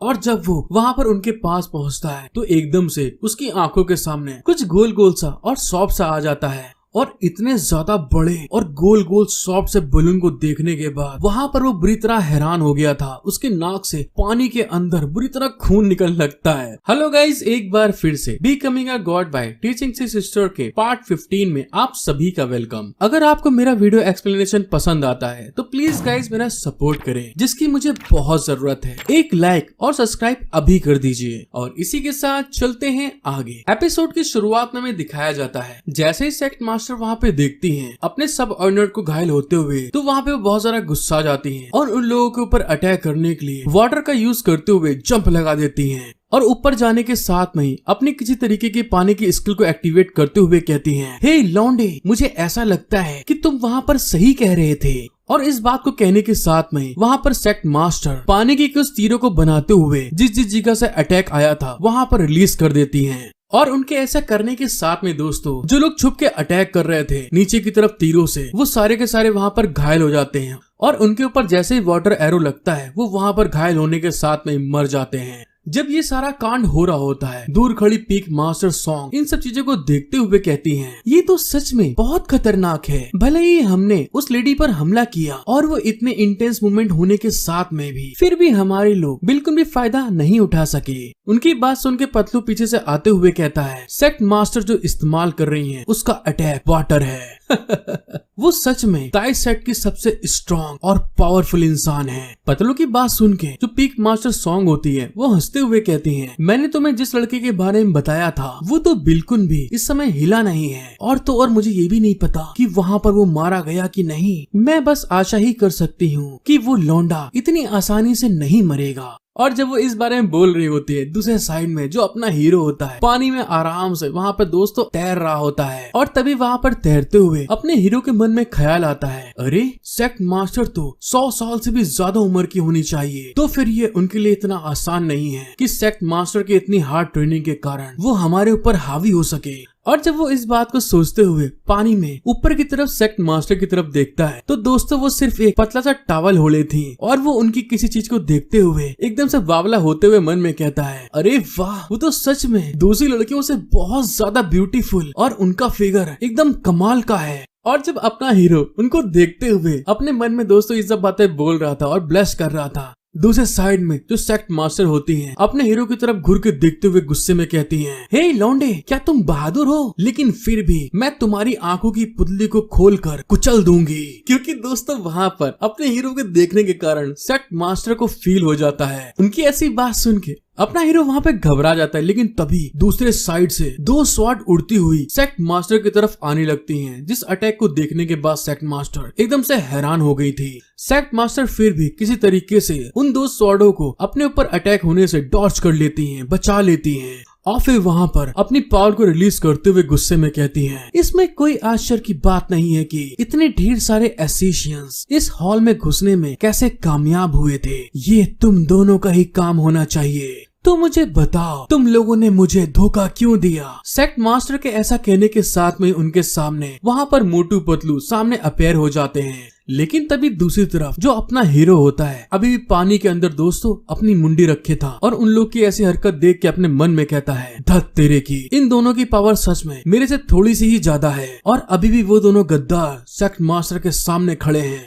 सेक्ट मास्टर की बात सुन के जो मोटू पतलू होते हैं, मोटू वहाँ पे हंसते हुए कहता है, क्या तुमको अभी भी सब कुछ यहाँ पर समझ में नहीं आया, या फिर मुझे अपने भाई के लिए यहाँ पर माफी मांगनी चाहिए? अरे बेवकूफ बुढ़िया, हमने सच में तुमको यहाँ पर धोखा दिया है। अपने भाई की बात सुन के पतलू वहाँ पे समझाते हुए कहता है, तुम इस तरह से उनसे बात नहीं कर सकते, क्योंकि हम उनको यहाँ पर मारने के लिए आए हैं। सेक्ट मास्टर उसकी बात सुन के बड़े एटीट्यूड में दोस्तों वही मस्त टावल में खड़े हुए मोटू पतलू से कहती है, तुम्हें तो यहाँ पर बहुत गर्व महसूस हो रहा होगा, क्योंकि तुम दोनों यहाँ पर एक दूसरे के सामने खड़े हुए बस यही सोच रहे हो। और जैसे ही वहाँ पर सेक्ट मास्टर ने इस चीज के बारे में बोला होता है, एकदम से वहाँ पर उनके मुंह से भले से दोस्तों खून निकल आता है और वो वहाँ पर हैरान हो गई थी। उनकी ऐसी बात सुन के जो मोटू होता है वहाँ पर एक टोकन को निकाल के एक्टिवेट करते हुए बड़े मजे में कहता है, हे बुढ़िया, क्या तुम सचमुच सोचती हो कि हम इतने बेवकूफ हैं? तुम्हारी इतनी ताकत पर ध्यान भी नहीं देंगे? क्या तुमको एहसास नहीं हुआ जो तुम आज मजे में नंग होके नहा रही थी उसमें कुछ अलग था?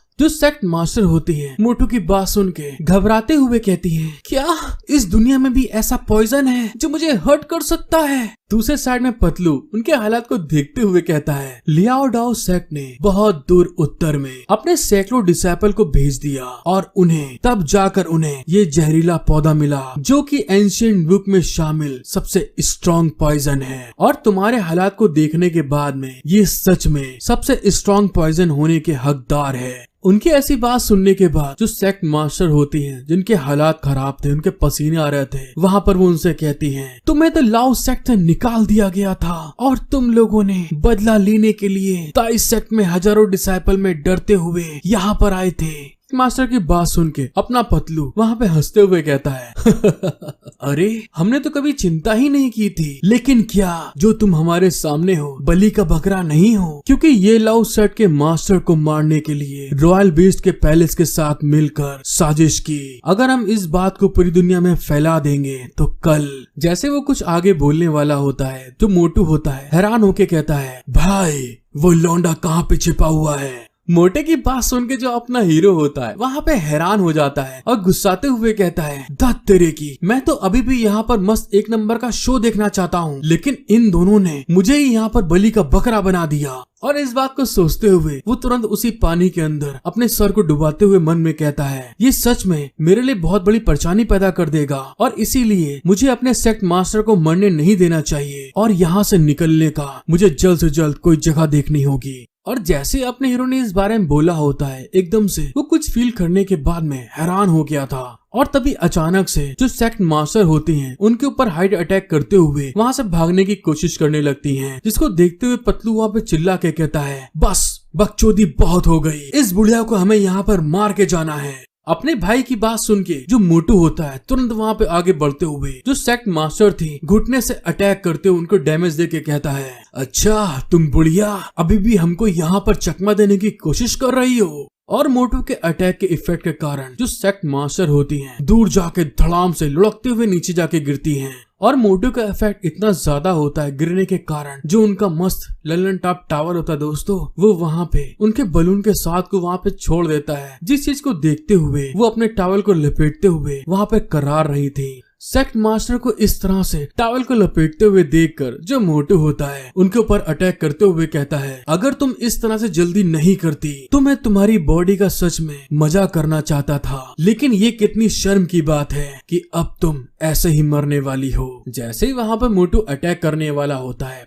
पानी में एकदम से कुछ इफेक्ट होता है और अगले ही पल दोस्तों हमें दिखाया जाता है जो अपने हीरो होता है अपनी मस्त लल्लन टॉप जो मास्टर होती है उसको ऐसे मरते हुए नहीं देख पाता और तभी वहाँ से निकलते हुए मोटू के ऊपर अटैक करते हुए गुस्से में चिल्ला के कहता है, तेरे जैसा बेढौल और मोटू आदमी मैंने पहली बार जिंदगी में देखा है। मोटू उसको अटैक करते हुए सेंस कर लेता है और अगले ही पल हमें दिखाया जाता है मोटू ने वहाँ पर अपने हीरो ने जो अटैक किया था उसको उछलते हुए डॉज कर लिया था। अपने हीरो के अटैक से बचने के बाद मोटू वहाँ पर गुस्साते हुए कहता है, तो तुम वही लौंडे हो जो यहाँ पर अभी तक छुपे हुए थे, लेकिन मुझे ये नहीं समझ में आ रहा कि तुम सेक्ट मास्टर के बाथटब में साले कर क्या रहे थे।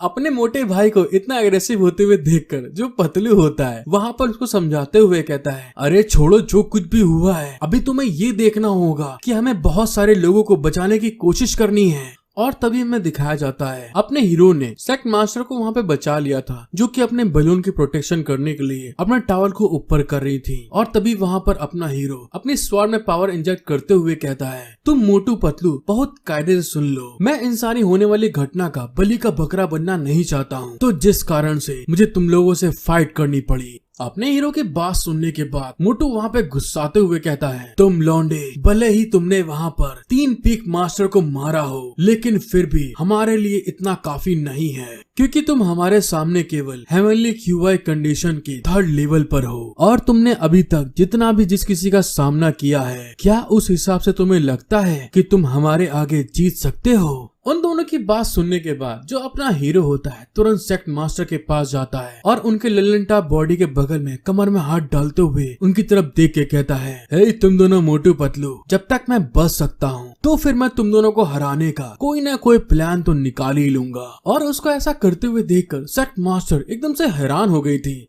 और अगले ही पल वो अपनी ग्रेट स्वॉर्ड के अंदर स्पेशल क्यूआई डालना स्टार्ट कर देता है और वहाँ पर सेक्ट मास्टर को पकड़ने के बाद जंप करते हुए एक अपनी ग्रेट स्वॉर्ड के अंदर स्पेशल गैदर करते हुए उनके ऊपर अटैक कर देता है। जिस चीज को देखते हुए वो लोग के पसीने आ जाते हैं और घबराते हुए कहते हैं, नहीं ये तो बहुत गलत है।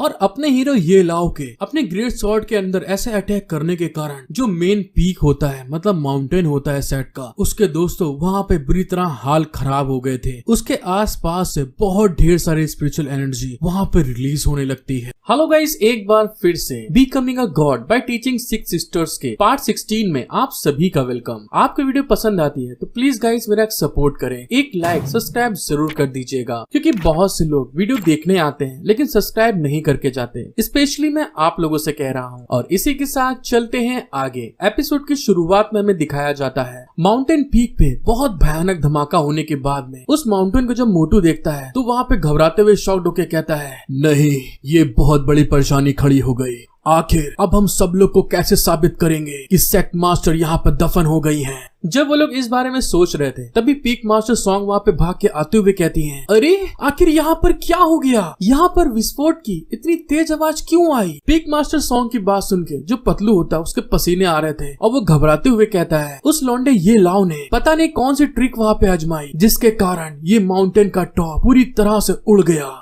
और दोस्तों लास्ट एपिसोड में थोड़ा सा मुझसे गड़बड़ी हो गई। जो पीक मास्टर सॉन्ग से वहाँ पे बात कर रहे थे वो बेसिकली यहाँ के एक एल्डर थे। पतलू की बात सुन के वो एल्डर सामने आते हुए कहते हैं, इस धमाके को सुनने के बाद यहाँ पर लोग आते होंगे और तुम लोगों को अपने बातचीत के तरीके से उन सभी से छुटकारा पाना चाहिए और साथ ही आसपास के एरिया को बंद कर दो और फिर धीरे धीरे सेक्ट मास्टर और उस लौंडे की तलाश करो। और हाँ ध्यान रहे दूसरे लोग इस जगह पर करीब भी ना दिखाई दे और इस चीज के लिए पक्का करो कि वो तुम्हारे सामने जिंदा या मुर्दा होने चाहिए। उन एल्डर की बात सुन के पतलू वहाँ पे उनसे कहता है, हाँ ठीक है हम ऐसा ही करेंगे। लेकिन दूसरे साइड जो पीक मास्टर सॉन्ग होती है उनके पसीने आ रहे थे। वो घबराते हुए कहती हैं, लेकिन यहाँ पर सबसे बड़ी परेशानी वाली बात तो लाओ ट्यानक्यू और उसके साथी हैं और वो लोग बहुत जल्द यहाँ पर आ जाएंगे। सीनियर प्लीज हमें बताएं हम क्या करें। पीक मास्टर सॉन्ग की बात सुन के वो जो सीनियर होते हैं वहाँ पर उड़ते हुए कहीं पे जाते हुए कहते हैं, तुम ये सब मुझ पे छोड़ दो, मैं जानता हूँ कि इन सब चीजों से कैसे निपटते हैं। जब वो एल्डर वहाँ से उड़ के जा रहे थे तभी दूसरे साइड में जो सेट के दूसरे डिसाइपल थे वहाँ पर भागकर आते हुए कहते हैं, अरे यहाँ पर क्या हो गया? आखिर टाई सेट के पीक के साथ ऐसा क्यों हो गया? हाँ, क्या हमारी मास्टर ठीक है? उन लोग को पीक के साइड आते हुए देखकर जो पतलू होता है वहाँ पर उन सभी को रोकते हुए कहता है, सेक्ट मास्टर के ऊपर अचानक से हमला हो गया है और अप्रेंटिस ये लाओ से पूछताछ हो रही है और अभी भी हमको नहीं मालूम कि सेक्ट मास्टर जिंदा है या मर गई। और प्लीज इन सारी सिचुएशन को संभालने के लिए जितनी जल्दी हो सके पीक पे वापस लौटे और कोई भी यहाँ पर हंगामा नहीं करेगा। पीक मास्टर की इस बात को सुन के वहाँ के लोग हैरान होते हुए कहते हैं, क्या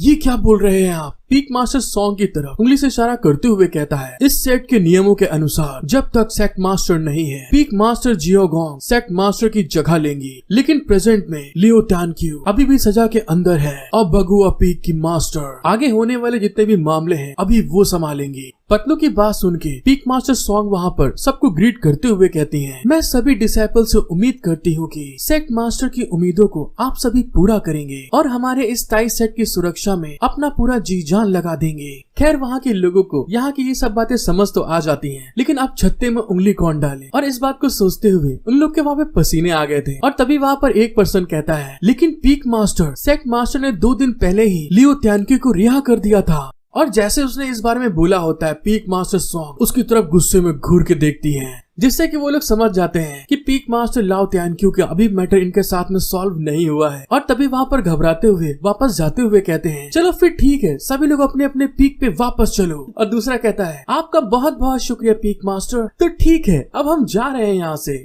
उन सभी लोग के जाने के बाद में पीक मास्टर सॉन्ग और मोटू पतलू दोनों को दोनों उस मलबे जहाँ पे धमाका हुआ था उसको घूर के देख रहे थे। और तभी वहाँ पर पीक मास्टर सॉन्ग उस मलबे की तरफ देखते हुए कहती हैं, अब चाहे जो कुछ भी हो जाए हमारा अगला स्टेप इस मलबे को खोदो और जल्दी से सेक्ट मास्टर को ढूंढो। और इसी के साथ हमारा सीन शिफ्ट हो जाता है और हमें दिखाया जाता है अंधेरे में किसी ने मशाल जलाई होती है। और फिर हमको पता चलता है जो अपना हीरो होता है लल्लन टाप पटाखा सेक्ट मास्टर को अपनी गोद में लेने के बाद वहाँ पर धमाका करते हुए एक सीक्रेट टनल में आ गया था। और उस जगह को देखते हुए अपना हीरो कहता है, ये तो पक्की बात है, ये इस माउंटेन पीक की एक सीक्रेट टनल है। चलो सौभाग्य से हम लोग अचानक से इस टनल के अंदर आ गए, वरना आज यहाँ पर मारे गए थे। और तभी दूसरी साइड हमें सेक्ट मास्टर को दिखाया जाता है जिनकी हालत बहुत बुरी हो चुकी थी मोटू की लात के कारण। और वहाँ पर वो अपने हीरो से कहती हैं, हे तुम लौंडे, तुम्हें टाई सेट के सीक्रेट के बारे में कैसे पता चला? सेक्ट मास्टर की बात सुन के अपना हीरो थोड़ा हैरान होते हुए बोलता है, अरे ऐसा इसलिए है क्योंकि यहाँ पर स्पिरिचुअल QI की मात्रा बहुत ज्यादा है। और इस बात को कहने के बाद अपना हीरो मन में कहता है, अरे डार्लिंग तुम्हें मैं कैसे बताऊं कि ना मैं खाली तुम्हारी सुंदर सुंदर पूरी बॉडी को साफ साफ देख सकता हूँ, बल्कि बहती हुई जितनी भी QI होती है उनको भी बहुत आसानी से देख सकता हूँ। हेलो गाइस, आप लोगों से एक रिक्वेस्ट है कि प्लीज मेरा सपोर्ट करें, जल्द से जल्द मेंबरशिप को भी ज्वाइन करना स्टार्ट कर दीजिए, जिसकी कॉस्ट मैंने बहुत ही लो रखी हुई है। तो अब चलते हैं आगे। सेक्ट मास्टर अपने हीरो की बात सुन के हैरान होते हुए मन में कहती है, ये लौंडा सच में जितना सिंपल दिखता है उतना है नहीं। माउंटेन पीक के नीचे एक सीक्रेट रूम है जहाँ टाई सेट के सेक्ट मास्टर को दरवाजे के पीछे यहाँ पर लाकर बंद कर देते हैं। उन्होंने हर एक सेक्ट के मास्टर की जिंदगी भर की मेहनत की स्पिरिचुअल QI अपने पास रखी ताकि वो अपने QI को बहुत ज्यादा मात्रा में बढ़ा सके।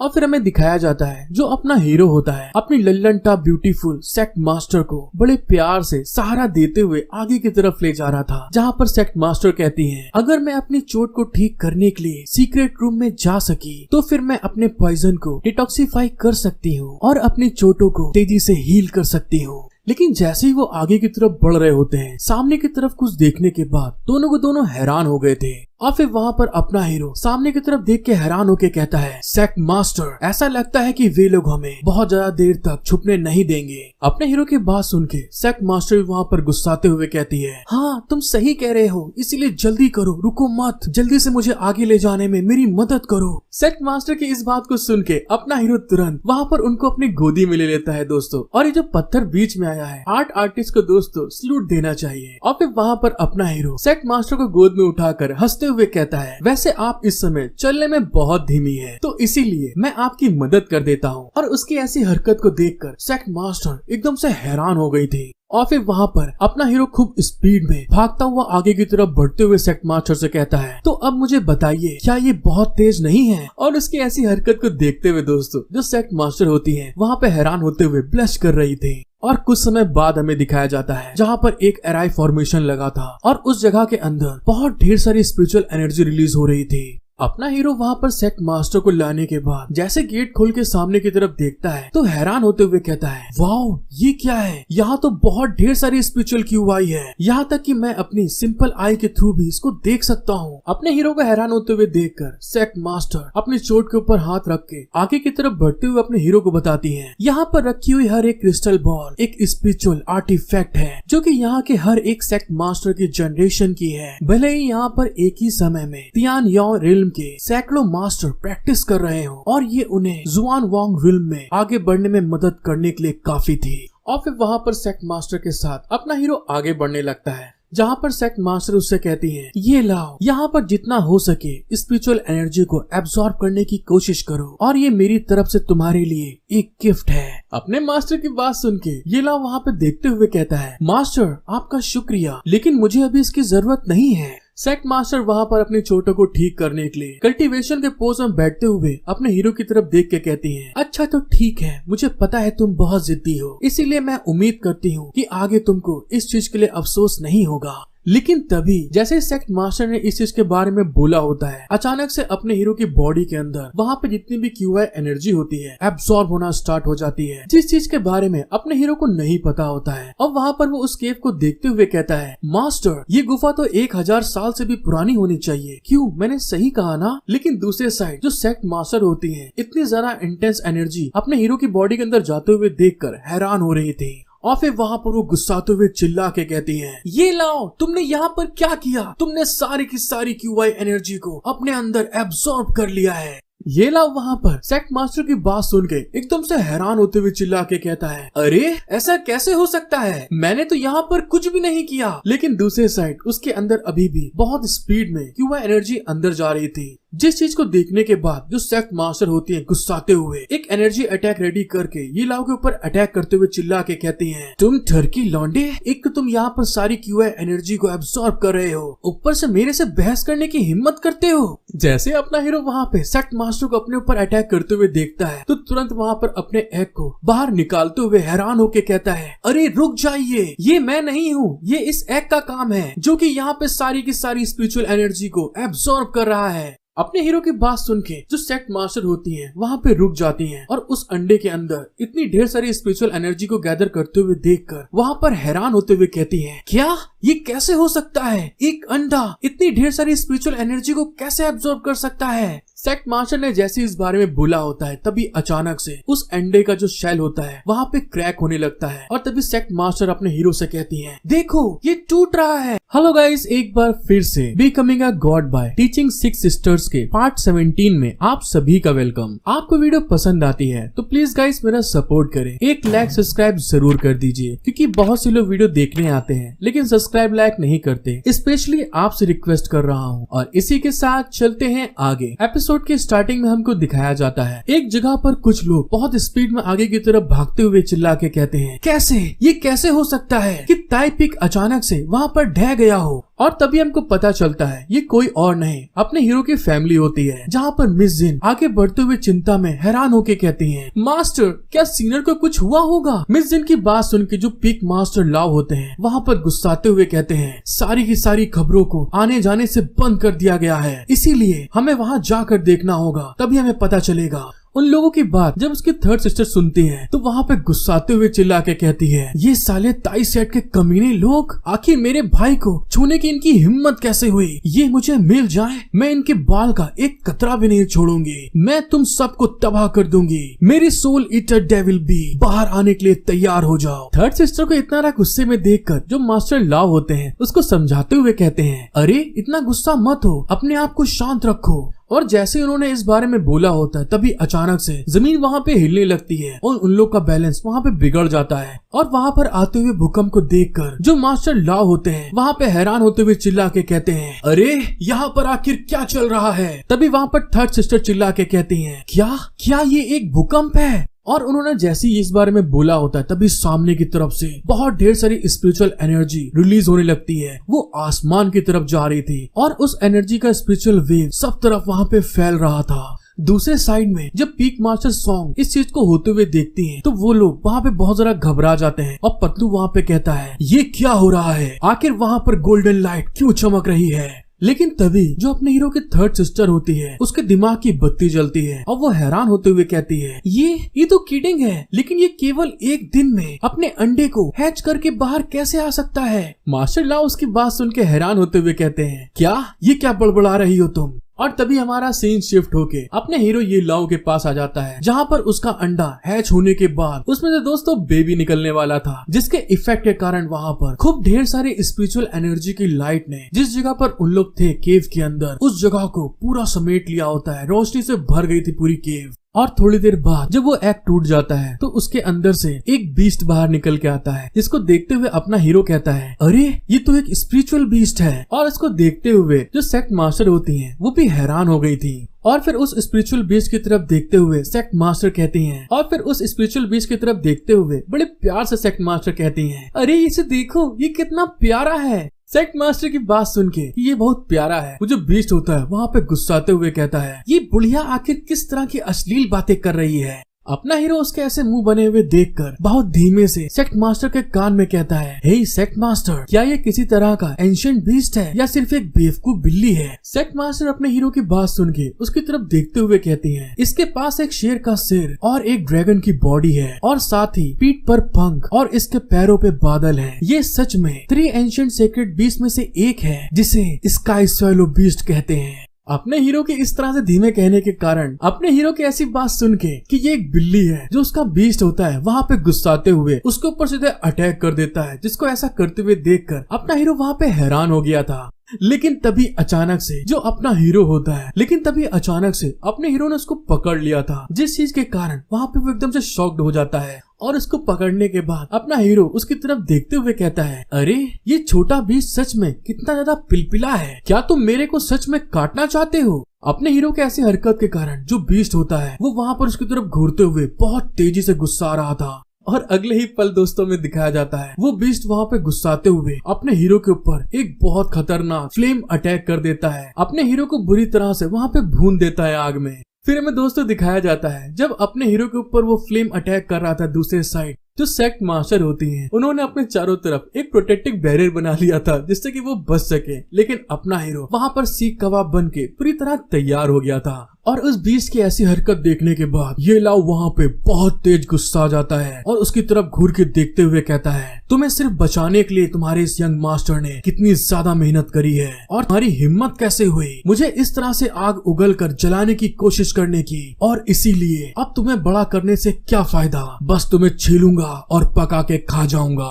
अपने हीरो की ऐसी बात सुन के वो जो बीस्ट होता है उसके पसीने आ गए थे, वो वहाँ पे घबरा गया था। लेकिन तभी दूसरे साइड जो सेक्ट मास्टर होती हैं अपने हीरो को बताती हैं तुम चाहकर भी ऐसा नहीं कर सकते, स्पिरिचुअल बीस्ट को वश करने के लिए तुम्हें उसके ब्रूटल स्ट्रेंथ के ऊपर भरोसा करना होगा। स्पिरिचुअल बीस्ट सच में बहुत होशियार होते हैं, तुम उसके ऊपर जितना एफर्ट डालोगे वो तुम्हारे कंट्रोल में होगा और उसके लिए तुम्हें सबसे पहले उसे शांत करने का तरीका ढूंढना होगा। इस चीज के बारे में सोचना होगा कि तुम उसे किस तरह से शांत कर पाओगे, और फिर आगे जब तुम यहाँ से बाहर निकलना तो तुम अपनी सिस्टर से मदद मांग लेना।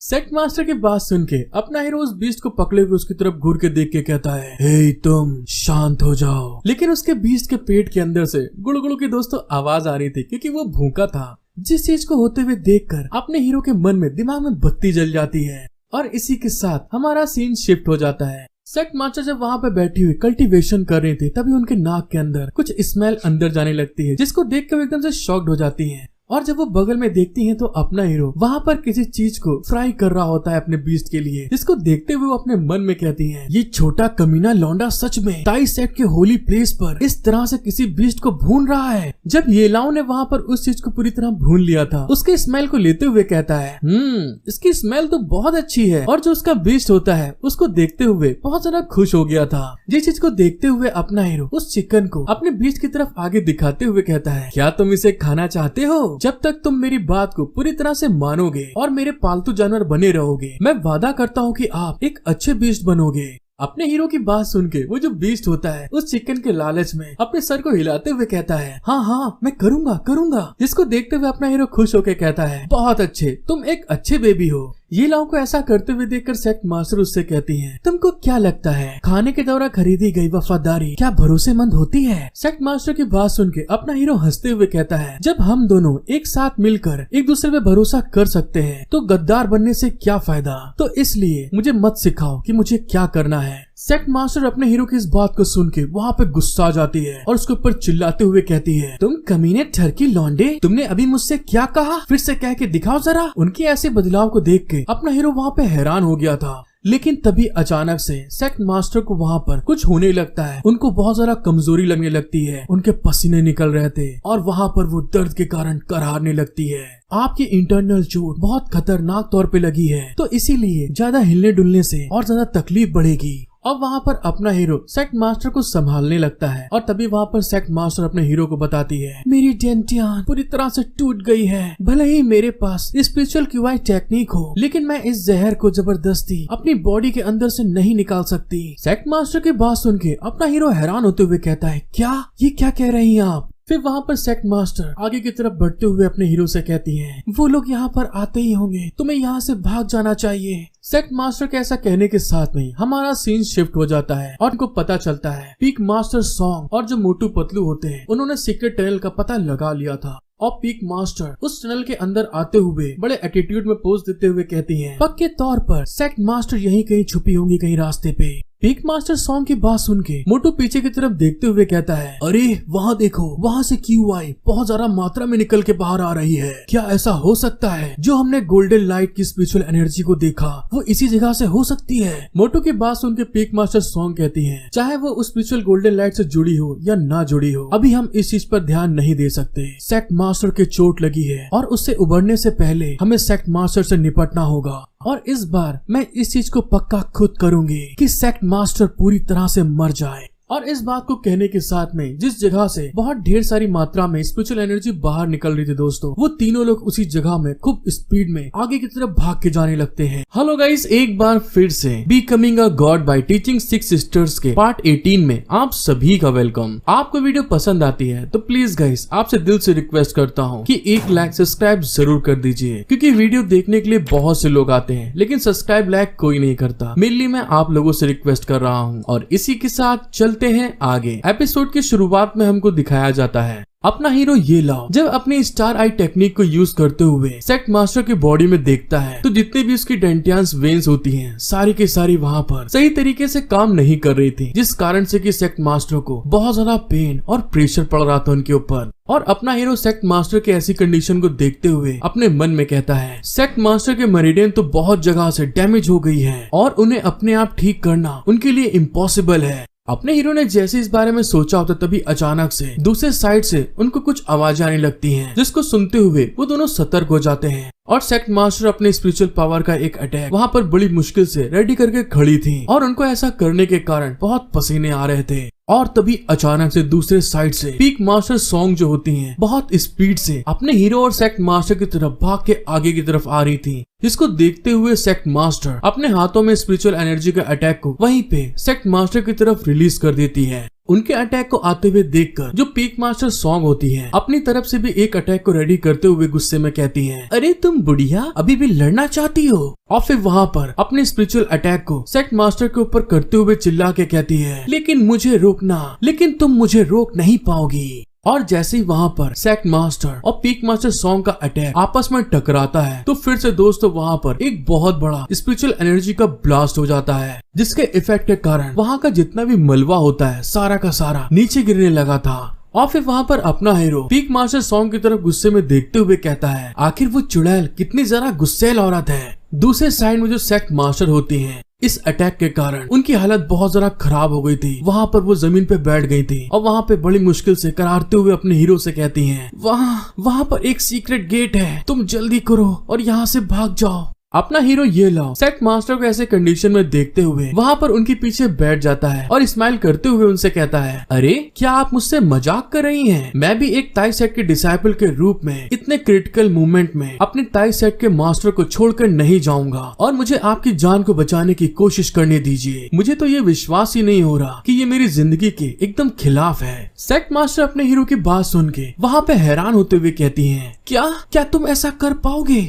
सेक्ट मास्टर की बात सुन के जो अपना हीरो होता है वहाँ पर अपनी स्टार आई को एक्टिवेट करते हुए अपने हाथों में स्पिरिचुअल एनर्जी को गैदर करने लगता है और फिर सेक्ट मास्टर से कहता है, मैं आपकी वेन्स में हुए नुकसान को आसानी से देख सकता हूँ और स्पिरिट क्यूआई को आपकी वेन से गुजरने और आपके मेरिडियन को रिपेयर करने के लिए मैं उन्हें गाइड कर सकता हूँ। आपके और मेरे पास बस एक केवल यही रास्ता बचा है। और इस बात को कहने के बाद जो अपना हीरो ये लाव होता है सेक्ट मास्टर की पीठ के ऊपर हाथ रखते हुए अपनी स्पिरिचुअल एनर्जी को उनकी बॉडी के अंदर ट्रांसमिट करने लगता है, मतलब डालते हुए कहता है, इसीलिए पहले मुझे कोशिश करने दीजिए। और जैसे सेक्ट मास्टर इसको फील करती हैं तो वहाँ पे वो शॉक्ड होते हुए कहती हैं, लेकिन और तभी उतनी देर में अपने हीरो की स्पिरिचुअल एनर्जी उनकी बॉडी के अंदर जाने के कारण उनको वहाँ पे पेन होने लगता है, पसीने आने लगते हैं, वहाँ पे वो करार रही थी। और दूसरे साइड में हमें अपने हीरो को दिखाया जाता है जिसे कि सेक्ट मास्टर के अंदर अपने स्पिरिचुअल एनर्जी डालने के कारण उसको भी वहाँ पर बहुत तकलीफ हो रही थी, उसके पसीने छूट रहे थे और वहाँ पर वो घबराते हुए अपने मन में कहता है, मेरी स्पिरिचुअल क्यूआई अकेले सेक्ट मास्टर के मेरिडियन को पूरी तरह से रिपेयर करने के लिए काफी नहीं है। मुझे इनकी बॉडी प्यूरिफाई करने के लिए सभी आसपास की स्पिरिचुअल एनर्जी को अपनी बॉडी के अंदर एब्सॉर्ब करने की जरूरत है। लेकिन सवाल तो ये है कि क्या मेरी बॉडी इसे झेल सकती है? चलो कोई बात नहीं, अपना सबसे बेस्ट करता हूँ। और इस बात को कहते हुए वो वहाँ पर अपने आसपास जितनी भी स्पिरिचुअल क्यूआई उस केव के अंदर मौजूद होती है वो सारी की सारी स्पिरिचुअल क्यूआई को अपनी बॉडी के अंदर एब्सॉर्ब करने के साथ में दोस्तों रिफाइन करते हुए कहता है, टेरेंट बॉडी 9 राउंड टेक्निक। और उसके ऐसा करने के साथ में उस जगह पर बहुत ढेर सारी स्पिरिचुअल एनर्जी हवा में फ्लोट करने लगती है, रिलीज होने लगती है। और इसी के साथ हमारा सीन शिफ्ट हो जाता है और हमें थोड़ी देर बाद पीक मास्टर लाव और अपने हीरो की थर्ड सिस्टर दिखाई जाती है जो कि वहाँ पर पीक पे पहुंच चुकी थी। और पीक मास्टर लाव वहाँ पर बढ़ते हुए कहते हैं, वो देखो वो जो माउंटेन का पीक है, हमें वहाँ ऊपर जाना है। जैसे पीक मास्टर लाव ने इस बारे में बोला होता है तभी अचानक से कोई मास्क पहने हुए इंसान उनके पीछे आकर कहता है, लेकिन तुम ऊपर तक नहीं जा सकते। और इस इंसान की आवाज सुन के पीक मास्टर थोड़ा वहाँ घबरा जाते हैं। और तभी अगले पल वो जो मास्क पहने हुआ इंसान था दोस्तों, उसने वहाँ पर अपनी एक टेक्निक को यूज करते हुए पीक मास्टर के ऊपर अटैक कर दिया था। और उसके ऐसा करने के कारण वहाँ पर एक बहुत ज्यादा जोरदार धमाका होता है, जिस धमाके के इफेक्ट से थर्ड सिस्टर और अपने हीरो का जो माल होता है मतलब मिस जिन वहाँ पर अपने आप को बचाने की कोशिश करती हैं। और तभी अगले पल हमें दिखाया जाता है उस धमाके के अंदर से जो मास्टर लाव होते हैं बड़ी मुश्किल से उड़ते हुए पीछे की तरफ जा रहे थे। पीक मास्टर को इस तरह से पीछे की तरफ गिरते हुए देखकर जो मिस जिन होती हैं वहाँ पर हैरान होते हुए चिल्ला के कहती हैं, मास्टर लाव क्या आप ठीक हैं? और जैसा कि आप देख ही सकते हैं कि मास्टर लाव की हालत बहुत ज्यादा खराब हो चुकी थी, उनके खून निकलने लगता है पेट से। और वहाँ पर वो गुस्साते हुए अपने मन में कहते हैं, ये तो नाइट क्रो का मेंबर है जो कि लिडाउ सेट के स्पेशलाइज्ड है लोगों को मारने के लिए। आखिर वे लोग यहाँ पर क्यों हैं? और फिर वहाँ पर उस आदमी की तरफ देखते हुए गुस्सा के चिल्ला के कहते हैं, क्या लिडाउ सेट ताई सेट से लड़ने के लिए इस तरह की घटिया और घिनौनी हरकत करेगा? फिर हमें उस आदमी को दिखाया जाता है जिसने कि वहाँ पर अटैक करा था। और दोस्तों ये वही था जो कि वहाँ पर पीक मास्टर सॉन्ग के सामने उड़ते हुए इनकी तरफ आया था। और वो एल्डर वहाँ पर अपने वेपन को खूब कस के पकड़ता है अगला अटैक करने के लिए। लेकिन तभी जो अपने हीरो की थर्ड सिस्टर होती है अपने पास से एक वुल्फ टाइप की स्पिरिट बीस्ट को बाहर निकालते हुए उस आदमी की तरफ घूर के देख के कहती है, तुमने हमारे ऊपर अटैक क्यों किया? और एक आदमी जो सिर्फ यहाँ पर खड़ा हुआ है, तुमने उसके ऊपर अचानक से अटैक कर दिया। थर्ड सिस्टर की इस बात को सुन के वो आदमी उनकी तरफ देखते हुए कहता है, हम रॉयल बीस्ट पैलेस के साथ परेशानी उठाने का इरादा नहीं रखते हैं, लेकिन क्योंकि आपने ये लॉ के साथ कुछ करना चाहती हैं, इसलिए फ्यूचर में परेशानी से बचना बेहतर है मेरे लिए।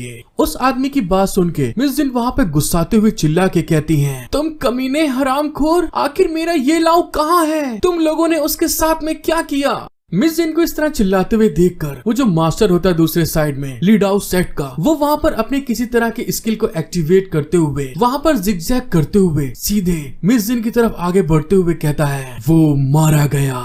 और इसी के साथ हमारा सीन शिफ्ट हो जाता है और हमको पीक मास्टर सॉन्ग दिखाई देती हैं जो कि उस मलबे को अपनी स्पिरिचुअल पावर के थ्रू रिलीज करते हुए सारा का सारा मलबा वहाँ से हटा देती है। और जब वो सामने की तरफ देखती हैं तो अपना हीरो ये लाओ जो सेक्ट मास्टर होती हैं उनको वहाँ पर हील करने की कोशिश कर रहा था। और इस चीज को देखते हुए वो तीनों के तीनों आगे की तरफ बढ़ने लगते हैं और मोटू वहाँ पर आगे बढ़ते हुए कहता है, अरे आखिर ये क्या कर रहा है। अपने भाई की बात सुन के पतलू कहता है, क्या वो सेक्ट मास्टर को ठीक करने की कोशिश कर रहा है। उन दोनों की बात सुन के पीक मास्टर सॉन्ग हंसते हुए कहती है वो दोनों के दोनों बुरी तरह पगला चुके हैं। और इस बात को कहने के बाद वो तुरंत अपने हाथ में फिर से दोस्तों एक स्पिरिचुअल बॉल को वहाँ पर गैदर करते हुए अपने हीरो और सेक्ट मास्टर के ऊपर अटैक करने के लिए आगे की तरफ थ्रो करके कहती है, और इसी के साथ तुम लोग का गेम आज यहाँ पर खत्म। जब दूसरे साइड इस तरह के भयानक अटैक को आते हुए सेक्ट मास्टर महसूस करती हैं, तो वहाँ पर वो घबरा रही थी, उनके पसीने आ रहे थे और वो अटैक धीरे धीरे अपने हीरो की तरफ आगे बढ़ रहा था।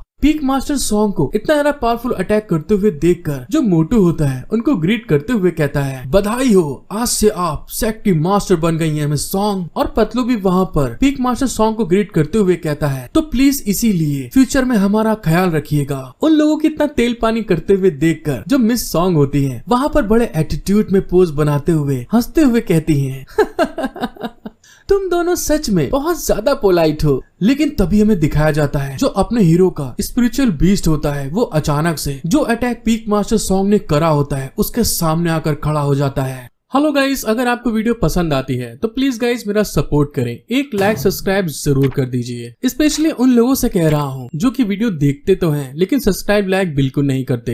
एपिसोड 19 की स्टार्टिंग में हमें कुछ समय पहले का सीन दिखाया जाता है जहाँ पर अपना हीरो ये लाओ ने अपने स्पिरिचुअल बीस्ट को बाहर निकालते हुए उससे कहता है, मेरे लिटिल बीस्ट क्या तुम भुना हुआ मेमना खाना चाहते हो। उसकी बात सुन के लिटिल बीस्ट को समझ में नहीं आता इसका मतलब क्या है। फिर वहाँ पर अपना हीरो आगे उससे कहता है, हाँ तुमने सही सुना, मैं तुम्हारे लिए ताजा मेमना जिसे और ज्यादा मजेदार बनाने के लिए मैं उसे चारकोल की राख के ऊपर मजे से पकाऊंगा, फिर उसे सीक्रेट बारबेक्यू सॉस के साथ तुम्हें दूंगा जिसका रंग लाल और मसालेदार और खूब स्वादिष्ट होता है। और जब उसे काटा जाता है तो उसका बाहर का हिस्सा जल जाता है लेकिन उसके अंदर का हिस्सा बहुत सॉफ्ट होता है जिसे मुंह में डालते ही वो तुरंत पिघल जाता है और जब तुम उसे चबाते हो तो थोड़ी सुगंध के साथ थोड़ा मसालेदार होता है। अपने हीरो की इस बात को सुन के जो उसका लिटिल बीस्ट होता है वो बहुत ज्यादा खुश होते हुए कहता है, हाँ मैं खाना चाहता हूँ। उसकी ऐसी हरकत को देखते हुए अपना हीरो उसको आगे कहता है, तो ठीक है, अगर तुम उसे खाना चाहते हो तो तुम्हें बस मेरे लिए थोड़ा सा वक्त निकालने की जरूरत है यहाँ पे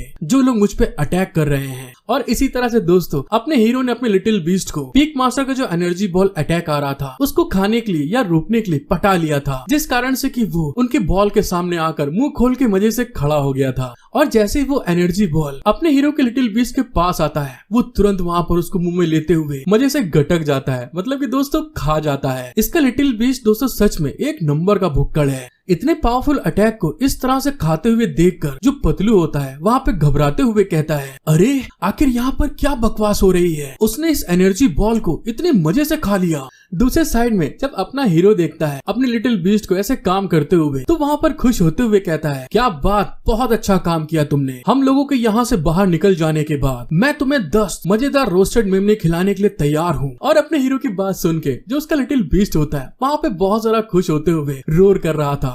जब पीक मास्टर सॉन्ग अपने हीरो के लिटिल बीस्ट के थ्रू अपने अटैक को ऐसे खराब होते हुए देखती है तो वहाँ पे हैरान होते हुए कहती है, क्या ये कैसे हो सकता है, मेरे अटैक के अंदर इतनी ताकत थी, किसी ऐसे व्यक्ति को मारा जा सकता है जो कि अपनी QI कंडीशन रिल्म पर हो और इस बीस्ट ने मेरे अटैक को ऐसे आराम से निगल लिया, आखिर ये कैसे हो सकता है। और जब वो इस बारे में बोल रही होती है तभी लिटिल बीस्ट जो होता है वहाँ पे उस एनर्जी अटैक को डाइजेस्ट करते हुए एक मस्त ढकार लेता है, जिसको देखते हुए पतलू वहाँ पे हैरान होके कहता है, लेकिन आप तो देख सकती हैं कि वो कैसे वहाँ पे मजे से खाने के बाद ढकार ले रहा है। उसकी बात सुन के पीक मास्टर सॉन्ग हैरान होते हुए कहती है, क्या उसने मेरे इतने पावरफुल हमले को सिर्फ खाने के रूप में ऐसे ही खा लिया। और इस चीज को देखने के बाद जो पीक मास्टर सॉन्ग होती हैं अपने हाथ में एक स्वॉर्ड को अपेयर करते हुए सीधे लिटिल बीस्ट की तरफ आगे बढ़ते हुए उसके ऊपर अटैक करते हुए कहती है, ये सिर्फ हमारे सामने एक रोड़ा है तो और आगे निकल जाओ। लेकिन जब little beast peak master song को ऐसे अटैक करते हुए अपने ऊपर देखता है तो दोस्तों वहाँ पे वो बहुत ज्यादा गुस्सा आ जाता है और तभी वो अगले पल वहाँ पर अपनी वही फ्लेम अटैक को पीक मास्टर के ऊपर थ्रो कर देता है, जो कि 1-2 एपिसोड पहले उसने अपने हीरो के ऊपर अटैक किया था। अचानक से इस तरह से अपने ऊपर फ्लेम अटैक को आते हुए देखकर जो पीक मास्टर सॉन्ग होती हैं वहाँ पे घबरा जाती हैं और जैसे ही लिटिल बीस्ट का जो फ्लेम अटैक होता है उन लोग के ऊपर वहाँ पे पड़ता है तो उन तीनों की हालत वहाँ पे बहुत ज्यादा बुरी हो जाती है। वो जलने लगती हैं और जिस जगह पे वो पड़ता है अटैक वहाँ पे वो जगह भी टूटना स्टार्ट हो जाती है। और फिर हमें दिखाया जाता है पीक मास्टर सॉन्ग की हालत जो कि वहाँ पर बहुत ज्यादा खराब हो गई थी। अपने लिटिल बीस्ट के सिर्फ एक फ्लेम अटैक के कारण उसके कपड़े वहाँ पर बुरी तरह जल चुके थे और वो वहाँ पर घायल हो गई थी और साथ ही मोटू पतलू की हालत भी वहाँ पर खराब हो गई थी। जिस चीज को देखते हुए पीक मास्टर सॉन्ग वहाँ पर गुस्साते हुए कहती है, तुम कमीने जानवर, तुम भाड़ में जाओ। लेकिन दूसरे साइड में जो लिटिल बीस्ट होता है पीक मास्टर सॉन्ग के ऊपर अटैक करने के बाद बहुत ज्यादा खुश हो गया था। वो बहुत वहाँ पे उछलने लगता है उसके ऐसी हालत देखने के बाद में। लेकिन तभी अचानक से अपना हीरो वहाँ पे कुछ डेंजर सेंस कर लेता है और तभी वहाँ पर स्पीड में आगे बढ़ने लगता है। ये लाओ को इस तरह से बढ़ते हुए देखकर जो मोटू होता है वहाँ पे चिल्ला के कहता है पीक मास्टर सॉन्ग से, मिस सॉन्ग, उस लड़के ये लाओ के साथ में कुछ गड़बड़ है। और तभी हमको पता चलता है पीक मास्टर सॉन्ग ने वहाँ पर फिर से अपनी शॉट को यूज करते हुए ये लाओ और उसके बीस्ट के ऊपर अटैक करने के लिए आगे बढ़ जाती है। और वहाँ पे एक स्लैश चलाते हुए मोटू की बात सुन के कहती है, अरे तुम किस बारे में बात कर रहे हो? इस अटैक के बाद इस जानवर को मैं पूरी तरह से साफ कर दूंगी, मतलब कि दोस्तों मार डालूंगी। जब अपना हीरो अपने बीस्ट के ऊपर पीक मास्टर सॉन्ग के थ्रू इतना पावरफुल स्लैश लगाते हुए देखता है तो तुरंत वहाँ पर अपनी स्पीड को यूज करते हुए जंप लगाकर सीधे वहाँ पर लिटिल बीस्ट के सामने आकर खड़ा हो जाता है। और उसके ऐसा करने के कारण जिस स्लैश को पीक मास्टर सॉन्ग ने उस लिटिल बीस्ट के ऊपर लगाया होता है अपना हीरो ये लाओ उस स्लैश को अपनी पीठ के ऊपर ले लेता है। और उसके ऐसा करने के कारण जिस शॉट से पीक मास्टर ने उसके ऊपर अटैक किया होता है उस शॉट के वहाँ पर टुकड़े टुकड़े हो जाते हैं। और इस तरह से अपने शॉट को टूटते हुए देखकर पीक मास्टर सॉन्ग वहाँ पे हैरान होके कहती है, अरे ये क्या, मेरी स्नो सकुरा स्वॉर्ड आखिर इस तरह से कैसे टूट सकती है? और दूसरे साइड में हमें अपने हीरो को दिखाया जाता है पीक मास्टर सॉन्ग के अटैक के कारण उसके कपड़े वहाँ पे फट जाते हैं लेकिन उसकी बॉडी के ऊपर एक स्क्रैच तक नहीं आता। और ये लाओ वहाँ पर अपने स्किल को एक्टिवेट करते हुए कहता है 9 rounds of golden bones unlock. और उसके ऐसा करने के साथ में उसकी बॉडी के चारों तरफ बहुत ढेर सारी स्पिरिचुअल एनर्जी रिलीज होने लगती है। जब पीक मास्टर सॉन्ग अपने हीरो को इस तरह से खड़े हुए देखती हैं तो वहाँ पे वो गुस्साते हुए कहती हैं, ये कचरा तो सिर्फ अभी अपनी बॉडी टेम्परिंग की स्टेज पर है, जल्दी करो और उसे मार डालो। अगर वो अपनी कल्टीवेशन में आगे बढ़ गया तो हमारे लिए बहुत बड़ा खतरा बन जाएगा। उसकी बात सुनते हुए जो मोटू पतलू होते हैं तुरंत उसके ऊपर अटैक करने के लिए आगे बढ़ने लगते हैं। लेकिन तभी अचानक से जो सेक्ट मास्टर होते हैं वहाँ पर अपनी आंख ओपन करती हैं और सामने की तरफ अपनी स्पिरिचुअल पावर रिलीज करते हुए सीधे आगे की तरफ खूब स्पीड में बढ़ने लगती हैं। और वहाँ पर आगे बढ़ने के साथ में जो मोटू पतलू अपने हीरो के ऊपर अटैक करने के लिए आगे बढ़ रहे थे उन दोनों को वहाँ पे छाती से पकड़ते हुए सीधे पीछे चट्टान पे ले जाके धड़ाम से टकरा देती हैं, जिसके इम्पैक्ट के कारण उन दोनों की हालत वहाँ पे खराब हो गई थी और वो चट्टान भी वहाँ पर टूट जाती है। फिर पीक मास्टर वहाँ पर उनको वहीं पे टांगे हुए गुस्से में उनकी तरफ घूर के देखते हुए कहती हैं, तुम कमीने गद्दार, तुमने मुझे धोखा दिया। सेक्ट मास्टर को इस तरह से अपनी पावर को यूज करते हुए देखकर कि उन्होंने मोटू पतलू को एक झटके में निपटा दिया, पीक मास्टर सॉन्ग वहाँ पे घबराते हुए चिल्ला के कहती हैं, अरे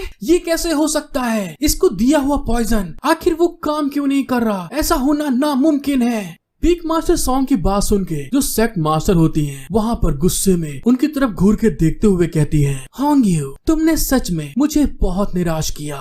और उनको इस तरह से घूरते हुए देखकर जो पीक मास्टर सॉन्ग होती है वहाँ पर उनकी बुरी तरह फट चुकी होती है और वहाँ से वो तुरंत तेजी से भागते हुए कहती हैं, थक तेरे की लग गए घोड़े। और उसको इस तरह से भागते हुए देखकर जो अपना हीरो होता है चिल्ला के कहता है, सेक्ट मास्टर वो यहाँ से दूर भागने की कोशिश कर रही है। अपने हीरो की इस बात को सुन के जो पीक मास्टर सॉन्ग होती है पीछे पलट के गुस्से में देखते हुए कहती हैं, तुम मेरे वापस आने का इंतजार करो, अपने सीनियर के साथ में मैं वापस आकर तुम लोगों को मार डालूंगी और मेरी इतनी तेज स्पीड के साथ ताई सेक्ट में ऐसा कोई भी नहीं है जो मुझे यहाँ पर पकड़ सके। पीक मास्टर सॉन्ग ने जैसे इस बारे में बोला होता है तभी अचानक से जो सेक्ट मास्टर होती हैं वहाँ पर अपने हीरो ये लाओ को अपने मस्त बगल में बलून में दबाते हुए उसके सामने आकर खड़ी हो जाती हैं और उनके बलून से अपने सर को टकराते हुए देखकर अपना हीरो वहाँ पे बहुत ज्यादा शॉक्ड हो रहा था। तभी सेक्ट मास्टर गुस्से में कहती है, अरे तुम यहाँ से कहाँ भाग कर जा रही हो? हेलो गाइस, एक बार फिर से becoming a god by teaching 6 sisters के पार्ट 20 में आप सभी का वेलकम। आपको वीडियो पसंद आती है तो प्लीज गाइस मेरा एक सपोर्ट कर दीजिए, प्लीज एक लाइक सब्सक्राइब जरूर करिएगा। स्पेशली उन लोगों से कह रहा हूँ जो कि वीडियो देखने आते हैं लेकिन सब्सक्राइब एंड लाइक सपोर्ट नहीं करते। और इसी के साथ चलते हैं आगे। एपिसोड की स्टार्टिंग में हमको दिखाया जाता है set master peak master song के अचानक से सामने आते हुए उसके सामने से एक जोर से घूंसा मार देती हैं, जिसके इफेक्ट के कारण वो पीछे की तरफ जाके गिरती है। और फिर वहाँ पर सेट मास्टर गुस्से में उसकी तरफ घूर के देखते हुए कहती है, हमारे सेट की सबसे बड़ी गलती ये है कि आपसे तुरंत छुटकारा हम नहीं पा सके। पीक मास्टर को इस तरह से सेट मास्टर को मारते हुए देखकर अपना हीरो वहाँ पे बहुत ज्यादा एक्साइटेड होते हुए उनको चीयर अप करते हुए कहता है, ओ ये कम ऑन सेट मास्टर, तुम उसको पेल दो, उसको झेल दो बुरी तरीके से, दोबारा ये कभी ऐसा कर ना सके। सेट मास्टर की इस बात को सुनने के बाद जो पीक मास्टर सॉन्ग होती है वहाँ पे बड़ी मुश्किल से खड़े होते हुए गुस्से में उनकी तरफ देख के कहती हैं, तुम दोनों बस कचरा हो और कुछ नहीं, जो कि ये भी नहीं देख सकते कि ये टाइम मेरा है। पीक मास्टर की बात सुन के जो सेट मास्टर होती हैं वहाँ पे और जरा गुस्सा आ जाती हैं और अपने पास स्पिरिचुअल पावर को गैदर करते हुए एक अटैक बनाते हुए गुस्से में उसकी तरफ देख के कहती हैं, तुम इस सेट के अंदर मेरी जगह लो, तुम इस लायक नहीं हो और सच बात तो ये है तुम सचमुच एक कूड़ा हो। सेट मास्टर की बात सुन के जो पीक मास्टर सॉन्ग होती है वहाँ पे अपने पास से एक डैगर को बाहर निकालते हुए अपने ही पेट के अंदर स्टेप करते हुए गुस्से में चिल्ला के कहती है, सेट मास्टर अभी तक ये पक्का नहीं हुआ है कि यहाँ पर कौन जीता है। और इस बात को कहने के बाद वो तुरंत उस डैगर को अपने पेट के दोस्तों आर पार कर लेती है, जिसके कारण उसके मुंह से और उसके बॉडी के अंदर से बहुत सारा खून निकलने लगता है। और अगले ही पल पीक मास्टर ने अपनी बॉडी को पूरी तरह से वहाँ पर घायल कर लिया था, जिसकी बॉडी के अंदर से बहुत जरा स्पीड में टमाटो केचप बाहर निकलने लगा था। अपनी बॉडी को वहाँ पर घायल करने के बाद में जो पीक मास्टर सॉन्ग होती है वहाँ पर अपनी एक टेक्निक को परफॉर्म करते हुए एक्टिवेट करना स्टार्ट कर देती हैं, जिसके इफेक्ट के कारण जो उनका ब्लड होता है वो उनकी टेक्निक के अंदर एब्सॉर्ब होना स्टार्ट हो गया था। और दूसरे साइड में जो सेट मास्टर होती हैं उन्होंने भी अपने अटैक को वहाँ पे रेडी कर लिया था। और अगले ही पल अपने अटैक को रेडी करने के बाद में सेट मास्टर एक बहुत powerful attack peak master song की तरफ रिलीज कर देती है, भेज देती है। उस अटैक को आते हुए देखकर जो पीक मास्टर सॉन्ग होती हैं उन्होंने भी वहाँ पर अपनी टेक्निक को एक्टिवेट करते हुए अपने ब्लड से एक अटैक रेडी कर लिया था और सेट मास्टर की तरफ अटैक को रिलीज करते हुए हंस रही थी बुरी तरह से। और जैसे ही वहाँ पर सेट मास्टर और पीक मास्टर का अटैक आपस में टकराता है तो वहाँ पर एक बहुत बड़ा धमाका हो जाता है, जिसके इफेक्ट के कारण आसपास की जितनी भी जगह होती है वो टूटना स्टार्ट हो जाती है धमाके के कारण। पीक मास्टर सॉन्ग के ऐसे अटैक को देखने के बाद जो सेट मास्टर होती हैं थोड़ा वहाँ पे घबरा गई थी, उनके वहाँ पे पसीने आने लगे थे, लेकिन फिर वहाँ पे वो अपने आप को संभालते हुए अपनी पावर को गैदर करके बहुत स्पीड में आगे की तरफ पीक मास्टर सॉन्ग के ऊपर अटैक करने के लिए जाने लगती हैं। लेकिन तभी जैसे वहाँ पर वो अटैक करने के लिए पहुँचती हैं तो वहाँ पर पीक मास्टर सॉन्ग नहीं होती और ऊपर की तरफ माउंटेन पे एक बहुत बड़ा होल हो गया था, जिसके अंदर से आसमान से चांद की रोशनी नीचे की तरफ आ रही थी। सेट मास्टर इस चीज को देखकर कि वहाँ से भाग गई बहुत सारा गुस्से में ऊपर की तरफ देखते हुए कहती है, क्या तुम्हें ऐसा लगता है कि तुम यहाँ से बच के निकल सकती हो। और फिर हमारा सीन शिफ्ट होके अपने हीरो की थर्ड सिस्टर और मास्टर लाओ के साइड में आ जाता है, जहाँ पर वो लोग लेडाओ सेट के एल्डर के साथ में और उनके असिस्टेंट के साथ में वहाँ पर फाइट कर रहे थे। वहाँ पर फाइट करते हुए जो मास्टर लाओ होते हैं एक निंजा के ऊपर बहुत सारा गुस्से में अटैक करते हुए चिल्ला के कहते हैं, ताई सेट के अंदर आकर अटैक करने की तुम्हारी हिम्मत कैसे हुई, तुम सभी मर क्यों नहीं जाते। जैसे उन्होंने वहाँ पर दूसरे निंजा के ऊपर अटैक करा होता है उनके पीछे की साइड से दो निंजा निकलते हुए मास्टर लाओ के ऊपर अटैक कर देते हैं, लेकिन मास्टर लाओ ने अपनी बॉडी के चारों तरफ स्पिरिचुअल ऑरा का एक प्रोटेक्टिव बैरियर बना लिया था। और जब वो उन निंजा को अटैक करते हुए देखते हैं पीछे से तो बहुत ज्यादा गुस्से में अपनी पावर को रिलीज करते हुए उन दोनों पीछे वाले निंजास को भी बहुत ज्यादा घायल कर देते हैं। फिर हमें अपने थर्ड सिस्टर को दिखाया जाता है जो कि वहाँ पर अपने एरंगोटेन बीस्ट के ऊपर बैठते हुए उन निंजास के ऊपर खूब जोर शोर से अटैक करते हुए चिल्ला के कहती है, तुम हमें यहाँ पर हराने के लिए बस इन कूड़े के ढेरों के ऊपर निर्भर होकर यहाँ पर आए हो। और फिर हमको मिस जिन को भी दिखाया जाता है जिसके आसपास बहुत ढेर सारे निंजास उसके ऊपर अटैक करने के लिए बढ़ रहे थे और अपने ऊपर अटैक करते हुए देखकर मिस जिन भी वहाँ पर अपने एक स्किल को एक्टिवेट करते हुए उन सारे निंजास को वहाँ पे घायल करते हुए आगे निकल जाती है और फिर अपने मन में कहती है, सीनियर ये लाओ अभी भी किसी भी समय पर खतरे में हो सकते हैं, नहीं मैं यहाँ पर ऐसे नहीं रुक सकती। जैसे मिस जिन वहाँ पर ये लाओ की मदद करने के लिए आगे बढ़ने लगती है तभी अचानक से लेडाओ सेट के वही एल्डर अचानक से मिस जिन के सामने आकर खड़े हो जाते हैं और उसको रोकते हुए कहते हैं, हे क्या तुम यहाँ से कहीं जाने की कोशिश कर रही हो। और अचानक से उसको सामने आते हुए देखकर मिस जिन एकदम से शॉक्ड हो गई थी। मिस जिन को पीछे होते हुए देखकर जो लेडाओ सेट के एल्डर होते हैं वहाँ पर अपनी स्किल को एक्टिवेट करते हुए स्माइल करके कहते हैं, ओहो तो तुम पीछे हटने की कोशिश कर रही हो, लेकिन मैं तुम्हें बता दूं कि मेरे अटैक के सामने से एक पल में हटना और चकमा देना इतना आसान नहीं है, क्योंकि तुम सीनियर सिस्टर के डिसाइपल बनने के लायक हो। इसीलिए मैं तुम्हें एक मौका दे रहा हूँ कि मेरे लेडाओ सेट में वापस आ जाओ। उस एल्डर की बात सुन के जो मिस जिन होती हैं वहाँ पे बहुत ज्यादा गुस्साते हुए चिल्ला के कहती हैं, सोंग हुंगियो ने बाहरी लोगों के साथ मिली भगत की और साथ ही सेक्ट मास्टर को मार डाला। मैं अब उनकी डिसाइपल नहीं हूँ। और जैसे वहाँ पर मिस जिन ने ये बात बोली होती है, उतनी ही देर में मास्टर लॉ और थर्ड सिस्टर दोनों के दोनों सारे निंजास का काम खत्म करके उसके पास आ गए होते हैं। और थर्ड सिस्टर वहाँ पे आगे बढ़ते हुए कहती है, हे बुड्ढे, इस तरह से घमंडी होना बंद करो तुम, क्योंकि तुम्हें आज यही मरना होगा। जैसे थर्ड सिस्टर ने इस बारे में बोला होता है, तभी अचानक से जितने भी निंजास वहाँ पे मरे होते हैं दोस्तों, उनका जो ब्लड होता है आसमान में ऊपर की तरफ जाने लगता है। और इस तरह से ब्लड को आसमान की तरफ जाते हुए देखकर जो मास्टर लॉ होते हैं वहाँ पे हैरान होते हुए कहते हैं, ये तो। और जैसे वो आगे कुछ बोलने वाले होते हैं, लेडाउ सेट के जो एल्डर होते हैं वहाँ पर क्रिपी स्माइल देते हुए हंसते हुए कहते हैं इस टेक्निक को बनाने के लिए हमारे लेडाउ सेट ने बहुत ढेर सारे डिसाइपल्स का बलिदान दिया, और अब वो तुम पहले इंसान होगे जो इस टेक्निक का शिकार बनने वाला है, जिस कारण से कि तुम लोगों को बहुत ज्यादा सम्मानित महसूस करना चाहिए कि तुम लोग इस टेक्निक से मरने वाले हो। उस एल्डर की बात सुनने के बाद थर्ड सिस्टर मिस जिन वहाँ पे बहुत ज्यादा घबरा जाती हैं, और कुछ ही देर में आसमान का रंग सुर्ख लाल कलर का हो जाता है और वहाँ से खूब ढेर सारी थंडर जमीन की तरफ गिर रही थी। तभी वहाँ पर कोई चिल्ला के कहता है, forbidden art, blood sacrifice, heavenly tribulation. Hello guys, अगर आपको यहाँ तक मेरा वीडियो एक्सप्लेनेशन पसंद आया है तो प्लीज गाइस अभी वीडियो को पॉज करके एक लाइक सब्सक्राइब तुरंत ठोक दीजिए। और मेनली मैं उन्हीं लेजी लोगों के लिए बात कर रहा हूँ जिनसे ये चीजें नहीं हो पाती हैं, और वो जलील लोगों के तरीके बस वीडियो देखते हैं और चले जाते हैं। अगर आप उस लाइन में नहीं आना चाहते तो सब्सक्राइब कर लें, क्योंकि वीडियो बनाने में दोस्तों मेहनत लगती है यार। एपिसोड 21 की स्टार्टिंग में हमें दिखाया जाता है जैसे वहाँ पर वो लोग फॉरबिडन आर्ट सैक्रिफाइस ब्लड को देखते हैं तो मिस जिन वहाँ पर बहुत सारा घबराते हुए कहती है, ये लोग ताई सेट की जमीन को पूरी तरह से डिस्ट्रॉय करना चाहते हैं। मिस जिन की बात सुन के मास्टर लॉ कहते हैं, हाँ, इन्होंने जबरदस्ती ब्लड सैक्रिफाइस करके हेवनली ट्रिब्यूशन पैदा करना चाहते हैं। उनको ऐसा करते हुए देखकर थर्ड सिस्टर लेडाउ सेट के एल्डर के सामने आते हुए बहुत तेज गुस्से में कहती है, तू कुतिया के पिल्ले हरामखोर, तेरा ऐसा करने की हिम्मत कैसे हुई। और थर्ड सिस्टर को इतना ना गुस्से में देखकर वो एल्डर वहाँ पर खूब जोर जोर से हंस रहा था। और तभी वहाँ पर अचानक से थर्ड सिस्टर बहुत ज्यादा गुस्से में आते हुए उस एल्डर के पास जाकर उसके ऊपर अटैक कर देती है। लेकिन तभी जैसे उसने अटैक करा होता है वो एल्डर वहाँ पर धुआं बन जाता है,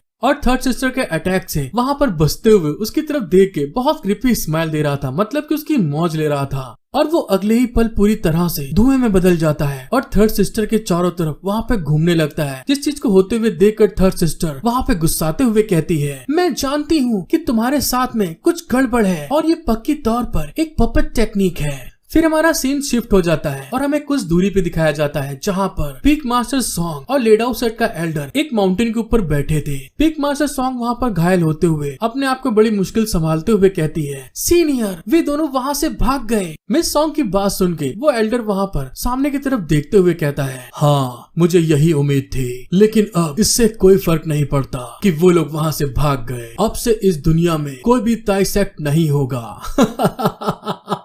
और जैसे उसने इस बारे में बोला होता है तभी अचानक से सामने की तरफ आसमान से थंडर का एक बहुत भयानक अटैक सीधे ताई सेट की जमीन पे आके गिरता है। जिस चीज को होते हुए अपना हीरो और सेक्ट मास्टर उस जगह पर आते हुए देख रहे थे। और तभी सेक्ट मास्टर वहाँ पे बहुत जरा गुस्साते हुए कहती है, अरे आखिर वहाँ पर क्या हो रहा है? ये कौन हरामी कमीने लोग हैं जो मेरे टाई सेट के ऊपर हेवनली ट्रिब्यूशन ला रहे हैं? सेक्ट मास्टर की आवाज सुन के नीचे खड़ी मिस जिन उन लोग को देखते हुए बहुत सारा खुश होकर भाग के आते हुए कहती है, ये लाओ सीनियर, आप दोनों ठीक हैं, यहाँ देखिए हम लोग यहाँ पर हैं। लेकिन तभी वहाँ पर मास्टर लॉ चिल्लाते हुए घबरा के कहते हैं, हे भगवान, लेडाउ सेट इस सेट को पूरी तरह से तबाह करने के लिए हेवनली ट्रिब्यूशन का यूज करेंगे। ऐसा तो हमने कभी सोचा भी नहीं था। हालांकि पीक पे मौजूद लोगों को वहाँ से हटा दिया जाएगा। सेक्ट मास्टर वहाँ पर मास्टर लॉ की बात सुन के गुस्साते हुए कहती है, तुम बस बकवास कर रहे हो। मेरा ताई सेक्ट इस तरह के फॉरबिडन टेक्निक से कैसे डर सकता है?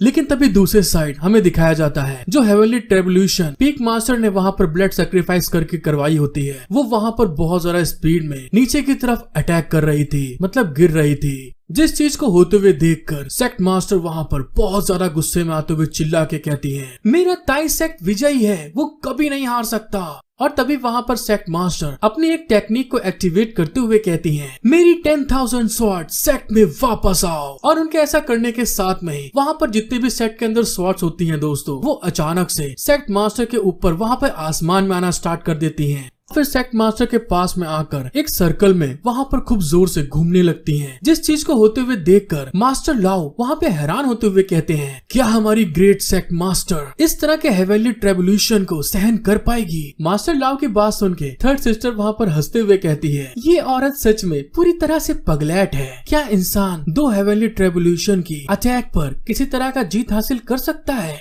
लेकिन दूसरे साइड में जो सेक्ट मास्टर होती है वहाँ पर अपनी सारी 10,000 स्वॉर्ड को लेते हुए अपने चारों तरफ घुमाते हुए सीधे हेवनली ट्रेवल्यूशन के सामने जाके खड़ी हो जाती है, जिसके इफेक्ट के कारण जितनी भी बिजलियां होती हैं सारी की सारी उसकी वहाँ पर 10,000 स्वॉर्ड के ऊपर पड़ना स्टार्ट हो गई थी। और जब सेक्ट मास्टर उन सारी बिजलियों को अपने स्वॉर्ड के ऊपर पड़ते हुए देखती है तो वहाँ पर वो किसी तरह की एक टेक्निक को एक्टिवेट करने लगती है। लेकिन उस टेक्निक को वहाँ पे बना के रखने में जो सेक्ट मास्टर होती हैं उनको वहाँ पे बहुत तकलीफ हो रही थी। उनके वहाँ पे पसीने छूट रहे थे, नसें सारी बाहर निकल आई थी बॉडी की। जिस चीज को होते हुए देखकर जो अपना हीरो ये लॉ होता है वहाँ पे अपने साथियों के बीच में आते हुए कहता है, नहीं, हमारी सोवरेन बहुत लंबे समय तक इसको नहीं रोक सकती। अपने हीरो की बात सुन के मिस जिन भी वहाँ पर कहती है, हाँ तुम सही पकड़े हो। टाई सेट के डिसाइपल को प्रोटेक्ट करने के लिए उन्होंने अपनी जिंदगी को पूरी तरह से सेक्रीफाइस कर दिया। और इस बात को सुनने के बाद वो सारे के सारे वहाँ पे बहुत ज्यादा एक्साइटेड हो जाते हैं और वहाँ पर सेक्ट मास्टर की तरफ खूब स्पीड में आगे की तरफ बढ़ते हुए मास्टर लाओ चिल्ला के कहते हैं, सोवरेन हम आपकी मदद करने के लिए आ रहे हैं। और तभी वहाँ पर मिस जिन भी कहती है, हाँ मैं भी करूँगी। इस तरह से भागकर आगे जाते हुए देखकर जो अपना हीरो होता है वहाँ पे हैरान होते हुए कहता है, धत तेरे की, आखिर ये लोग किस तरह की नौटंकी करने जा रहे हैं? और उसके थर्ड सिस्टर भी वहाँ पर उसको रोकते हुए कहती है, अरे बेवकूफ लड़के, ये सब करने से कोई फायदा नहीं है। ऐसा है, पहले मेरी बात सुनो। आखिरकार ये एक एराई फॉर्मेशन है जिसे कंट्रोल करने के लिए इंसान को स्पिरिट क्यूवाई का इस्तेमाल करना चाहिए। और उसका मेन फॉर्मेशन कहाँ है ये जानने के लिए तुम जल्दी से अपने स्टार आई टेक्निक को यूज करते हुए इस चीज का पता लगा लो। अगर तुम इस फॉर्मेशन को डिस्ट्रॉय कर सकते हो तो फिर इस हेवनली ट्रेवल्यूशन को तुम रोक सकते हो। अपने सिस्टर की बात सुन के अपना हीरो वहाँ पे आगे की तरफ बढ़ते हुए कहता है, अगर ऐसी बात है तो ये मुझ पर छोड़ दो। और इस बात को कहने के बाद वो अपनी स्टार टेक्निक को एक्टिवेट कर देता है और ऊपर के फॉर्मेशन को देखते हुए कहता है, अगर मैं इसे नजदीक से देखूं तो एक फॉर्मेशन के अंदर आमतौर पर 1 से लेके 3 कोर होते हैं। और जब वहाँ पर वो ऊपर की तरफ फॉर्मेशन में देखता है तो वहाँ पर देखते हुए हैरान होके कहता है, अरे अच्छा तो ये बात है, इसमें 6 कोर है। अपने भाई की इस बात को सुनने के बाद थर्ड सिस्टर वहाँ पे बिल्कुल हैरान हो गई थी, उसके पसीने आ रहे थे। और तभी वो घबराते हुए कहती है, क्या 6 कोर? ये तो मैंने आज तक सुना ही नहीं। और इसमें कोई आश्चर्य की बात नहीं है कि वो इतने बड़े पैमाने पर इस एराई फॉर्मेशन को कैसे अरेंज कर सकते हैं। लेकिन इससे कोई फर्क नहीं पड़ता जब तक तुम उनमें से एक को भी खत्म कर सकते हो।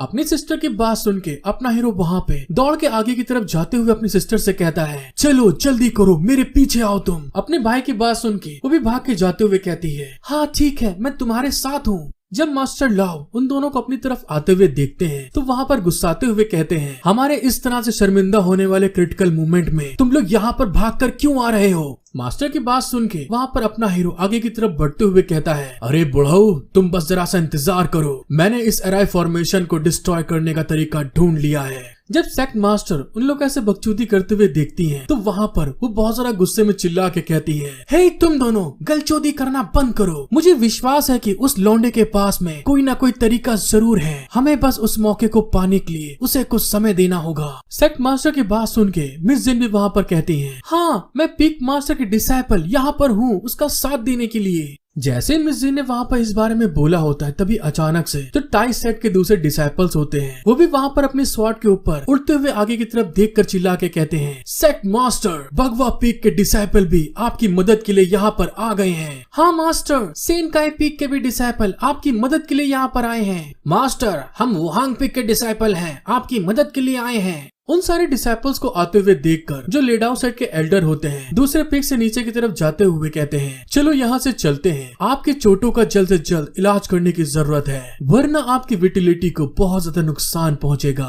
उनकी बात सुन के पीक मास्टर स्वामी वहाँ पर कहती है, हाँ ठीक है, चलो चलते हैं। अगर उन्हें एराई फॉर्मेशन को डिस्ट्रॉय करने का कोई रास्ता मिल गया तो हम लोगों को ज्यादा देर के लिए यहाँ पर रुकने की जरूरत नहीं है। इस एराई फॉर्मेशन को बनाने के लिए जिस आदमी ने चार्ज लिया था वो सबसे ज्यादा स्ट्रॉन्गेस्ट और मददगार है, जिसे मैंने अपनी बहुत ज्यादा चिकनी चुपड़ी बातों से वहाँ पर रोकते हुए बाहर निकाला था, और वो ली डाओ सेट के सीनियर है। ली डाओ सेट के सीनियर का क्या रोल है और ये ताई सेट को पिक मास्टर सॉन्ग के साथ में क्यों खत्म करना चाहते हैं, ये सब हमें नेक्स्ट एपिसोड में पता चलेगा। आप सभी का यहाँ तक वीडियो देखने के लिए दिल से शुक्रिया। आपको मेरा वीडियो एक्सप्लेनेशन पसंद आया है तो प्लीज एक लाइक सब्सक्राइब बिना करे मत जाइएगा। और इसी के साथ मिलते हैं हम लोग नेक्स्ट एपिसोड में। Thank you for watching my video. Love you all.